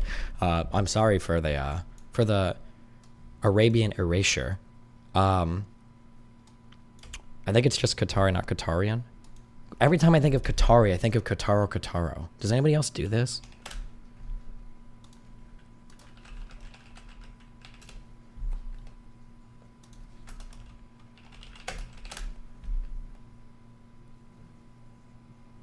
What does she say? She always says it. On the Qataro. Does anybody know what I'm talking about? Bro, they turn into wolves, motherfucker. Oh, but anyway, the explanation given to me about kings in Saudi Arabia is that in Saudi Arabia, you got the king and then you got the crown prince, who is the king's son or next in line to become king. Fuck, I forgot this. But apparently in Saudi Arabia, kingship doesn't generally pass to the next heir. It passes from person to brother. And when the brother becomes king, because of how old it goes and because it's passed from a brother, not to son, generally like the kings are like pretty old. So this is why the king is like the ultimate authority, but effectively the crown prince ends up exercising a lot of power because sometimes the kings get really old and then the crown prince is like the one that's running around doing everything. And the king is the only check on the crown prince, but...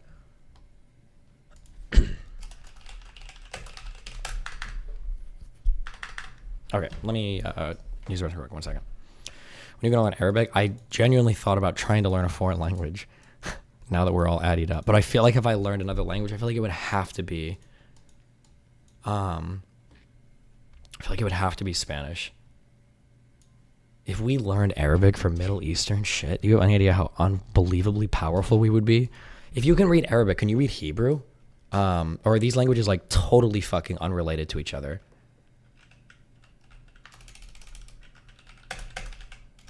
Not at all. Hebrew and Arabic are different languages, so even though there are many similarities, there are many differences. Oh. Well, that many similarities and many different. You're describing like everything ever.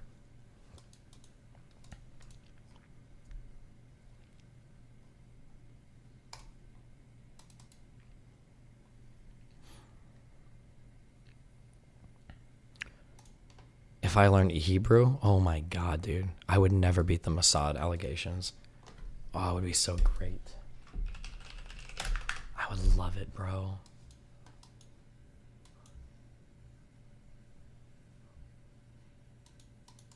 My crowning life achievement would be having a conversation with George Soros in Hebrew. I don't know if he even speaks anymore, but...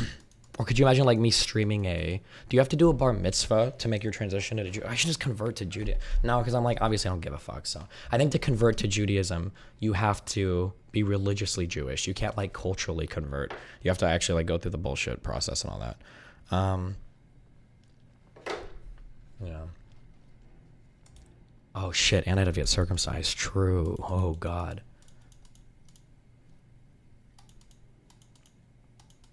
I could just marry a fucking big booba Jewish chick though, huh? It's true.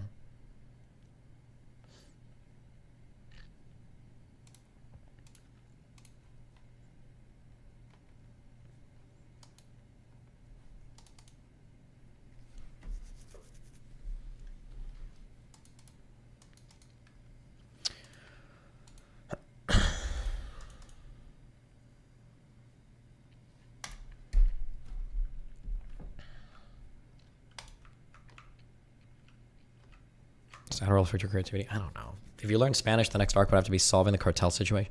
If we learn Spanish for South American history, that'd be super interesting. I watched a YouTube video offline. Bro, I'm such a fucking loser nerd for like everything history right now. Like even when I'm offline, I'm like watching and reading shit. I watched a really interesting YouTube video that talks about the narrativation of history and how it's interesting that different countries have like core concepts that are related to understanding the history of the country. And for instance, like for the United States, South America is not a core concept. Or maybe your guys' education was different, but I don't know if we learned about a single South American thing in my entire high school education, ever. like a single time. I don't know if we ever mentioned a single country ever in the history of South America in all of U.S. education. But I think the guy was making the argument that if you're in South America and you study history there, like if you go to school, like U.S. intervention into South American countries, these are like core points for South American histories for certain countries. So it's interesting that like the core concepts of some countries, the core historical narratives might involve other countries who don't even see it as like a core part of their narrative. Or for instance, like for the Mongols or whatever, I think they were, fuck. Hold on, let me make sure I'm about to say some fucking retarded shit.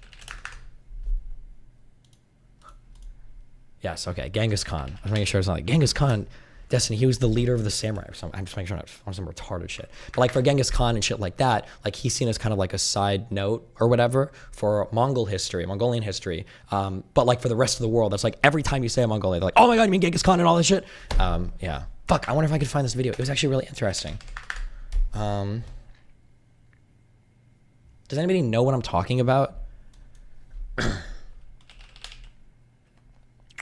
Fuck. This is such an interesting video. I don't know if it had a lot of views though. Wait, pre-modernist.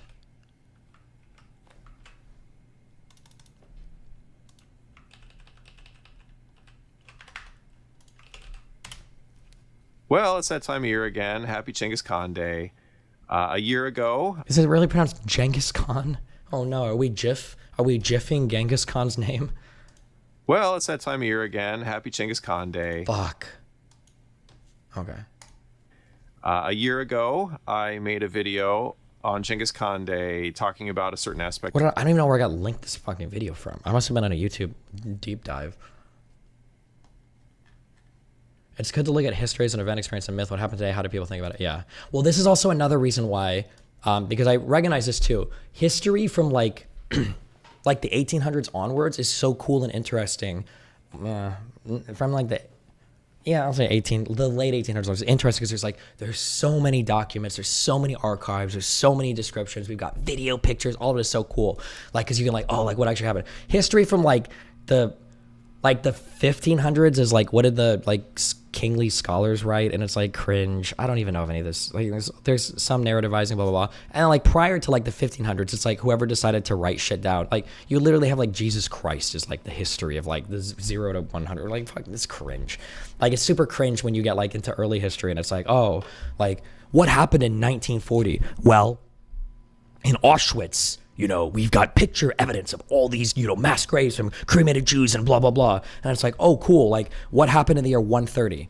Well, we dug up a fucking pot and there was a piece of shit smear that probably came from like Ptolemy, the fucking philosopher, and he wrote a poem about how a king had a 72-inch dick, but what we think that actually means is he probably had like 15 heirs, and one of them, you know, became Cleopatra after they had a surgery. It's just like, I don't know. I feel like old history is like cringe, and reading about it is cringe, and reading about the sourcing is cringe, and the documentation is cringe, and all of it is cringe. But maybe that's just me. Also, I hate history and I'm biased, so keep that in mind, okay? But like, yeah, late 1800s and onwards, based, okay? People will say things like, well, the Romans were good historians. Really? Paul F., email me a picture that they took, bitch, okay? Or video, okay? Or even just an audio recording, okay? Link me a Roman audio recording. I want to hear a Roman talk, okay, motherfucker? I want to hear a Roman talk, and then I'll believe you, bitch. Of Genghis Khan's life. And some of the comments on that video were incredulous that there is such a holiday. That, you know, why would there be such a holiday as Genghis Khan Day, which is a national holiday in Mongolia? But, you know, people in the West, and I think people also pretty much everywhere except for Mongolia, think of Genghis Khan as a brutal conqueror. And so it's a little counterintuitive that there would be a holiday for him. So in this video, I'm going to talk about why. Why does Mongolia have a holiday honoring Genghis Khan? Let me start. What's interesting in the Romans and the Greeks? You want to know my worst history black hole? Is I honestly God have no fucking idea, okay? I'm pretty sure one became the other. Like the Roman Empire fell and the Greeks took over, one or the other. And all I know is that for English class, I had to memorize two completely fucking different set of gods, because there was like the Roman gods and then there were the Greek gods, and I think they were the same, but they all had like different names. Which I have no fucking idea what in terms of like, yeah, clip it for Twitter, boys. I have no fucking idea the difference between. Apparently, men are obsessed with Roman history or some shit. The only thing I know about it are the summon names in fucking Final Fantasy VII. But actually, even those aren't. Wait, even those I don't think are. Those are based on fuck, what's the name of it? Oh, I should know this. Oh my God. Somebody tell me. Norse gods, yeah. Wait, were the Norse gods Roman? I don't remember.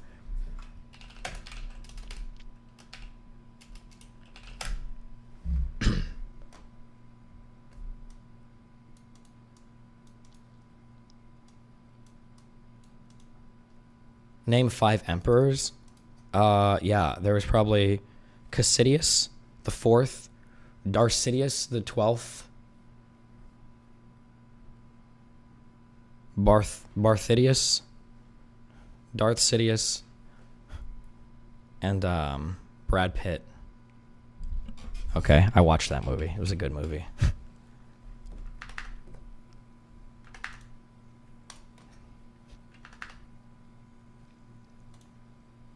Roman Emperor. I feel like it was probably. I feel like if I had to, if somebody put a gun in my head, I'd probably just guess like 5 Alexanders. Is that I was like, well, Alexander the First, Alexander the Second, Alexander the Third. There's probably 5 Alexanders, right? Do you think? There must be, right? There's got to be 5 Alexanders.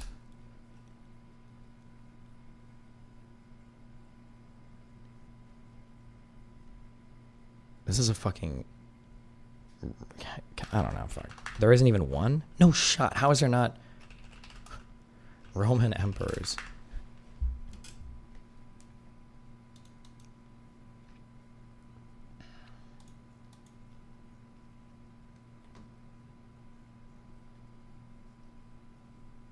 Bro, just give me the fucking list. Oh. Oh my God, we're not even close. Augustus, Tiberius, Caligula. Didn't they make like a porn movie about this guy? Didn't you watch the HBO Rome series? Nope. Alexander is Greek. Oh, well, fuck me, I guess.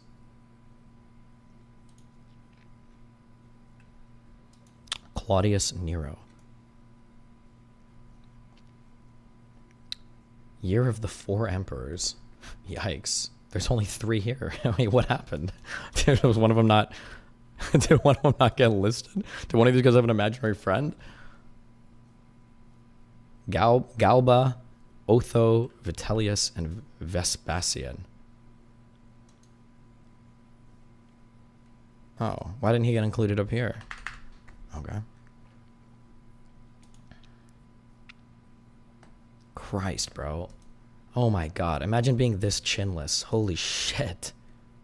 Oh, wait. It might just be the picture. Cope.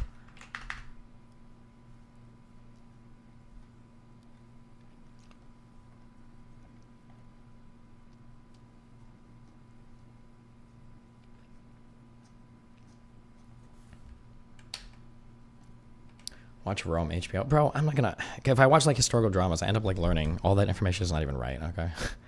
And I don't want to learn shit incorrectly, okay?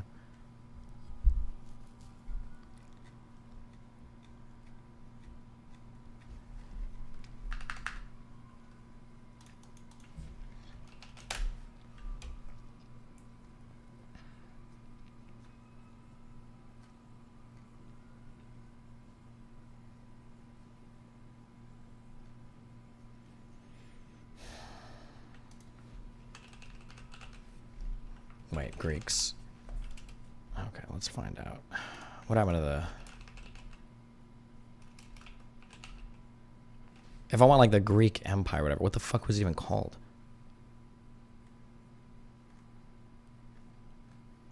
It's not this. Oh, Athens. Oh, that makes sense.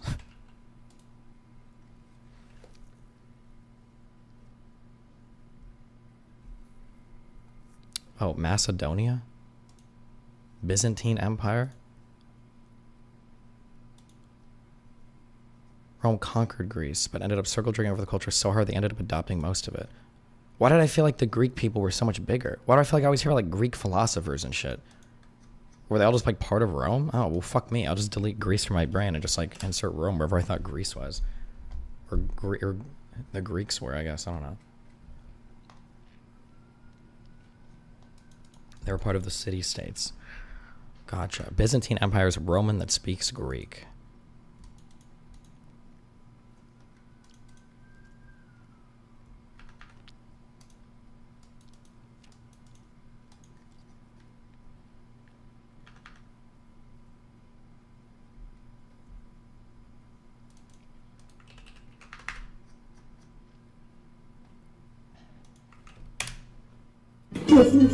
Yes. But I am more white than you. You look gypsy. I am blonde hair. Blonde hair I have. You gypsy. That means that someone fucked your mother that is Turkish, but your father is not. Oh. Your mother is a whore and she got fucked from someone. You are weak sperm. You are weak sperm. This is the strong sperm. This is the Greek god. Okay, Greek god. If you have Greek god, you would have win, but you lose. Lose where? Lose where? You lose. Why is Hagia Sophia this? Not. Okay. Gotcha. Damn, what was that drum and bass? Holy shit, hold on. Not.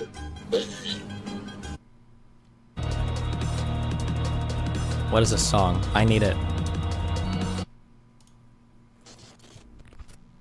Covered girl.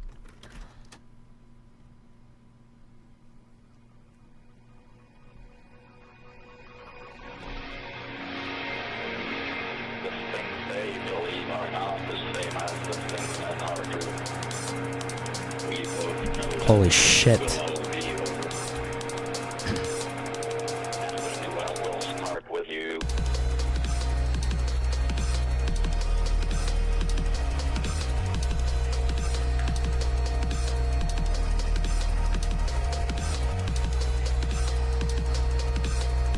Okay, sorry. Fuck, one more. Bro. Okay, we have to stop clicking links. No more links ever. For the rest of the day. Well, you're just talking like a Mongol. I don't give a. This is still one of my favorite videos of all time. Oh no. The Roman Empire. Bruh. Wait. Hold on. Syria. Wait. Asia? We can do this. Nope. Oh, what? Okay, that's okay. Never mind, we can't. Fuck. I got baited by that first. Oh, Cyprus? Bellagio?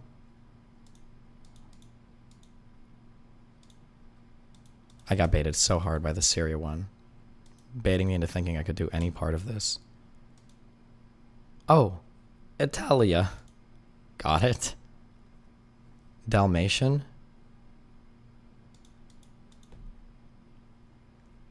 Epirus. Oh, Macedonia. It's got to be one of these three. There we go. Pannonia Superior. Ooh, it's a big one. Looks like this guy. Yep. Yep.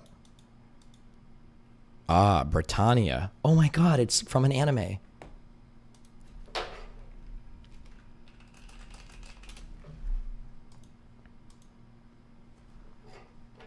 Code Geass.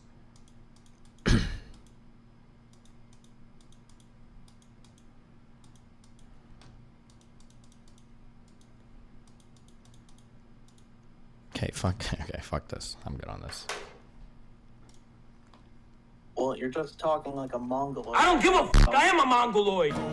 In my heart, I'm a Mongoloid. That is what I am. We are a horde. That is what we are. Yes, we are that. We are 100% that. That's not something to be proud of. It is something to be proud of, because the Mongols are the ones who created civilization. And you created nothing but barbarism. You're the fucking barbarians. You destroyed the treasures of mankind. The Mongols only united it. What the fuck do you know about civilization? What the fuck do you know about pride? What the fuck do you have to be proud of? Except looting, genociding, and destroying the cultures and peoples and wealth of this world. What the fuck do you know, Cans cuck? Well, you're the one here chipping out, so... I am chipping out, bitch, because I'm a fucking human being. And you're a little soy boy cuck, little bitch. You don't know who the fuck I am. No, I see you. I think you're a Mongoloid. That's what you I am a Mongoloid. You're right. It is what I am, and I'm proud of being that. Well, it's an anthropological term. It doesn't actually mean Mongol. Oh, so what's your fucking point? You ugly, disgusting, fucking barbarian, smelly piece of shit. You want to talk racism? I can be way more racist than you, Angloid. What fucking civilizations did Angloids ever fucking have? It needed the Romans to fuck all of you in your ass to give you any civilization. You never had any of your own. You want to be racist? I could be way more racist. You want to talk shit about Asians?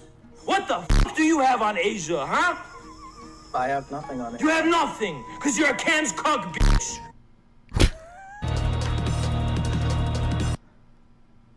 Oh wait, shit, this was the same channel.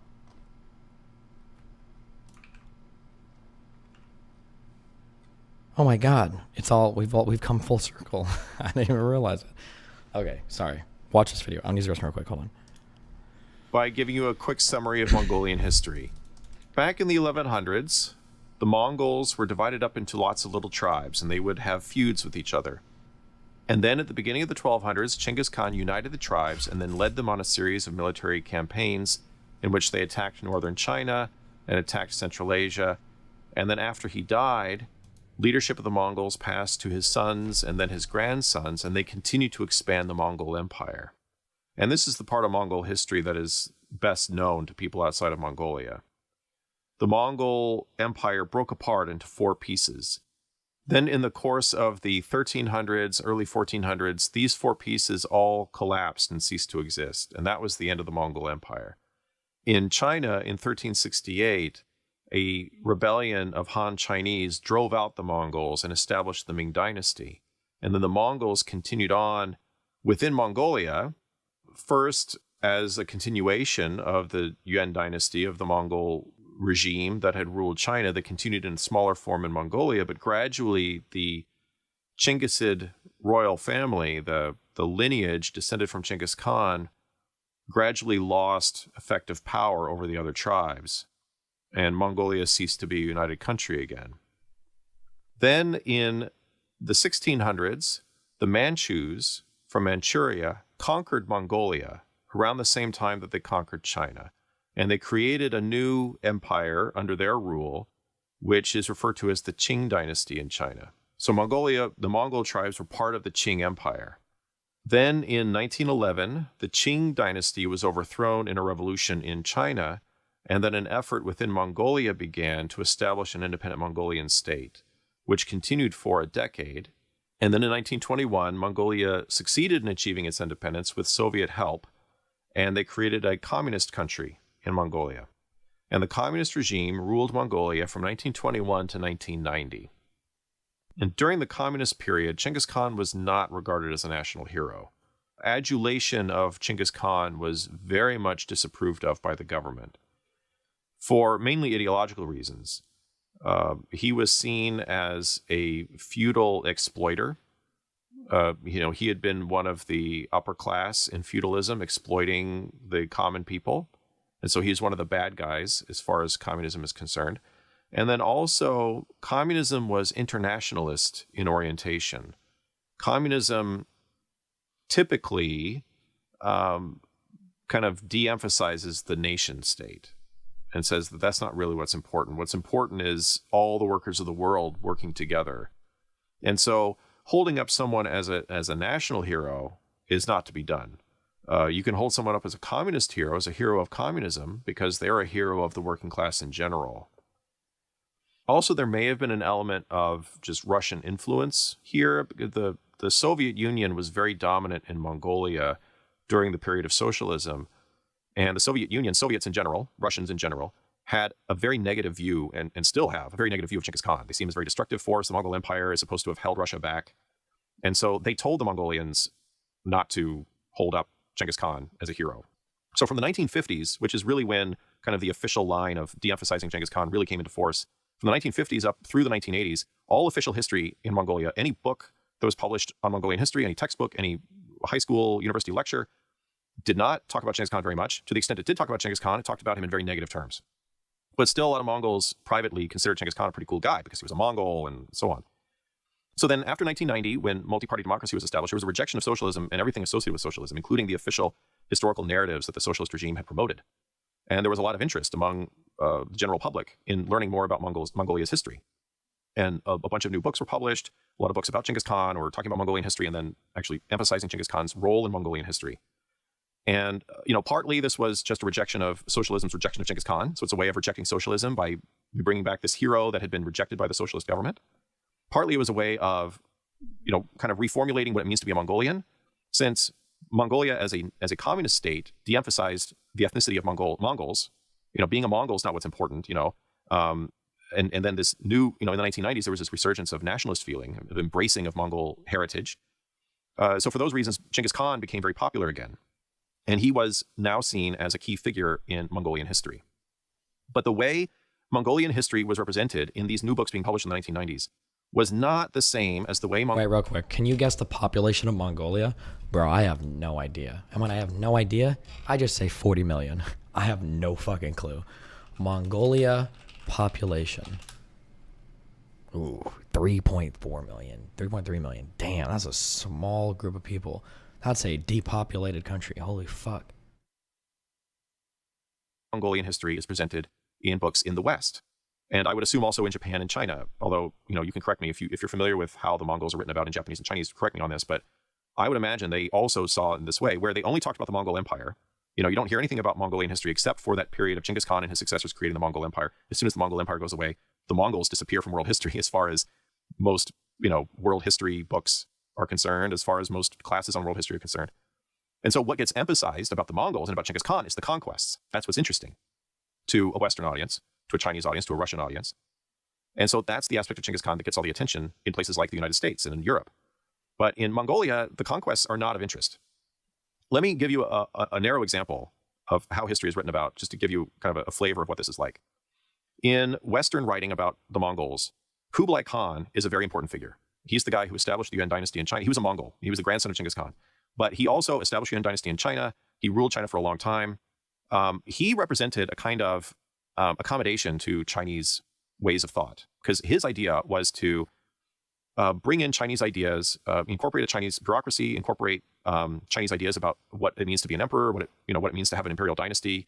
He took a Chinese imperial dynastic name for his family, the Yuan dynasty. That's the dynasty that ruled China in the Mongol period. He created a new capital city along Chinese lines, according to Chinese principles of urban planning. And his general idea was, if we get the Chinese to accept the Mongols as a legitimate Chinese dynasty, they're more likely to go along with our rule. Now, he was opposed at the beginning of his reign by a brother named Adak-Bika, who had a very different philosophy about how the empire should function. His idea was emphasize traditional Mongol values, don't live in a Chinese imperial palace, live on the Mongolian steppe as their ancestors had done. Don't pay any attention to what the Chinese care about. Just be a Mongol and exploit the Chinese. Sure, take whatever you want from the Chinese, but don't give up your Mongol way of life. Stay on the steppe and stay in Mongolia and be a Mongol. That was his idea. Now, in Western writing, when we write about the Mongol Empire, if you find a book about the Mongol Empire and read about it, or if you take a college class about the Mongol Empire, if you watch a documentary about the Mongol Empire, they'll talk about Kublai Khan. He's a really important figure. He's famous in the West because Marco Polo, when he visited China, Kublai Khan was the leader of China at the time. Kublai Khan figures very prominently in the history of the Mongol Empire from a Western perspective. But within Mongolia, Kublai Khan is hardly mentioned. He's a bit player in the history of the Mongols. But Adak-Bika gets a lot more attention because he was the guy who was going to stay in Mongolia and be a Mongolian. And if you think about it, this kind of makes sense because the purpose of this modern Mongolian history writing is to talk about the Mongolian nation state. The history of the nation state. You look at the map, the boundaries of Mongolia, that's the subject of interest. The Mongolian Empire is not the subject of interest. What was happening in Mongolia is of interest to modern Mongolians. So Adak-Bika is considered part of the mainstream of Mongolian history because he was the guy who was staying in Mongolia. Whereas for Westerners, Kublai Khan is considered the mainstream of Mongolian history. Sorry, I might have brutally misframed what do you think. I didn't actually watch this part of the video. I wonder if somebody linked me this. I watched this from 11:25 onwards, so maybe I might have completely flipped with his summary of this. Maybe? Or, oh no, wait, I just saw Gisticle spam caps. Never mind. Just kidding. Fuck you. I was correct. Fuck you, Gisticle. Fucking retard. Bika is considered part of the mainstream of Mongolian history because he was the guy who was staying in Mongolia. Whereas for Westerners, Kublai Khan is considered the mainstream of Mongolian history because he was part of the continued expansion of the Mongol Empire. And it was the fact that the Mongol Empire was expanding, which is the thing of interest to Westerners. So that's, I use that example as kind of a small encapsulation of this larger idea, which is that for Mongolians, within Mongolia, the parts of Mongol history they care about are not the same as the parts of Mongol history that we care about. And this thing about narrative, the way you can think about it, it's kind of like in US history, we have a core narrative that everyone in the US is supposed to learn in our elementary and high school education. You're supposed to learn certain things about US history. There's this idea that there's this core narrative of US history that everyone's supposed to know. And then there are other aspects of US history that are, kind of interesting. You can know it, it's optional, but it's not part of the core story. And so when you're learning about US history, you learn about westward expansion, you learn about the sectional crisis, which led to the Civil War, you learn about the Gilded Age, the Industrial Revolution, World War I, World War II, the Progressive Movement. Those are all things that are considered part of the core of the US historical narrative. US foreign policy in Latin America is not. So whereas for Latin Americans, they might think US involvement in Latin America is a pretty big deal, Americans tend not to pay any attention. People in the US tend not to pay any attention to the involvement that the US has had in Latin America. They're completely unaware of the military interventions that the US has done in Latin America over the years, because that's not part of the core narrative as far as Americans are concerned. Now, how you construct a core narrative is arbitrary. It's just a matter of what people decide to do, whether they decide to put some stuff in the core narrative or put it as part of the optional side stuff. And it so happens that Americans have collectively decided that US interventions in Latin America are not part of the core narrative. They're a sideshow. There's an optional thing you can learn about. If you're really into that particular thing, you might learn about it, but you're not going to learn about it in general. And that's what Mongol history is like. There's a core narrative in Mongolian history that you see in the Mongolian books, where they emphasize what was going on within Mongolia. And there are certain things in Mongolian history that get a lot of attention, like the introduction of Buddhism and the Communist Revolution, and before that, the 1911 Revolution and the struggle for independence. Things like that get a lot of attention. But what doesn't get attention is the Mongol conquest. They're considered a sideshow. They're considered an optional extra thing. They're not part of the core narrative that every Mongolian should know. They're an extra thing, and it's always treated as foreign affairs. So you'll learn about what was going on within Mongolia, and then you'll learn about, if you want, you can also learn about what was going on in foreign affairs in Mongolia in the 1200s, which includes the conquests.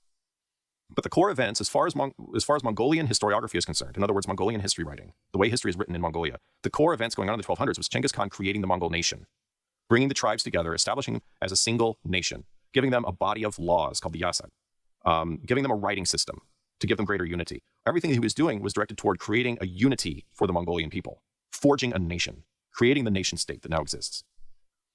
And so that's why Mongolians hold him up as a hero, because they see him as the man who created the Mongol nation, took people who were Mongol, but were disunited, politically disunited, and forged a political union among them to make them a single country.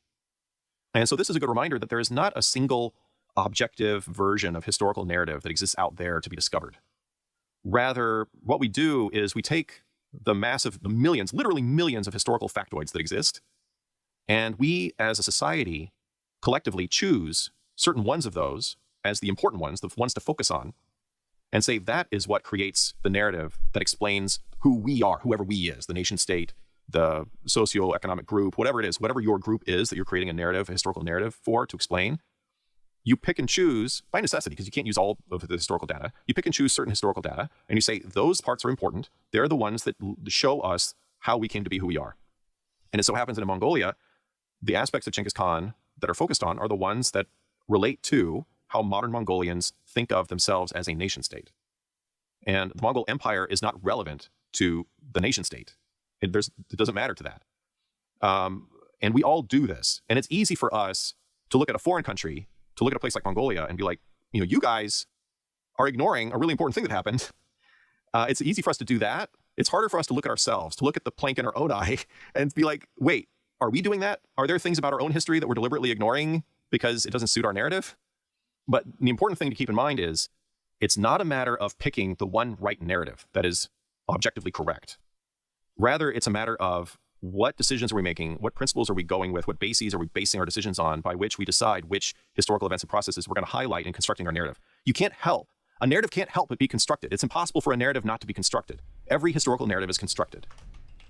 It's not a matter of being like, well, they have a constructed narrative, therefore their narrative is wrong. My narrative is correct because it represents actual reality. That's not how it works. Everybody's narrative is constructed. Okay, I hope that made sense.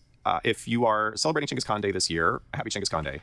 If you're offended by Genghis Khan Day, I apologize for saying happy Genghis Khan Day. I just really like Mongolian history, and this day, each year in November, gives me an excuse to make at least one video a year about it.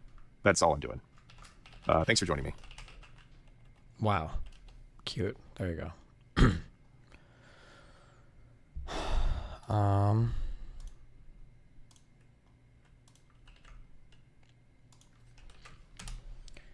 Important link for a dunk on Haas and his Mongol fetishization. No, I'm good. I said no more links. Uh-oh. Hello? It's just a quick one. Because I know you don't look at my DMs normally otherwise. Please don't delete the Romans from, the Greeks from your brain. I just sent you a timeline that you can look at. Wow. That they pre-existed by quite a while before there was a Greco-Roman period and shit, they did a lot. Okay. Please, it's important. Is it though? I sound like I'm being yeah, it is important. Don't fucking say, oh, I'm gonna delete Greece from my brain. Fuck me. The Romans yoinked like so much from Greece. It's insane. Anyway, alright, I'm done. Have fun.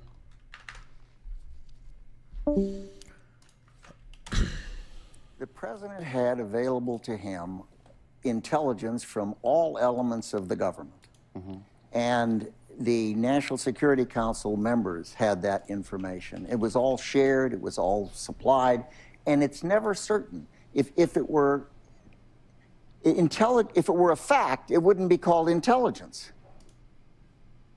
Wait, what is the point of this? This is, am I faceblind? This is Cheney, right? Or is this somebody different?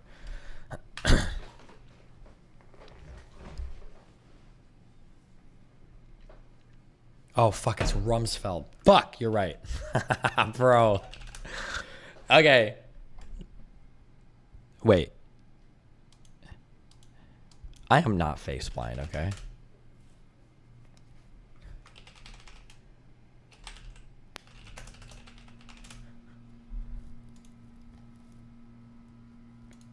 Okay, these are similar looking dudes, all right? They got the... Something is similar about these two guys.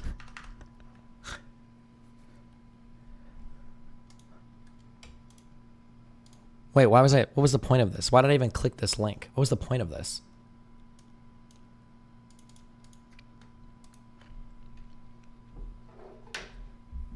I was trying to look for something that looked the same, they're not.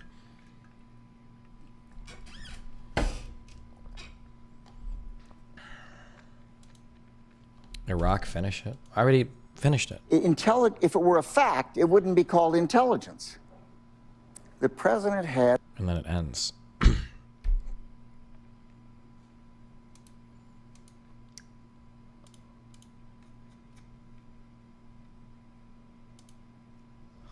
Isn't face blindness a common side effect of excess mushroom/acid usage?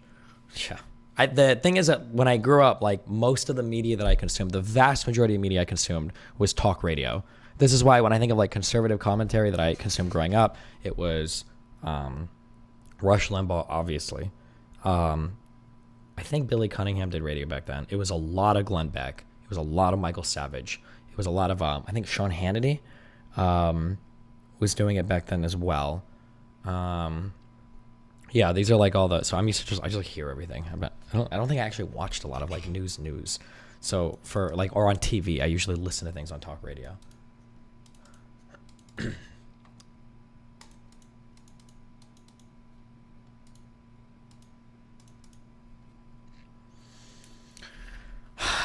Okay, we need to stop postponing shit. Here's an article of Israel undermining the Oslo Accords balance, okay? Let's have our narrator read this for a little bit of balance in our life. I read half of this last night, so. Yossi Beilin is the same age as Israel, 75. He was born in Petah Tikva, Central District of Israel, a month after David Ben-Gurion proclaimed Israel's Declaration of Independence in 1948 and established a Jewish state that would take effect upon termination of the British Mandate. Beilin's name is forever associated with the quest for peace with the Palestinians. As Deputy Minister of Foreign Affairs under Shimon Peres in the Yitzhak Rabin administration, Beilin is considered the architect of the 30-year-old Oslo Accords between Israel and the Palestine Liberation Organization, PLO.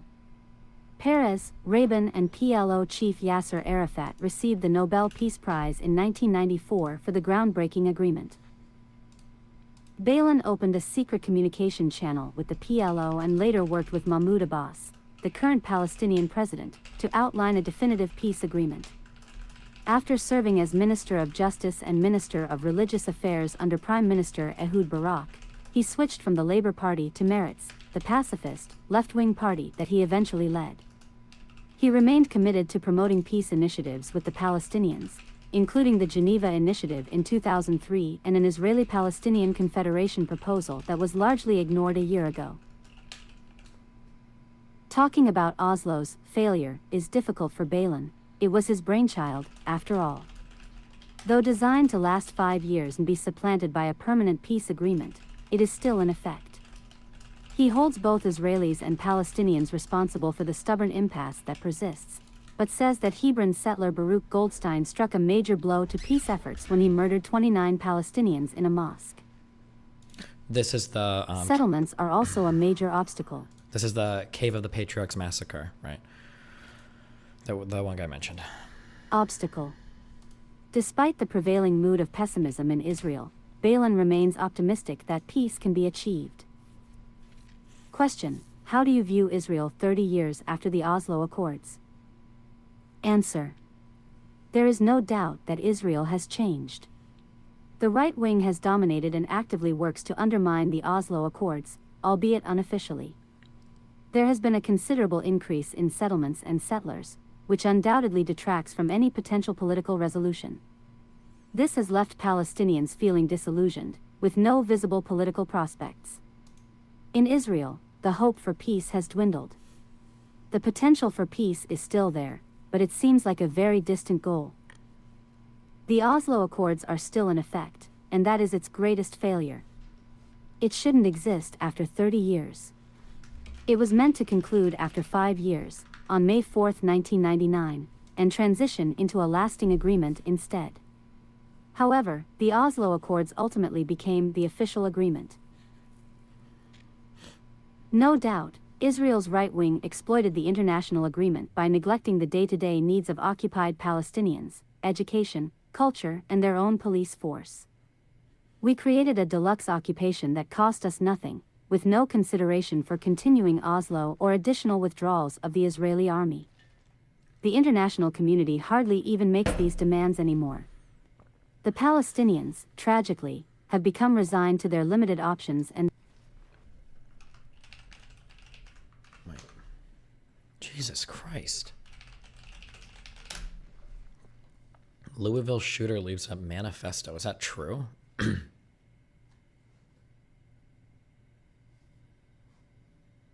I don't care. Fuck. I'm not in a domestic mood. Okay. and this disappointment fuels the divide between Hamas and Fatah. The situation has changed due to all the new settlers in the West Bank, waning Israeli peace efforts, and the fading Palestinian hope for an independent state. The violence on both sides intensified after Oslo, starting with the First Intifada. Did all the parties, Americans, Israelis, Palestinians, view the Oslo Accords as an initial step towards a final solution that established a future Palestinian state? I cannot speak for everyone, although I can say that it was certainly my intention. We didn't write anything about what the final solution should be, and, of course, the Palestinian state was not mentioned in the Accords. Why not? The Palestinians themselves did not want the Palestinian state to be one of the 5 issues included in a final agreement, because it was taken for granted. They said, a state, is Palestine's right to self-determination, which is why no mention of an independent state is needed at this point. It was convenient for us because Peres and Rabin were not keen on explicitly referencing the Palestinian state. They wanted to stress that it was a temporary agreement, not a final one. They wanted the public to understand that it wasn't a revolutionary move, but rather a work in progress. But it was revolutionary, because we formally recognized the PLO. Yossi Balin at his home in Tel Aviv, Thanks. September 2023. Avishag Sharyashev. Deep. 5 years ago, you wrote, "It's not accurate to say Oslo was a failure." What did you mean? Failure means that the agreement's elements or the partnership were not right. So, I don't see it as a failure. However, if you ask whether it achieved its objectives, obviously not. no one can say Oslo was a victory when it didn't achieve its objectives. It's like saying, the surgery was successful, but the patient died. Q. Who is to blame?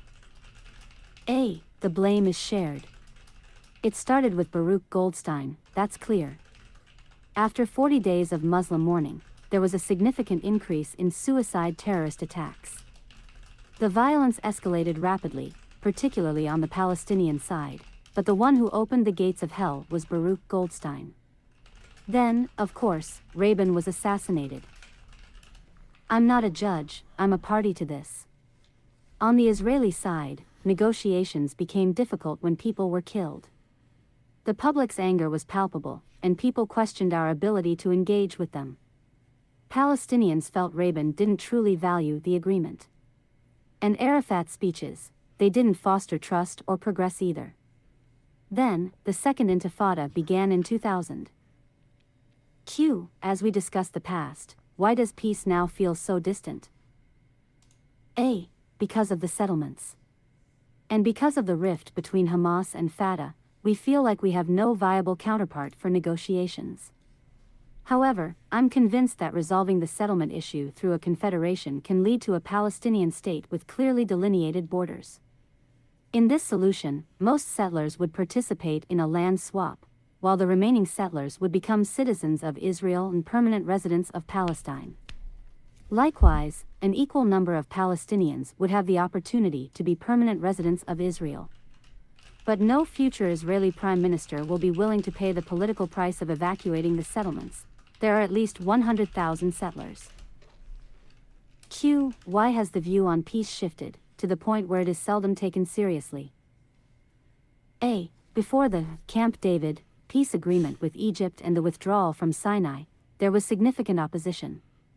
When Menachem Begin returned from signing these accords in 1979, he had the support of 70% of the population.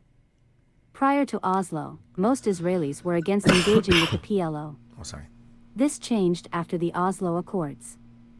The role of leadership is crucial in these situations. The public generally follows their lead in matters of peace and war. When we have courageous leaders willing to take risks, as Rabin did, people tend to accept it. Q. Is the Mahmoud Abbas who signed the Oslo Accords different from the man he is now? A. He remains committed to peace and opposed to violence. Unfortunately, due to his political weakness and the schism with Hamas, Abbas has become increasingly autocratic. The lack of a Palestinian parliament means decisions are made by presidential order. The situation in the Palestinian Authority is troubling. It's heavily dependent on the international community, and there is much corruption and a lack of trust in its leaders. If an Israeli leader emerges who is not beholden to the right wing and is willing to pursue peace, a genuine dialogue can be initiated with Abbas. The world would accept an endorsement from Abbas, which is a significant advantage. This Israeli leader could be someone like opposition leader Benny Gantz or Yair Lapid. He or she doesn't have to be another Moses. Q. Considering last year's elections, why do you believe Israel will change direction? A. Since taking office, this administration has consistently been contrarian. Public opinion polls frequently show that the majority supports the opposition. It's not that people have shifted dramatically from left to right. I believe that there are still good people who seek peace, but the population can be unduly swayed, occasionally too much. Q. Are you optimistic? A. I am not optimistic that peace will happen, but that it can happen. Q. And what needs to be done to make it happen? A. We will change this government. It's a government that will never move toward peace with the Palestinians because it is incapable of ceding Israeli territory. Whoops. Never move toward peace with the Palestinians because it is incapable of ceding Israeli territory. And that is the acid test. The whole issue is about territory. In a government that values territorial integrity above all, there is no room for discussion. Sign up for our weekly newsletter to get more English language. Wow. The guy being interviewed here was the chief architect of the Oslo Accords. Yossi Beilin? I don't know. Somebody linked a thing. Somebody did a subreddit post about like what Palestinian textbooks teach children. I scrolled through some of this. I don't know if it's actually worth going through. It's pretty unhinged. I didn't read his like methodology, like how representative these are of like all Palestinian textbooks, but yeah. Holy Jesus Christ.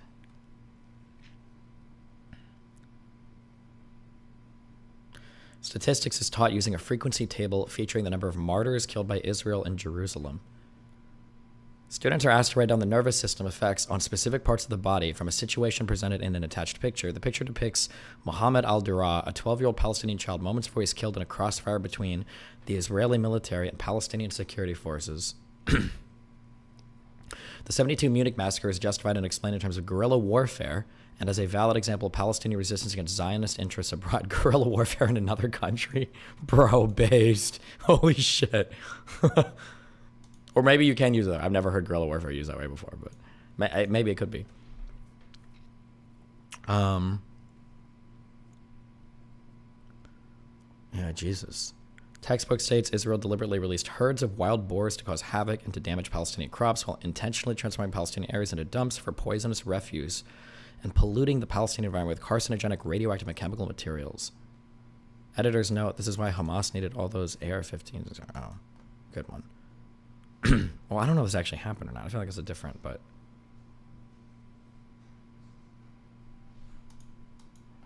Okay, this guy is weird. This map is lame. There was an article on this was legal or not. Fuck, August wanted me to watch this like 2 days ago. The Joe Rogan experience. 7 days old now. Fuck, I fucked you, August. I'm sorry. This is a Zionist tabloid publication, whatever. This guy makes an argument for that the settlements aren't illegal. I don't know what his argument is. And then this is the just cause of Zionism pre-1948 and Arab colonialism in Palestine. Jesus. Okay, I don't know if I'm going to do either of these right now. We can just read these later.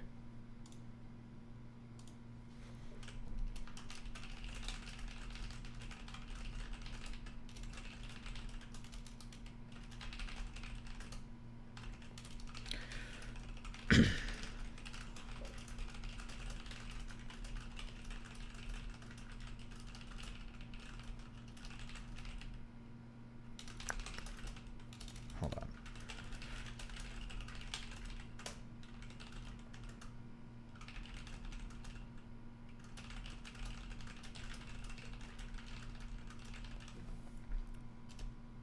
Hardcore debates. Wait, it's Lycan? Arguing with somebody right now?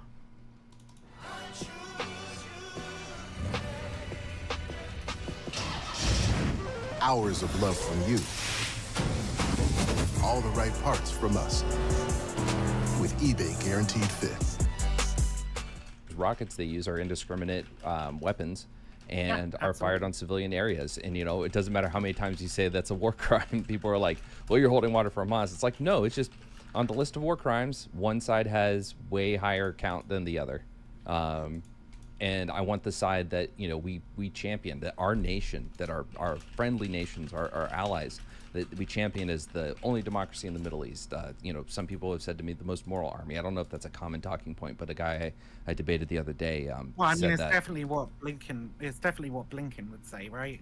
Like, the whole point of the human shields narrative, like Blinken only said the other day, like the difference between Hamas terrorists and the IDF is that we don't use human shields. I mean, we talked earlier about how that's not fucking true, right? But like, it's definitely part of the narrative is that Israel and the IDF are the moral army. Would you guys be happy to open this up a bit to Samantha? Because I know she'd like, because she's got sort of more of the military input as well, and though she might disagree. I mean, is that food? Yeah, sure. Samantha Savage. Oh, yeah, no, not food shops. No, God. Food shops yes, has absolutely no military experience. So yeah. If you have you seen food shops? Come on. I don't know, though.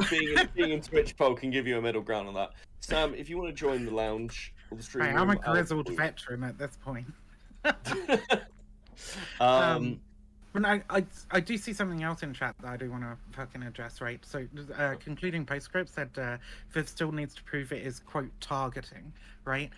First off, I didn't say targeting in the conversation with Wick, no matter how much he wants to try and put words in my mouth and say that I did. But two, like, if you want to push me into the fucking argument as to whether or not they're targeting journalists, like, there are examples of them targeting journalists. We talked earlier about the March of Return and so on, and snipers taking out journalists' fucking kneecaps and shit. They are targeting journalists deliberately for arrest and harassment, right? And there are numerous incidents, especially since October 7th began, and I spoke about two of them, where it seems, and also the UN investigation, as Lycan pointed out, into Shireen Abu Akleh, where it seems like there is no other explanation beyond they were targeted, right? So I do think that Israel targets journalists. I don't have definitive proof that they absolutely 100% have targeted journalists for murder. But the evidence definitely seems to point in the direction of them targeting journalists for killing. Yeah.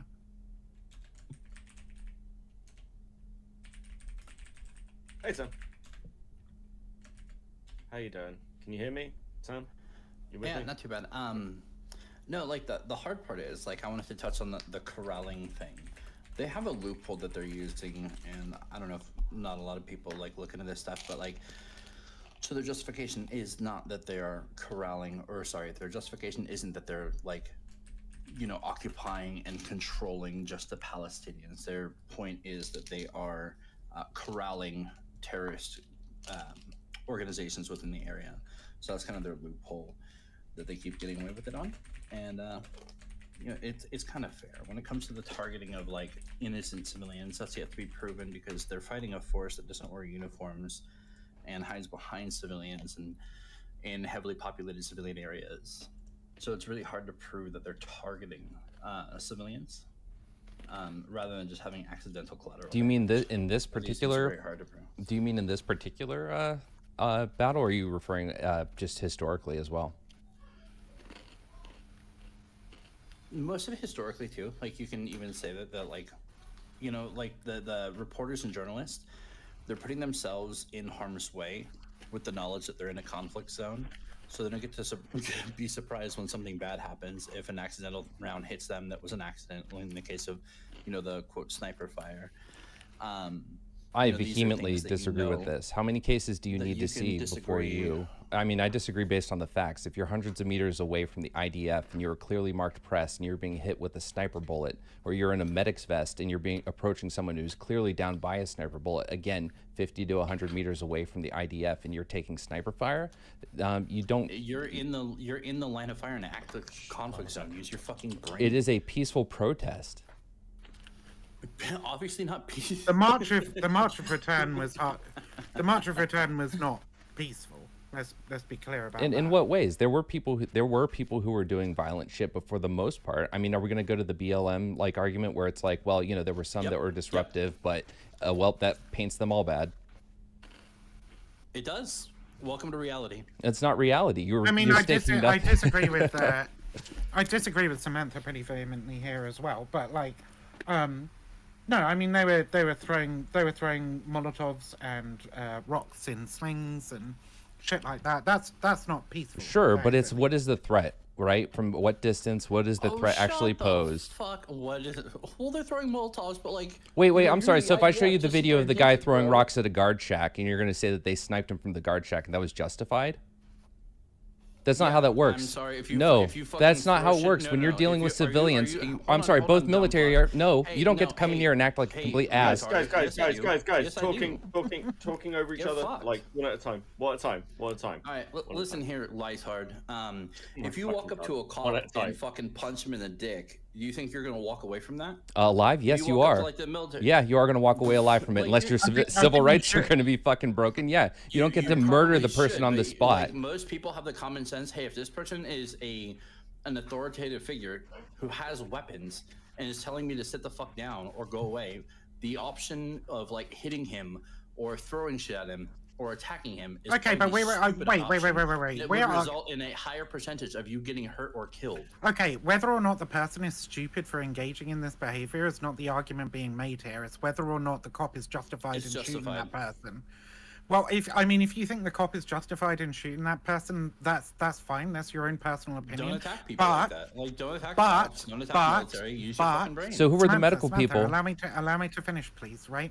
That's your opinion, and it's probably the opinion of some cops because cops are fucking assholes, right? But it is not the opinion of like the International Criminal Court. It's not the opinion of the U.S. Supreme Court, right? It's not the opinion of most liberal Western democracies' legal systems, right? The force used to stop somebody assaulting you has to be at least somewhat proportionate, right? So Not necessarily you when can't you're just outnumbered. shoot. Okay, but we were just talking about somebody walking up and punching a cop in the dick. All right. And I never said it's smart. That's the other thing. I never said the shit was smart. I never said that's a good idea. In these protests, the military does not have the So if they start justification to attacking shoot the medical military people. during these protests, Wait, yeah, I'm it's sorry. probably gonna have some negative You came in reactions here. Beckett came in here lauding your military status. So from one military person to another, do you have a right to shoot a clearly marked military? Oh God, what was your MOS? You were probably fucking supply, weren't you? I'm sorry. What were you? 11 Bravo. Okay, I was 2621. Suck my dick. That's cute. Mm-hmm. Oh my God, this. So instead of doing the MOS, instead of doing the medical, or instead of doing the military dick measuring contest, we can just read some human rights law. Customary and conventional international humanitarian law requires that medical personnel be respected and protected. Similar protection is afforded to journalists and children who do not take part in hostilities. The commission found that the Israeli security forces shot paramedics, journalists, and children who had not lost their protected status. Israel is thus in violation of international humanitarian law. Now, unless you are a person working for the intentional.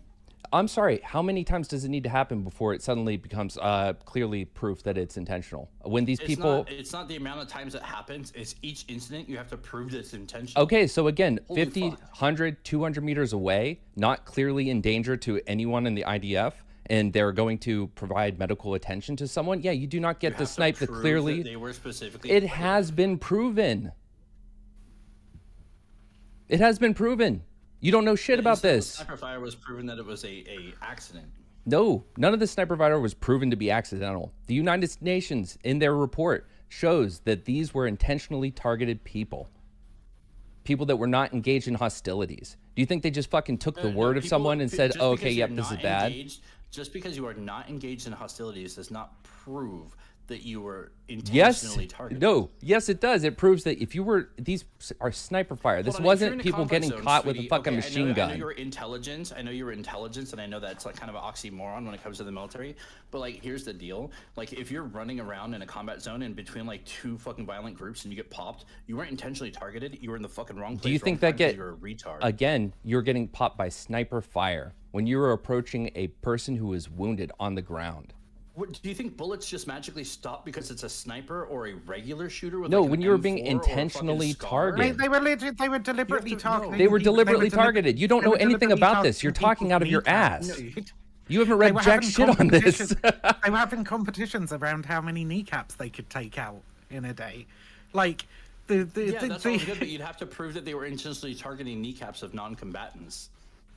Well, okay. Just because a non-combatant wasn't hit doesn't prove that they. Just because a non-combatant had both his kneecaps blown out. Yeah. Wait, does that not make sense to you? Like, just because they lost their kneecaps doesn't mean that they were intentionally targeted as a non-combatant.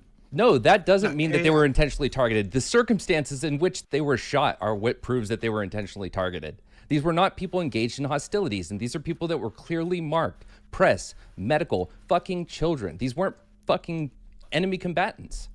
In the UN report, they fucking talk about the situations where people who were engaged in this kind of shit were fucking done. Okay, so you have the authority. This isn't frantic over the fucking trenches, not looking, waving the AK, firing down the street fire. This is people looking through a fucking scope, picking people out, and being accurate enough to have a competition over how many kneecaps they take out. Okay, but that still doesn't prove that they intentionally targeted these people as non-combatants. Well, then how about you go ahead and you read the UN report yourself, and then you can come back and you can tell me where you disagree with the authoritative body on this. They did the deep dive investigations, did the fact-finding missions, and determined that, yes, Israel was, in fact, intentionally targeting these people. Let's the authoritative body, like when all of you fucking... No. Let's instead come here with emotions and just say, oh, well, generalized statements about, hey, if you're in an area where there's some bad stuff happening, you totally lose your authority. Yes, you do not lose, you lose your protective status. You're fucked. Samantha, you gotta fucking chill out and start talking, like engaging in this conversation like an adult, please. I can't deal with the constant shouting over each other shit. Like, I'm fine to have a back and forth, but like honestly, I'm pretty fucking tired. Let's do one at a time. We just take it down a fucking level, please. Yeah, I'll actually be good and step in for a little bit. Right, okay. Let's do like in the slam, okay? Sure. I'm gonna grab myself a drink. I'll be back in 30 seconds. So I go? Yep, go. All right. So the United Nations did a fact-finding mission and investigated each of these incidents. They came back with a conclusion. This wasn't just based off emotions. This wasn't based off of testimony of random people that wasn't further investigated. This was corroborated with photo, video evidence, with testimony, both from the IDF and from those who were targeted and those who were around those who were targeted. And there were too many circumstances for you to just hand wave it and say, well, these are people who were targeted and unintentionally because they were in the line of fire. No, these are people that were being shot by very precise fire in the line of doing their duty and not posing any threat to the IDF. So you cannot just look at it and say, well, they were in that area and there were some people doing some bad shit and therefore they lost their protective status. That protective status was maintained. Medics who were attempting to give care, who were clearly marked with the red crescent on their fucking chest. There were people wearing the giant blue press vests who were targeted and shot. There were children who were targeted and shot. At the end of the day, you cannot contest that unless you're going to actually provide something more substantive than just the vague feelings of, well, if you are around people who are fucking around and finding out, you might find out yourself. Well, is that not a true statement, though? If there were not circumstances that proved it otherwise, sure, you could get fucked around and find out, but... Okay, I'll see that, yeah. Well, I know for a fact that, like, Israel's done some pretty shitty things in the past, especially the IDF, but, like, I'm not going to sit here and say because of these incidents that have happened in the past, we can attribute every time a civilian's popped as an intentional targeting.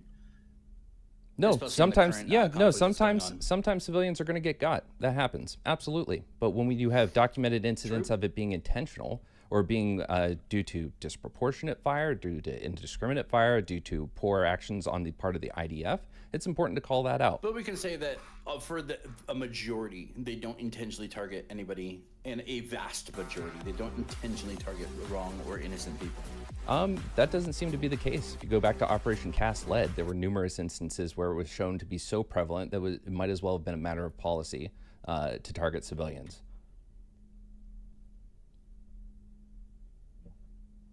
We're trying to remember the time frame. 2008, 2009.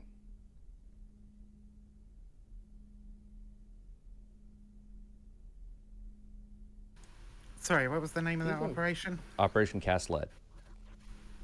Because I was in Tel Aviv in 08. You're saying it in a dumb fuck Yankoid accent. Can you spell it for me? C-A-S-T-L-E-A-D. C-A-S-T-L-E what? C-A-S-T space L-E-A-D. Oh, Cast Lead. Okay. Cool. Thank you. Appreciate you. Okay. I think that was... Oh, they weren't like in okay. They were besieging Gaza, and there was this bombing campaign. But that's still...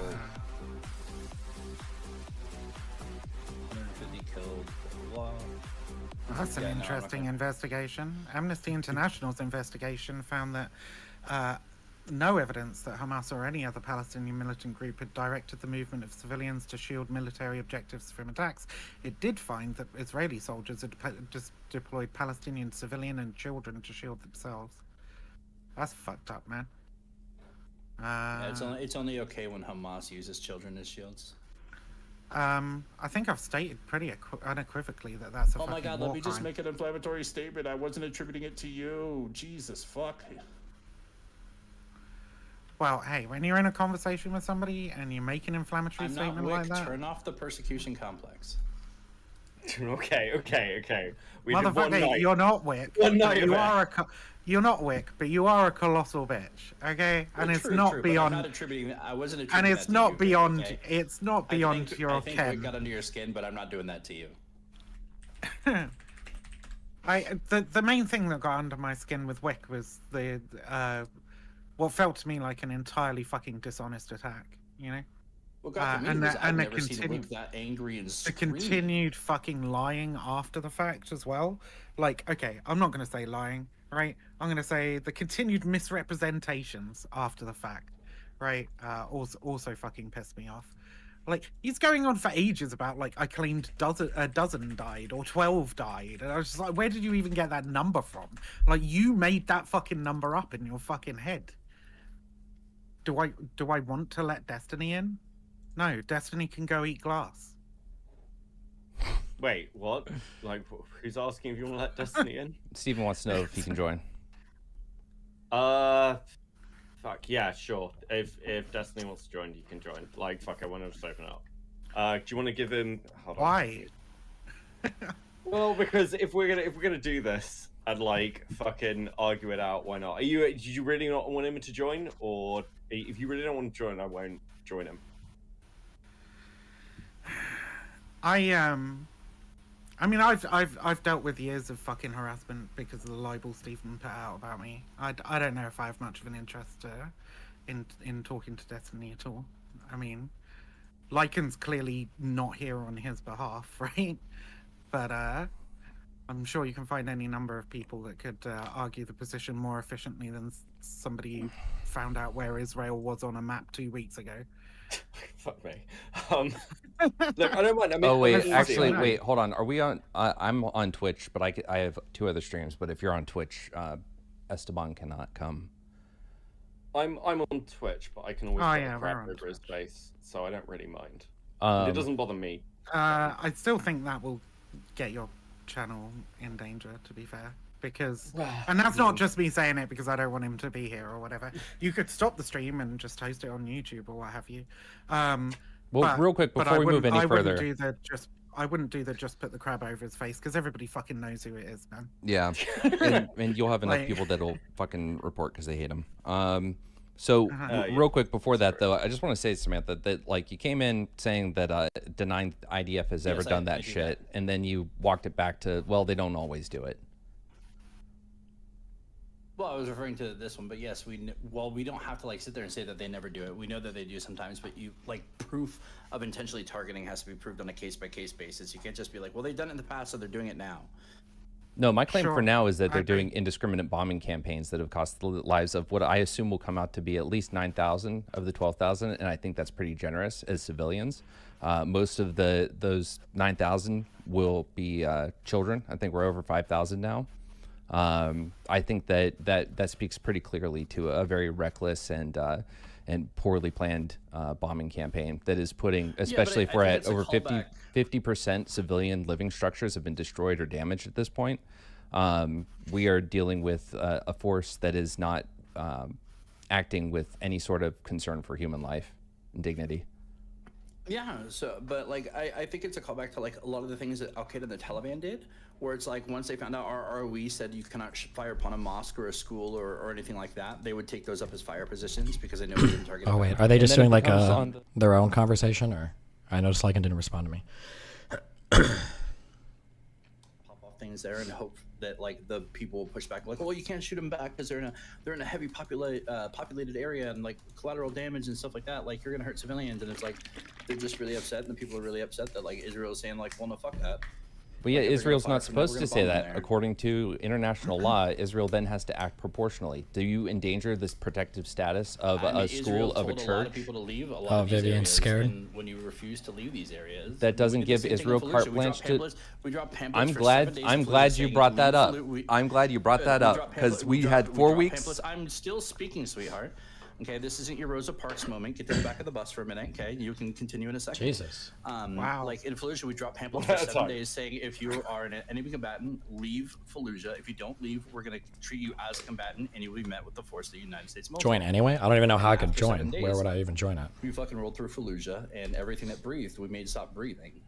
Yeah, so 4 weeks and 6 weeks of combat, and both of those 600 civilian casualties and then 600 civilian casualties. Like you said, we spent days ensuring that as many people as possible could get out. The IDF said you have 24 hours to get the fuck out, and they only changed that after the United Nations and the rest of the West said, hey, fuck that, you can't do that, that's way too fucking much. Do you think they would have changed that They if no still one had changed stepped it, and in? they delayed it Do you think again, they would have and delayed changed it it if again. no one had stepped in?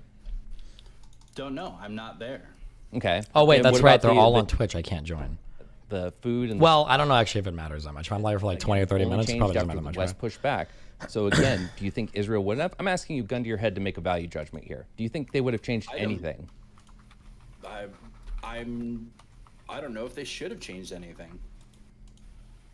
That's a Okay, what I'm gonna say is, I'm happy to flip over to Kick. I'm quite interested because I haven't. Oh shit! I want to see where that goes, especially with the research. I've seen I'm almost gonna- no fucking content from Destiny on this. Yeah, I want to. He's I'm done a gonna ton. keep this. I'm gonna keep this. Oh, I calm. know he's done a No. ton. Yeah. Um, and I can so what imagine I'm what gonna his do- position will be. It will be whatever he thinks will piss off the most lefty of lefties. Oh fuck. Okay, yeah, I'm actually kind of entertained to Wait, see where isn't this that goes. my Look, position? I'm gonna keep this fucking reasonable Probably. though. So I will actually start active modding. What I'm gonna do is I'm gonna flip over to Kick. Like if you're speaking to Destiny, what I'll do is I'm just Wow, gonna Lawson, thanks for the drop 20 bucks. An invite into the group chat. Can you send that over to him? Yep, can do. Is that all right? Yep. Because I don't think he's in my server. Fuck, I can message him myself, I suppose, but we'll put it in. We'll see how it goes. I am going to flip over to Kick. So for those that have it, that's fine. I'm not going to raid us out or anything. I'll be live there in like 2 minutes. Okay. Right. So I'm going to stop streaming. Go to the Kick channel. It's in the text chatty thing. Thank you, Hoz. And I'll see you guys over there. I think I've ever even been near Kick. It is a hell site. Okay, I'm cool. not surprised. I'm just flipping over. Seeing who set the whole fucking thing up. Yeah. Not surprised at all. So let me just do that. That.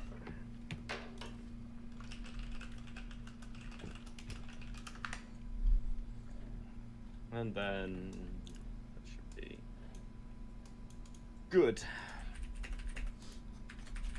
Okay. Just pop up chat. So, see it? Would help. We're live. Okay, cool. Right, we're live on Kick. It should be fine. Hey, what is this? That. Full version of Palestinian Cool. medic picking up a Right. gun, giving it to an innocent civilian to keep the fight. What is the video's I not just here?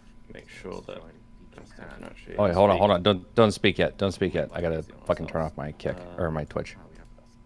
Everyone, come over to same channel, Like and Cooks on fucking either YouTube or Kick. Oh, wait, hold on. Don't speak yet. Don't You're on speak yet. Kick I gotta too? fucking turn off. Every my- Yeah, motherfucker's baby. on my Kick Twitch. nowadays. Everyone, come over to Oh, of course you same would be. channel, You're Like and part of Cooks the on BGG fucking. You gotta swing over there. Fucking. Hell yeah! great. I listen. I'm trying to catch everywhere. Understandable. We can multi-stream now anyway, right? Yep. I could multi-stream Twitch, Kick, and YouTube if I could be bothered to start streaming again. I have considered it over this shit, to be honest. I've genuine. I said to you earlier, didn't I, Becky? Yeah. It's No, like, it's might boot up my own stream, honestly, for the first time in a couple of years. Streaming going. Right, cool. Liking you good? Can people say things now without you getting muted? Yeah, let's do it to it. Yeah, cool. Hi, Destiny. How you doing, buddy? Hey, pretty good. What's up? Wait, can I say slurs on Twitch? On Kick. This is on Kick, so... I say slurs on Kick. Which ones? Fucking amazing. Yeah, you can What? actually do that now. Which ones does it matter? I just want to call myself a trading faggot on stream and not get somebody's channel taken down, you know? Awesome. Awesome. Oh, I can say faggot. Bro. Okay, amazing. Hey! Right, okay, we're gonna Whoa, this place is quite good, actually. We're gonna reset slightly. So we've got. I do not approve of the slurs here. Arguing Lycan. Destiny, welcome. Lycan, do you want to just take it from your last point, and we'll just sort of go from there? I think the overall point is that civilians and press and medical staff have protected status, and I think it's very important that when there are wrongs that are done and it is proven that they have been unfairly targeted, that their protective status was violated. Like we went over with the UN report for, what's her name? For Abakla, you know, I think we need to take these seriously, and that when we're talking about our ally, we hold both the Gazans and IDF to the same high standard. And just because the Hamas will fail to meet that standard doesn't mean that when it comes to Israel, we get to say, well, they put their people in harm's way and, well, they get to get targeted. No, we have to account for the fact that while, yes, those structures will lose a lot of protective status, the civilians there and the structures themselves still need to be considered when the IDF decides their course of action, which means you don't get to just drop a bomb on it. You have to choose whatever means possible to limit damage to structure and civilian as much as possible in relation to the threat posed. And the fact that 50% of civilian structures, unless we think Hamas is playing some sick game of whack-a-mole and moving from point to point to point, to the point that at each time they move, they are a significant threat to the IDF, which isn't the case, and I don't think anyone here is willing to argue that that is the case, then yeah, the actions of the IDF in this war and wars past have been disproportionate and illegal. I don't know if I'd say like a significant threat to the IDF necessarily, but that's kind of not the point of a military force, right? It's not about the significant threat to the military force, it's the significant threat to civilians. Sure, and again, like what is the justification for taking out 50% of civilian structures? Is it a significant amount of death that is caused on a daily basis from rockets launched from those points? Like in the engagement of this war, we have 10-7 massacre that happens, and IDF wants to take action, and I do not fault them for that. What I do fault them for is 12,000 people dead in 6 weeks. What should the number be? Way lower. What should the number be? I mean, don't do gotchas with me, man. Well, no, but you're saying the number is too high, implying that you know for a fact that it should be lower. So my question is, what should the number be, or what should it be around? At this point, at the rate that, like, I think it was like 286 a week during Operation Protective Edge, where it should have been a ground invasion. So yeah, I'd say we should be probably. Well, how many bombs were dropped in Operation Protective Edge? Significantly less, but again, you can't justify the use of the bombs and say, well, hey, they're all hitting military targets, right? Again, well, do we know what the justification? Civilian infrastructure. Do we know what the justification? What was the first point that I made, Stephen? What was the first point I made? The first point you made was that there were too many civilian casualties. That's what I heard. Right. And so did you hear the part where I said, no, did you hear the part that I said, where I said that the bombs being dropped and the significant amount of infrastructure that is damaged, no one can reasonably say that each one of those targets was a critical point that had to be taken out. Well, I don't know. What's an example of like a bombing that was clearly like unjustified? You're playing a gotcha game because you know I can't speak to every single bomb that was dropped and the motivation for it, but I can make a critical bit of analysis. Well, I would say, on the contrary, you're playing the gotcha game because you keep throwing this 50% number out over and over, which we both know is not true. I don't know why you keep saying that number. The 50% number is bullshit. You keep throwing that number out as evidence that clearly improper bombing is taking place, but I don't know what is there any. Wait, I'm sorry. Are you sure you want to say it's bullshit? Because we went over this one on your stream together. Yeah, initially you had said 50% of homes were destroyed, and then when we looked for the original number, it was 44% of homes were either damaged or destroyed, and then we found the original number. I think it was like 10% of homes were considered unusable, and the rest had some type of damage. If you want to find the original one and tell me that I'm completely wrong, you can do it. But you keep saying like that 50%, like 50% of all residential neighborhoods. I've gone between saying damaged and destroyed this entire conversation. So if you want to hit me with that point, sure. I will say that 45% have been damaged or destroyed, but I have the number right here, and this is from 3 weeks ago, and I think we're over 50% now. Okay, so well, if it's a highly dense area, if you bomb one place and like a debris hits a building and like a window breaks, that would qualify as like the probably damaged building is with a window broken, right? But and everything, yeah, sure. I mean, if we're gonna say that, yeah, just windows broken, partially damaged, sure. Yeah, so then the question is for any of the strikes. 40,000 destroyed. 40,000 housing units destroyed. Okay, sure. Do we know for a fact if any of these bombings were completely unjustified? Do we even have an inkling of that, or are we just going by the numbers? No, I'm saying that I think a significant number, based on the number of casualties and the number of infrastructure destroyed, I think that it is completely justified to say that these were not posing significant threats. You're totally that's coming from nothing. You're pulling it out of thin air, though. Okay, Stephen, define for me when you have justification to attack a civilian structure that is protected under international law or a structure with civilians in it. If the structure is being used, dual use as a military purpose, it loses its civilian protection status. Number one. No, it doesn't entirely lose the status. Hold on. Yes, the status becomes compromised. No, that compromise means you lose it. You lose the status. No. Do you still have to consider? Do you still have to consider the civilians in when you choose how you're going to go forward with the method of attack? Yes, but that's true of every single structure you attack. It's considered a military target, but even on military targets, you have to consider like civilian collateral damage. So you do. And do you think that utilizing these bombs are the most effective method of attack? Well, that'd be my guess. I haven't heard the U.S. suggest anything different. I haven't heard anybody else suggest anything different. So I don't know. If there's a more effective method, I haven't heard it yet. Everybody keeps saying there is. The more effective method is a ground campaign, which they should have done from the first week. They do their bombings of initial key infrastructure, which is probably still going to cost a significant number of lives. But they go in after that and they do a ground invasion. You're going to lose far less people, and your troops are going to have to be far more discriminate in what they attack and how they go forward. If you're going to take out a weapons cache, if you're going to take out, a stronghold or anything like that, yeah, it's going to be a little more difficult, and it's got to be done in a way that takes into consideration the minimum loss of civilian life. First of all, there's no obligation for minimum loss of civilian life ever.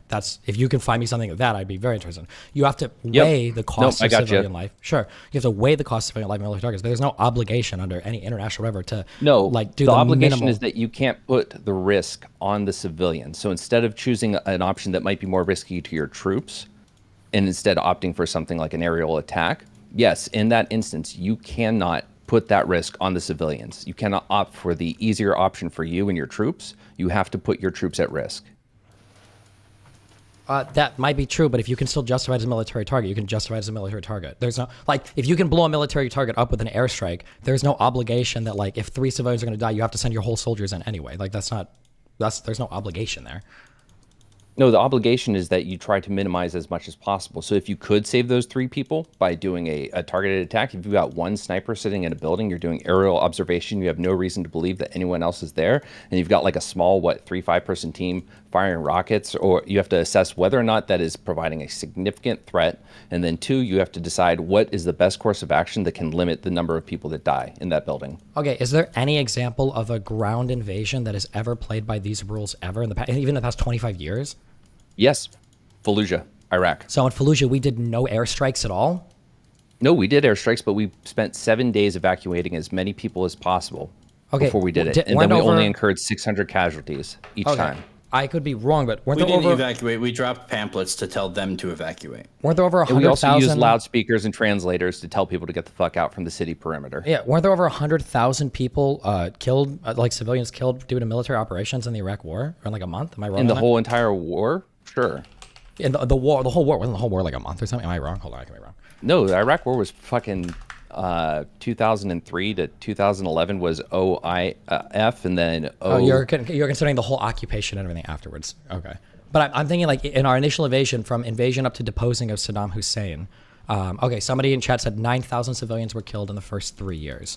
So we were still bombing things, right? Where we probably could have sent in ground forces anyways. But it sounds like your argument could be used to you should never bomb anything ever because you can always go in with ground forces. No, you bomb key known military targets, and you do so in a way that is going to minimize civilian casualties. Usually when we're in a war against someone like Saddam Hussein, we know where the military targets are. We're bombing bases, we're bombing airstrips, we're bombing weapons caches on military bases, but we're not bombing the middle of cities with no significant issue. I think we might have bombed the Parliament building, perhaps. I'm not sure. But for the most part, we are bombing key strategic targets. And so my point with Gaza City is that it might take some time, it might be protracted, but Israel is now in a heightened state of alert. The chances of another 10-7 coming over the border are significantly lower now after 10-7, and that the threat that they have to minimize is going to be the threat of significant death to civilian or military in any grand capacity. And then you use ground troops and you come in and you neutralize key targets from that point on. Like a question. So like with how we did things over there, right? So if we had ground troops in there, we still did bombings with ground troops, right? Because we call in casts, right? So like, of course. Okay, so ground troops isn't going to stop bombing. It's going to do just more targeting, like localized targeting. You're still going to end up with civilian casualties. I'm not arguing against it. They are still going to take fighting positions in buildings full of people, because this is what they do. And Literally we're going to have to nobody call in a has said- JDAM or something on there. Literally nobody has said that no civilian casualties should be incurred at all, ever. And if you kill a single civilian... So you're fine with civilian casualties. You just want other people there to be able to up the amount of casualties that would be in the area. No. That the force incurring those casualties should take whatever means necessary to minimize the civilian casualties while attaining their objective. Okay, that works great when you're fighting an army that has rules of engagement and tactics, not when you're fighting a terrorist group of jihadists who love to run into heavily populated areas to do the fighting in hopes that we won't return fire. Okay, so if you have a bunch of fucking terrorists run into the middle of New York, then dropping a nuke on New York to get rid of those terrorists, Nobody's fucking dropping bad. a nuke. Very fucking That's like bad. a I never said horrible, they like, were. example. Never said they were, right? But we're talking about ridiculously disproportionate means of wiping out those terrorists, right? Like, obviously, everybody would view that as a moral abomination, right? So there is at least some fucking bar here that you and I both agree you can't do just to kill the terrorists because they've walked into a built-up area or whatever. There is going to be some bar. I think we all agree with that. Like if like 1 million Palestinians have been killed so far, we're like, this is insane. But we also, I think it's important to understand that does everybody here agree that Hamas... 14,000 now, isn't it? Yeah, that Hamas by design is trying to maximize civilian casualties? Do we all agree with that or no? I mean, I mean, I don't know if okay, depends how we're using the word maximize here. Yeah. Yes, like when we're talking about Islamic terrorism, generally speaking, we're talking about like targeting of civilian targets as opposed to military ones, because if it's impactful, and this is like pretty well laid out in the literature anyway. But there's a historic precedent with this of like the targeting of athletes, for example, because you know it's going to have the effect. And generally speaking, it's the same reason we don't see terrorist groups attack things like energy grids much, because they're not looking at infrastructure or military damage, they're looking at effect of public consciousness. So yes, by design as a terrorist organization, then or a militia, their modus operandi is going to be different from a normal military. Do we all agree on that, or do we disagree on that? We should say that. Do we all agree that Hamas, maybe I won't say maximize, but Hamas wants as many civilian deaths as like they reasonably can? 100%, yes. I could concede to that. Yeah, sure. They know that there's going to be a PR benefit to more civilian deaths. Okay, so does Vivian agree to that or no? I'm not 100% sure. I think it's possible, but I can't fucking read them. When October 7th happened, I went on this tour of like talking about the fucking Zarqawi method and how jihadist terrorists try to show the face of evil to the West and then the face of utopia to the people that they want to recruit. Right, that's the sort of TLDR Zarqawi 101. But like, one thing has disturbed me so far is that we haven't seen brutal execution videos of hostages, right? Which is something that I'd expect to see from an Islamic jihadist group that is using this this kind of propagandist tactics. Do I think that Hamas are okay with civilian targets being hit and a lot of civilians being killed because it's like it works out good PR for them? Yeah, I think they probably are. Wait, just as a quick question, has Hamas ever done videos of executions? I off thought that the was top like, of I my know head. ISIS does. I know I've seen others from, obviously, Well, yeah, Al Qaeda did and Al everything. Qaeda and Yeah. so Al Qaeda and ISIS are the groups that you would most typically associate with Zarqawi. But like since then, obviously, a lot of other kind of groups around the world have learned from Zarqawi, right? Even going to like the base in the United States, you know, the fucking weird ass neo-Nazi group, right? So, but it's just that if they were following this particular method of propaganda, I would expect to have seen some executions of hostages by now, like videoed executions of hostages by now. That's not something I've seen. Maybe they're out there. I don't know. Maybe I'm not aware of them yet, but I haven't seen any so far. But anyway, what I will say in response to your question is, I think they're probably okay with civilian max casualties.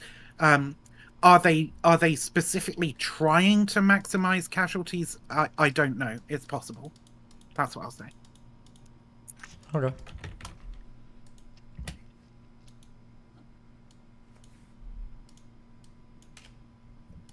Give me 1 second. We might add one other person. Oh God, fucking who now? Somebody who's apparently IDF. Ugh. Could be helpful. Right. Not fucking Rafi. Wait, what? Do we need another pro-Zionist person here? Do we need that right now? I don't know if we need it. Like we'll see how this is going for the Zionist side. I don't know if Zionist is. I mean, we're not really even arguing Zionism or anything like that. No, We're just not arguing really. about whether or not the military actions are justified. I mean, at base, is there any common ground between anyone here that, when looking at the actions, going, what is justified then? So at what point, for those that are condemning the actions of the IDF, after October the 7th, are you like, okay, well, that was too far? Was it like the immediate retaliatory bombing? Was it the ongoing incursions? Was it the blockades of water, gas, and power? I mean, it was, yeah, sure. It was the, now, someone in Stephen's community continues to say that they did not give them a 24-hour notice to evacuate the strip. I have yet to find a counter source to this, and I've searched it every time that point's been brought up, so someone can please provide me that link. Very much appreciated. But I will say, until I provided that link, the 24-hour warning to get the fuck out of Gaza, where I do not believe that Israel would have ever changed their mind on that if it hadn't been for any sort of significant Western pressure. The continued blockade, or the escalated blockade of food, water supplies to Gaza, and the initial airstrike, I'd say about 48 to 72 hours into Israel's retaliation, they had gone too far. The significant number of death in relation to any threats posed, yeah, I think that's a pretty big issue. And then I have another. Go ahead. Would you say that about other wars though? In what case have we committed that kind of an immediate civilian slaughter? Afghanistan. We were there within 18 hours, dude. Come on. We were there, but again, we weren't bombing fucking the middle of Kabul city. We were bombing mountains. We were looking for Taliban and Al civilians Qaeda didn't live in mountains strongholds. too. Like, you have to understand, like, we did that like very quick, disproportionate, like not disproportionate, but we did a very quick response to Afghanistan. There were civilians living amongst the Taliban in the mountains. Korangal Valley had, like, it was the Not by Taliban any stronghold, significant but it was measure, also had a sure. ton of civilians. Not by any significant measure. So I'm then, what looking is at the the number that's timeframes of acceptable to these- you? Listen, What is I the number? said So that we if have this that kind is of going- response, but now you want to shift to like, well, it's a number. I'm not shifting not in that anything. What I'm scale. saying is that, yeah, if you look at 6 months and not 12,000 people dead, most of which are going to be civilians, half of which are going to be children, yeah, I'm going to take a huge issue with the time frame. Take your fucking time, be strategic. If you want to go after this enemy, absolutely do it, but do it in a way that takes into consideration international humanitarian law and the lives of civilians. I honestly don't think that. I think that whatever response Israel did, like, the world would be up in arms and fucking crybaby bitch shit over.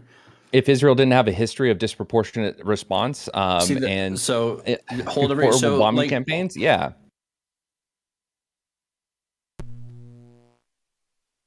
What would have been okay? So I think this leads back to like the earlier conversation about the a military occupation versus kind of air force striking. If I'm just wondering, right? Like, if some nut job militia came out of fucking Alabama or whatever, right, and started murdering random civilians in neighboring states. What fucking states neighbor Alabama? I don't fucking know. But started murdering people in neighboring states, right, and then went back to Alabama. And they're all sort of like hiding out among the town or whatever, like, and the U.S. Air Force did to Alabama what Israel's done to Gaza. Like, would you be okay with that? Wait, hold on. Before anybody gets that, Vivian, I'm gonna say that this is a horrible analogy. Can you guess why? I can guess why. It's the point that I'm going to argue with you about. But do you have an answer to the question first? No. The analogy, I'm going to reject the analogy, but I'm curious if you'll know why I would reject the analogy, because it's a ridiculous analogy, and you've made like 3 of them so far. I'm curious if you have any idea why, or if you are truly thinking these are good analogies. I'm just curious what you'll say. If I'm going to reject the analogy, why would you think I would reject any of these analogies? Well, I think you're probably going to reject the analogy because you're going to say that that Alabama's like part of the United States, right? And that those are American citizens, as opposed to Gaza, who are ostensibly under the governance of Hamas.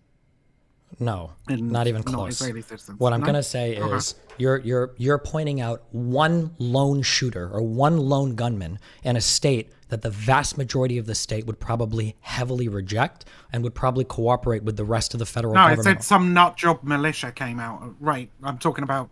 Even a decent nut amount job of people. militia. Notice how you have to phrase that, nut job militia. What if you made it Yeah, more accurate? like What if the you nut said? job What if you Hamas said? terror. What if you said that? What if you said that Arizona was being invaded by the LAPD? That the LAPD grabbed 50,000 officers. They would cross the border into Arizona to shoot and kill people and then go back to California. And that when the federal government was like, we need to see these shooters, and they go, sorry, we're a sanctuary city. We don't cooperate with the federal government. And then these attacks continued for 20 years. At that point, and let's say that the citizens of LA were like, they haven't held elections for a while, but, we did vote them in, and we do think that we need to be violent against Arizona because it's fucking Arizona. Jesus, who likes Arizona, right? But also the LAPD was funded by China, No, Russia. we don't even need that part. North We don't even need Korea. that part. We didn't need This that is part. difficult for me because my knowledge of American geography is about as good as Stephen's knowledge of geography. in general. Okay. One at a time. Stephen, so with that analogy, or we can go with like Tijuana and the Wait, cartels, right? No, wait. Hold on. I want Vivian to engage with that. I want Vivian to engage with that. The police force. Right. So of you're a talking neighboring about state- the length of the situation, right? No, I'm talking Okay, about but the what's the- fact that it's the representative police force of a region that ostensibly has some kind of support from the citizens and is like operating in a territory with said citizens, then they're going over and doing terror attacks on a neighboring state. Okay, cool. In that situation, would you be okay with the response from the American government? If the Being the American same as government Israel. said, if the American government went to California and said, California, you need to turn these people over, and California says, not only we're not going to turn these people, if you try to come in and get them, we will fucking kill you, and we're going to start hiding these cops in like civilian houses and shit. If at some point these attacks continued against Arizona, the U.S. government's like, okay, well, we're going to start marking houses and bombing parts of your cities if you're not going to do anything about this. Yeah, I think that there is a stronger argument for the federal government there to do violent intervention. Yes. Okay, because I mean, like mainly my point with that is that they're still, that these people are at least to some extent the responsibility of the Israeli government. We're not really talking about a war between two foreign powers. Like it's almost a civil war. How is it a civil? It's not a. How is it a civil war? Well, because Israel occupy Gaza, right, and a military occupation. Does an occupied territory become part of a civil war if it's an occupied territory? I said it's akin to a civil war. It's not right? akin to a It's civil war. not A the civil same war as, is two of the same people fighting against each other. Pretty sure Palestinians would rope you if you called it a civil war because I mean that's considered themselves the same people as the European settlers that came in. A civil war is not. Okay, a civil war is not necessarily two of the same people. It can be two different ethnic demographics, definitely. Two different religious demographics, definitely. Right? It's that these two people are united under one government, right? Which is essentially the claim that I'm making is that at least to some degree, Israel governs Gaza, right? Israel does not govern Gaza. Gaza. They have blockades and stuff, but it's not. They're not governing it. There was a separate government. There is a separate. There is a separate government. You're absolutely right. Right. That's why I said to some extent, Israel has control over Gaza. Right. Israel is a governing force in Gaza because it controls certain things about the way people get to live in Gaza, especially what resources they can have, but also where they can go, what they can do, etc. Sure. I mean, if you want to do it akin to a civil war, I mean, if that's the case, then you probably would expect to see this level of destruction. Then, right? How many didn't over 500,000 people die in the U.S. Civil War? Like, there's a lot of. I mean, if that's the comparison you want to go with, but yeah, to put it in super simple terms, like I think Israel has as much responsibility, or nearly as much responsibility, for the citizens of Gaza as they do for their own citizens, right? The people they would actually consider their citizens, and especially even more so in the West Bank, right, where they're still fucking murdering people. And also where Palestinians are murdering Israelis and other terrorist groups are murdering Israelis as well, right? Sure, yeah. Okay. Yeah. Palestinian terror groups are murdering Israelis, and Israeli terror groups are murdering Palestinians, and the Israeli state is murdering Palestinians, and the Israeli state actually has appointed ministers within its administration who are members of terrorist groups, or who were members of terrorist groups that have murdered Palestinians. Yeah, and in Gaza, you have a devolved government, let's call it, right, in Hamas, who are terrorists who've murdered their Israeli citizens, etc., etc., etc. Right? But my point that's is fine. that And the leader of Israel, the leader of the PLO, the moderate Palestinian government that the rest of the world is hoping to hand shit over to. Okay, Abbas, his PhD dissertation was literally talking about the relationship between Nazism and Zionism. Nobody has any fucking faith in Abbas. Everybody's like, fucking Abbas is useless, right? Even in the West Bank, nobody has any fucking faith in Abbas. Anybody proposing Abbas to take over is a fucking idiot. All right, but like, okay, that's a trend, by the way, in Palestinian leadership, that nobody can lead them because they're all fucking terrorists or insane. That's not like a unique thing with Abbas. As a pretty opposed broad to statement to make about all Palestinians.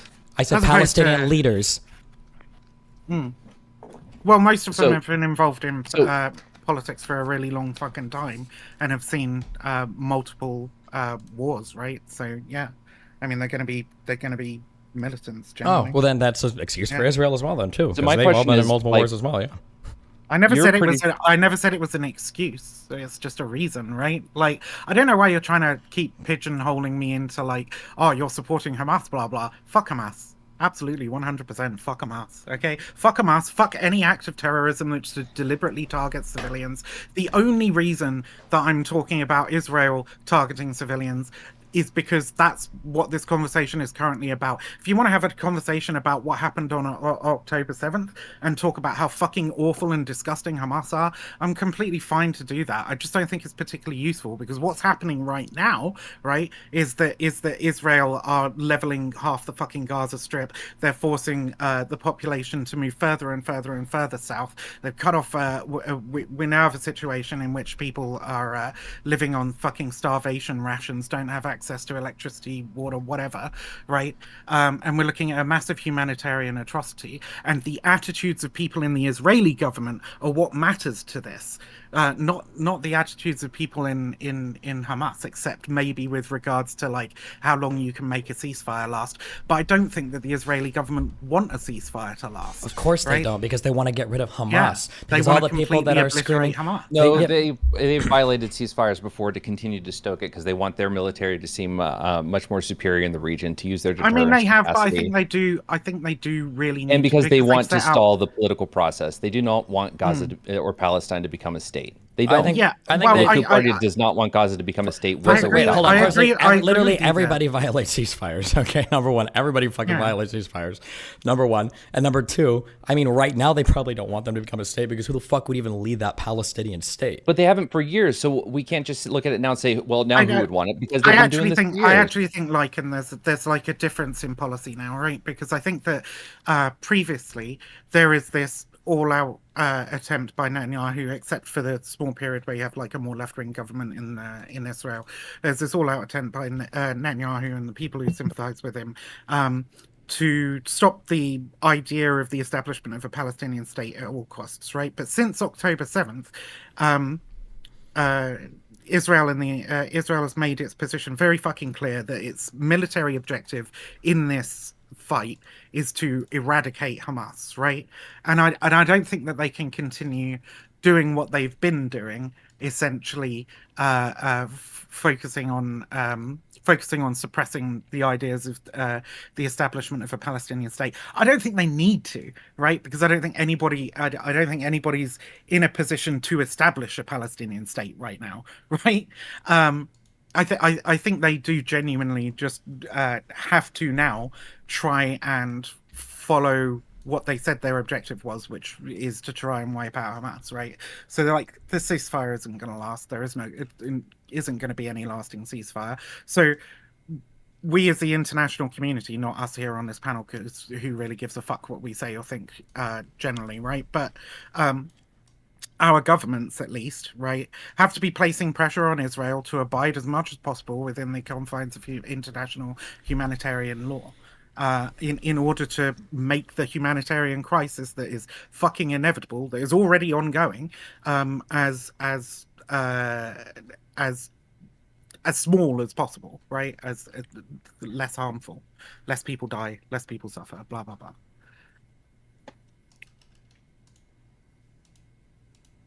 I mean, at base, this kind of like conversation, I think, twisted to like, what are the options, right? So, because when this came up in a debate for me like months ago, I think I said something similar to kind of the fact of just mitigating civilian casualties, and got accused of just being in support of ethnic cleansing. And it's the same question around the occupation in some regards, because I feel like if, from an ideological point of view, if you sat there going, well, military occupation is the obvious answer to that, and then you either remove or curtail the government, or do what the West always does, which is kind of try and force democracy as a top-down system, it doesn't seem to work anyway. So when this has been going on, and most of the debates I've seen, they don't seem to address the core issue that this is a recurring factor in the region. And unless you've got like unless there is a clear fix for that, I think what annoys some people about the debate is it ends up becoming a question of, well, this is the good ideological stance, so this is what we should support, but it's not a realistic, pragmatic stance for a long-term resolution.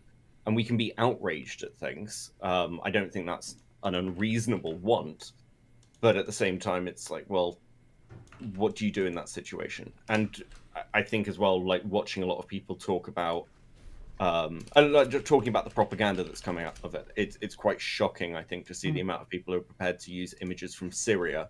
Now it's convenient as propaganda in the Israeli conflict, right? So clearly it's not like cut and dried from a Western perspective. Yeah. I think it's weird that we've gone here from what we were originally talking about, which was like whether or not like attacks on journalists and possibly civilians were like deliberately targeted, and the accountability for war crimes and so on, right? Because I think that's what, like, broadly the left wing of this argument wants, is at least some sign that there's going to be some fucking accountability and that we can rein in some of the excesses of the Israeli government when it comes to committing war crimes against civilians, right? And Israel and me and Lycan talked for a while before this on the long history that Israel has with committing these war crimes and the limited accountability that exists for them. How many UN resolutions have there been against Israeli war crimes? What do they do? How are UN resolutions accountability? That's just a bunch of people going, "Hey, we don't like this. Please stop." Oh, okay. Like, I thought, well, because I was going to say, I'm pretty sure there have been. What was the result? The point I'm pretty sure is there's been quite a few UN resolutions against certain Israeli actions. I don't think there's ever been a single UN resolution against the actions of Hamas. I think that even when they tried to get one recently over the October 7th, well, I mean, at some point, it's probably going to damage Israel's, or a unilateral resolution against Hamas. I think at some point, it's probably going to damage Israel's trust or care for things like what the UN says, because Well, why the fuck would they care? The UN is basically there to. They already Because, don't because care. Israel is part of the United Nations, right? Hamas is not part of the United Nations. Like a UN resolution to a UN resolution to Israel means nothing. A UN resolution to Hamas means fucking less than nothing. Obviously, the UN don't approve of the. Okay, but if actions you of say Hamas like on the the UN and everything means nothing, well then why the fuck are we talking about war crimes? What does that have to do with anything? Who cares? Because we're talking about the lack of accountability, right? The fact that a UN resolution means nothing is a source of great frustration to those people who see civilians being hurt, suffering, and dying, with no fucking accountability for people who could reasonably be said to be not at least, and couching my language very fucking carefully here, at least not taking the greatest care in avoiding that death and suffering, right? Like the theater of war needs to be heavily fucking policed. Like when there are war crimes, people need to be held to account. Just as in Russia with Bucha and shit, right? We want to see the war crimes tribunals for that, and it seems I understand like what you're saying, but I'm just saying they're that putting like together a fucking case for it, but it doesn't seem like anybody's putting together a case for it. I understand what you're saying, but like one, I don't think Israel's even signed on to some of these like international criminal court things. I don't think the United States has either, right?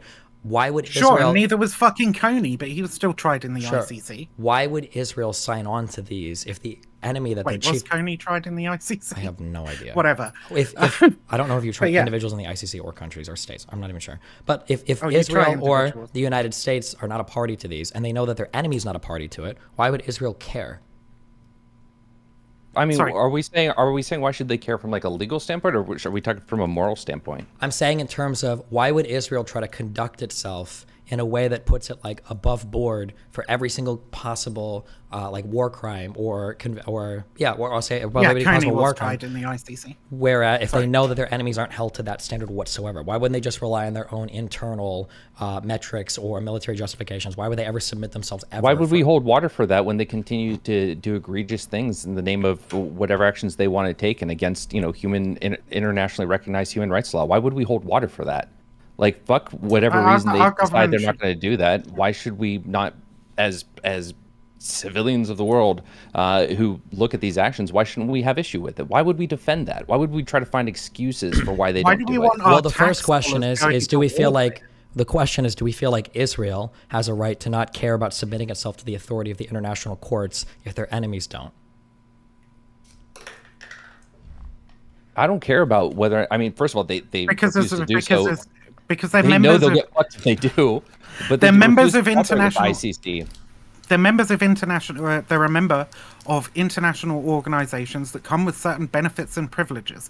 They're seen as the democratic arm of the West in the Middle East, right? Which also comes with certain privileges. Our nations provide diplomatic cover for them and send them financial aid. Okay, right? wait, so hold on All real quick. these- Israel has no benefit, I don't think, from UN shit. Israel has a huge benefit for being right now like an ally to the United States. So it seems like at the end of the day, look bad? Does it make us look bad? It that they're could, our yeah. allies That might and be they're not why held to the standard. Well, that might be why Biden is pressuring them, right? But I'm saying from an Israeli perspective, they don't have any like motivation or there's no reason for them to submit themselves to third-party international courts because Hamas obviously isn't, and neither is anybody else in the region that hates them. So the only thing at the end of the day Israel's probably thinking about is like, wait, well, what keeps the Americans on our side? Is their ability to remain part of these international coalitions and to continue receiving support from Western nations, both diplomatic, financial, and in terms of like soft power, right?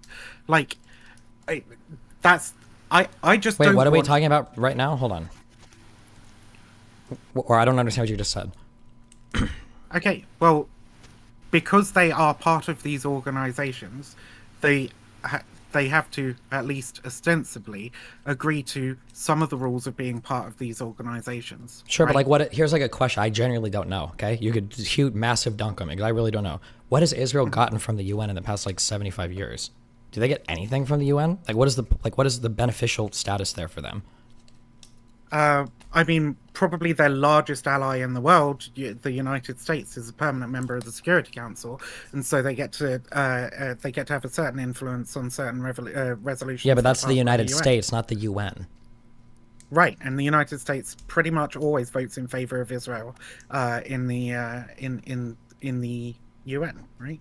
Yeah, but we already said that like UN resolutions mean nothing, which is I think is probably generally we agree on that. UN resolutions won't do much. And if the United States is an ally to Israel, it doesn't matter if it's a 14-1 or whatever fucking vote against the United States in the UN. It's not like the US is pulling support from Israel because of the United Nations. So why again should the Israel ever give a fuck about what the UN thinks about what any of it does? Because UN resolutions are supposed to guide policies of member nations.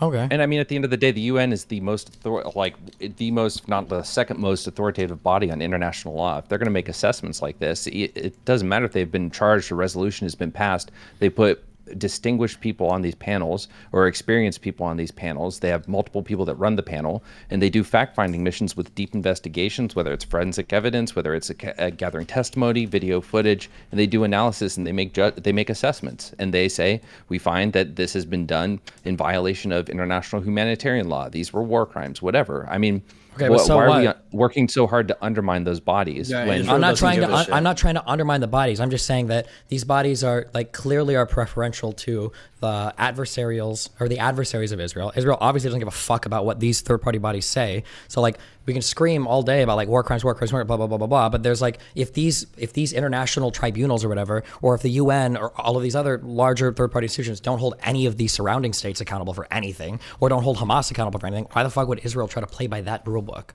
I mean, if we're going to go by that rule, then we can hand wave whatever Hamas does, right? Like, if we're going to say that for Israel, then it's like, well, fuck it already is hand wave. Yeah, fuck it. There are no. Fuck it. There are. Wait. Hold on. Wait. What did you mean exactly by that? Like, what would we hand wave that's not already hand waved? Everything is already hand waved for Hamas. Wait, the Goldstone report explicitly calls out Hamas and calls out their war crimes. What does it do? What happens when they get called out? Again, hold on. The same citations I make about the Goldstone report for Israel, I'm saying they make the same claims against Hamas. Yeah, but who cares? So I'm saying the point is that a governing body with again authoritative power over these kind of or an authoritative understanding of these international laws has made an assessment, and it says Israel has done this, Hamas has done this. Yeah, when you say authoritative, what does that mean? They don't have any authority here. They have authority to like make statements. No, authoritative in understanding the laws and how to investigate them. Yeah, but like, what's the end result of the UN slapping Hamas on the wrist?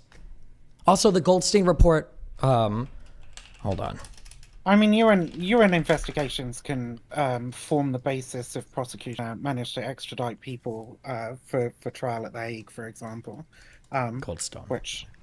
So just quickly, because I want to take a bit of a middle ground, because otherwise we're going to end up looping. Okay, so broadly speaking, the UN serves a couple of purposes. It can be a meeting point, and we saw this with kind of other ceasefires and kind of resolutions to conflicts, where it becomes essentially a neutral ground. In the case of the Israel-Palestine conflict, or Israel's existence itself, that's a bit more of a harder push, because Israel has been roundly denounced in the UN for multiple years, so much so there's a joke about the fact it's kind of the international place of just bitching at each other. Essentially, it doesn't have much meaning. The UN has a kind of secondary meaning use to it, which is the pooling of military resources and decisions for things like the use of certain weapons, what shouldn't be developed, the risks of certain developmentals. Like one of the big ones at the moment is like things like swarm warfare and artificial intelligence in warfare. Like the UN's a big leader in the research in those areas. But yes. Wait, what does that? Hold on. What does that mean? The UN is a big leader in research. Are you telling me the UN has its like own institutions, its own schools, it funds research. It funds gotcha. Military kind of documentation. So, like for instance, a lot of American generals will contribute to papers with other countries, like say South Korea, when they're kind of. But it's supported by like top legal scholars in the world when it comes to these issues. Well, supported and contested. Not every single thing the UN says is like a supported statement, especially around Israel Palestine. There's a lot of contested stuff here. But it's important to see what the contestations, what's being contested. Yeah, it's a difficult one with Israel Palestine. I agree with Destiny on this, because as opposed to other nations where there's a bit more balance. A lot of people, so for instance, you'll find that Britain often abstains or has in the past voted against Israel in UN resolutions or condemnations, because Britain's concerns are with kind of our oil-based counterparts, to put it politely. So there's a lot of politicking, particularly around Israel in this region. So whereas I think the UN can have huge effects with other nations. I'm not sure whether that's the same for Israel because of how they've been treated within it. Though I do agree, like the compiling of information and data for use in kind of post-conflict trials or prosecutions is really it's something the UN has shown that it is valuable for. But as with all things, it depends on the conflict. It depends on the winners and the losers. And it's things like Rwanda, for example. Like when you've got UN troops in Rwanda, obviously there are atrocities committed there. But because of the nature of how Rwanda ended up dealing with its post-Civil War period or post-massacre period, it didn't prosecute in the same way that we'd see, post-Nuremberg, for an extreme example. But yeah, I mean, ultimately, like the claims of war crimes are not just hand-wavy things. They can have long-standing impacts. So right now we're seeing in the US, for the first time, kind of the vote turn against Israel, at least within the populists. We're also seeing that in Europe. Even amongst right-wing voters, there's an awful lot of sympathy for Palestine. And that does impact how politicians and governments are going to introduce that issue to the voting demographics because they want to win elections. And a lot of this is to do with where that money and lobbying and support comes from. So in the long term, having a load of accusations of humanitarian and war crimes against you could have an impact to Israel's support, yes. It's not just as simple as a hand wave, just a longer case study, basically. Does anyone disagree with that? Like, does anyone think it really is pointless to, like, put anything as war crimes? Because Destiny, I've seen you say this a few times. Well, I mean, I feel like the UN declaration is kind of pointless. I feel like what people probably don't like are the underlying things. I think that's probably the big thing. Maybe a UN declaration can matter in certain circumstances, but for the most part, I think people are going to be upset. Like when people talk about like the idea of like shooting and killing a reporter, I don't think people care that it was like a war crime or not. They care that the underlying action was really, really, really bad. They're not waiting for like a UN resolution on that to feel horrible about it. You know, that's my guess. It's not about feeling horrible. It's about seeing accountability, right? Which is where like. Yeah, but war crimes don't do this. There's no accountability from the UN in this region for this shit. Not from the UN, but from the ICC. There can be, potentially. What has the ICC done to hold anybody in this region accountable for anything? In that region, I'm not sure. I don't think. Because I'm not aware of anything. Maybe there is. As far as I know, there's currently an investigation going into the killing of Shireen Abu Akleh at the ICC. I don't know what the outcome of that will be. I imagine there's been other investigations by the ICC into Palestine, Israel. I can't imagine why they're sure, but I don't think anything I don't think they can do anything to hold them accountable. Like Israel's not even part of the ICC. I don't know what the ICC can do a third-party investigation, which apparently at this point just means asking Hamas about what happened. But at that point, I don't think that the ICC can hold them accountable for anything. I mean, nobody's part of the ICC. Coney wasn't part of the ICC. Still stood trial in The Hague for war crimes, right? I thought the ICC has members, has signatories to it. Is that not true? The International Criminal Court. It's I'm pretty sure. I thought I saw a map where the United States and the and Israel, I believe, are not signatories or whatever too.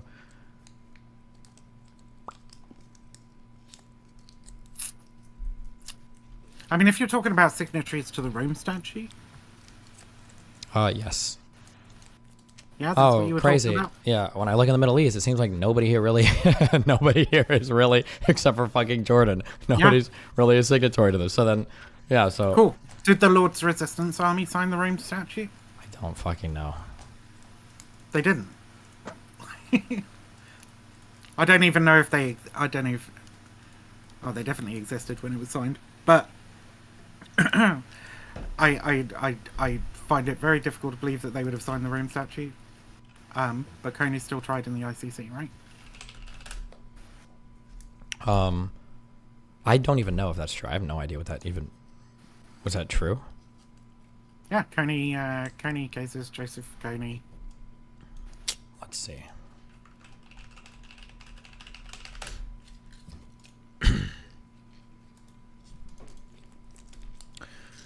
Coney is a Ugandan militant who founded the Lord's Resistance Army. Oh, he's from Uganda. Yeah. Kenya, Uganda. That's this country here. Uganda is a signatory to the Rome Statute, so that makes sense. Oh, it is? Yeah. Fair enough. Yeah. Okay. So then they even best case scenario for your ICC example, like I think Israel wouldn't care about giving up a few leaders in exchange for like the fact that they would win. I will fully admit, right, that I don't know like everything about the internal workings of the ICC, right? I don't think any of us fucking do.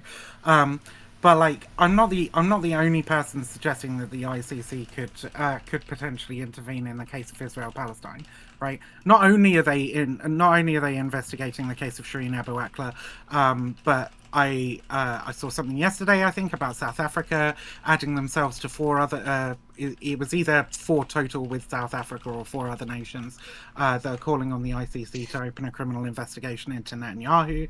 So like whole ass fucking nations. Would they open up one into Iran, into Pakistan, into Hamas, into Hezbollah? Like there would have to be some level of consistency here. Like what are their thoughts on October 7th? Like what is the UN stance on October 7th? I would like to see absolutely anybody who's fucking committed war crimes be held accountable, right? We're just not talking about those people. These groups don't think these things are like an illegal or bad thing to do in war. These are just standard tactics. Let's skip forward to all of this, okay? Because none of this matters. Fuck the war crime shit, okay? So obviously we want a true ceasefire, whatever. What should Israel do right now? For the people that are calling for a ceasefire, let's say they do a ceasefire. What's the next step? I mean, they're already doing a ceasefire, right? It's a temporary one for hostage releases for days. Yeah, what's after the ceasefire? 4 days. I would hope they use the period of the ceasefire to enter into some kind of negotiations. Honestly. Yeah, but I'm asking what comes after. What are they? Because they want Hamas gone. Hamas is not going to leave the Gaza Strip. What happens next? The next step is that you lift the blockade. You secure the borders of Israel. You start to work on the 2-state solution. You bring the people to the side of Israel, let them see that, okay, Israel's now opened up the borders. Our economy is no longer crippled. Our government's allowed to actually work. You work with the PNA to help, again, generate support for the people, to support the PNA instead of Hamas. And you start the long, difficult road to actually giving Palestine statehood, creating good relations between Israel and Palestine, and turning the people against Hamas. You can't fight an insurgency like this by just going to war. Though. Wait, so the neither does the fucking war in Iraq or Afghanistan. We learned killing that them you has cannot a better just go in chance and of kill a getting bunch of this. people. I mean, what happened to the and Taliban? achieve this end. Like, they're not exactly doing terribly right now, are they? The Taliban.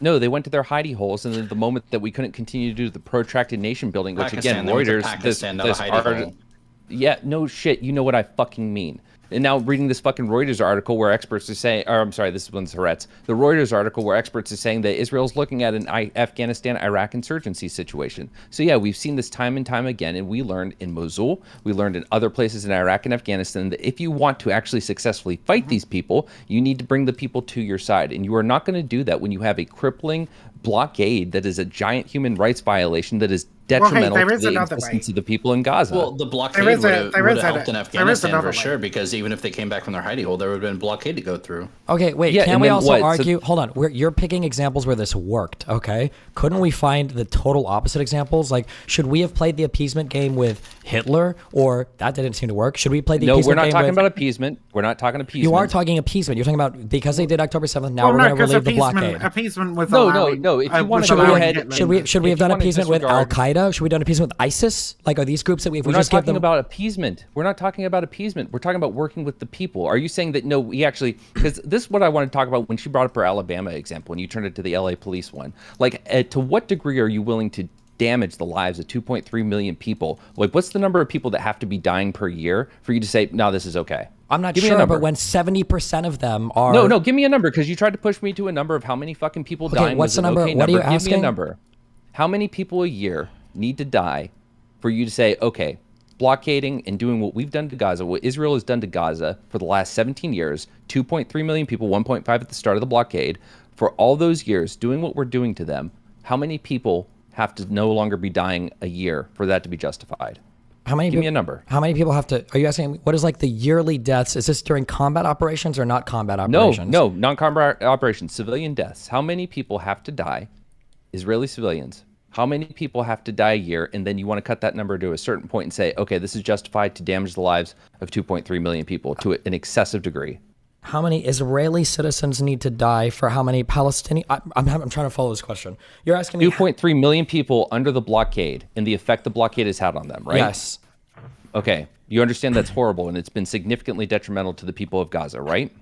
To some extent, it must be, yeah. To an excessive extent. I don't know if so that's I'm true, asking but to some you, extent, it clearly is, yes. So let's say before the blockade, 70 Israeli civilians a year are dying, right? We'll say after the blockade, how many of those civilians, like how much do you want to see that number go down to justify? Is it all 70? It's like, fuck, if we don't lose 70 I don't think I would a year, ever that measure justifies this it. in civilian deaths. I would measure it in what's going into the Gaza Strip. No, but that's what exactly Israel has done. They've said that, hey, we've cut down on the suicide bombings. Hey, we've, the rocket attacks, people aren't able to get as many rockets in, so we're not having as many deaths. Yeah, but that's the blockade isn't. No, the blockade is not. We need to bring this number down to this. The blockade and it's also is, we need to the blockade is delegitimize that the government of Gaza. No. The blockade is that. Call me wrong on that, please. I would love you to do that. The primary justification for the blockade is that materials can enter the Gaza Strip that are used to attack Israel. That's the goal of the blockade, is to inhibit those things coming into the Gaza Strip. That's the point. No.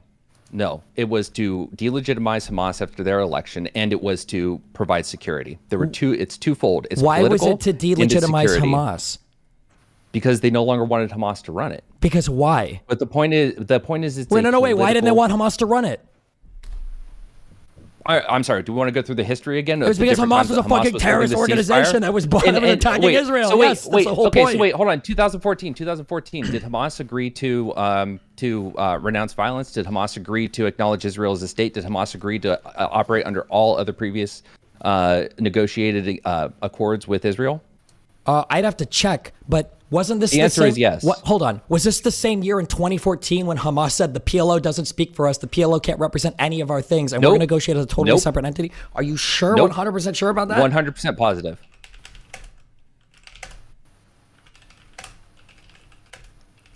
Oh, fuck, I gotta fight. I literally just read this earlier today.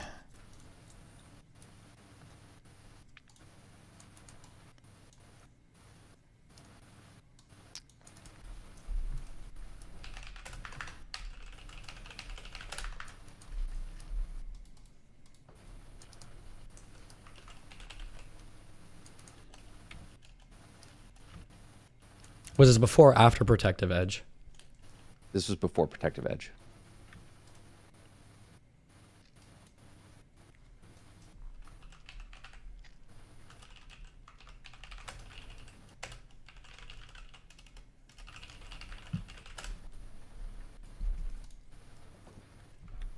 Wait, is anybody else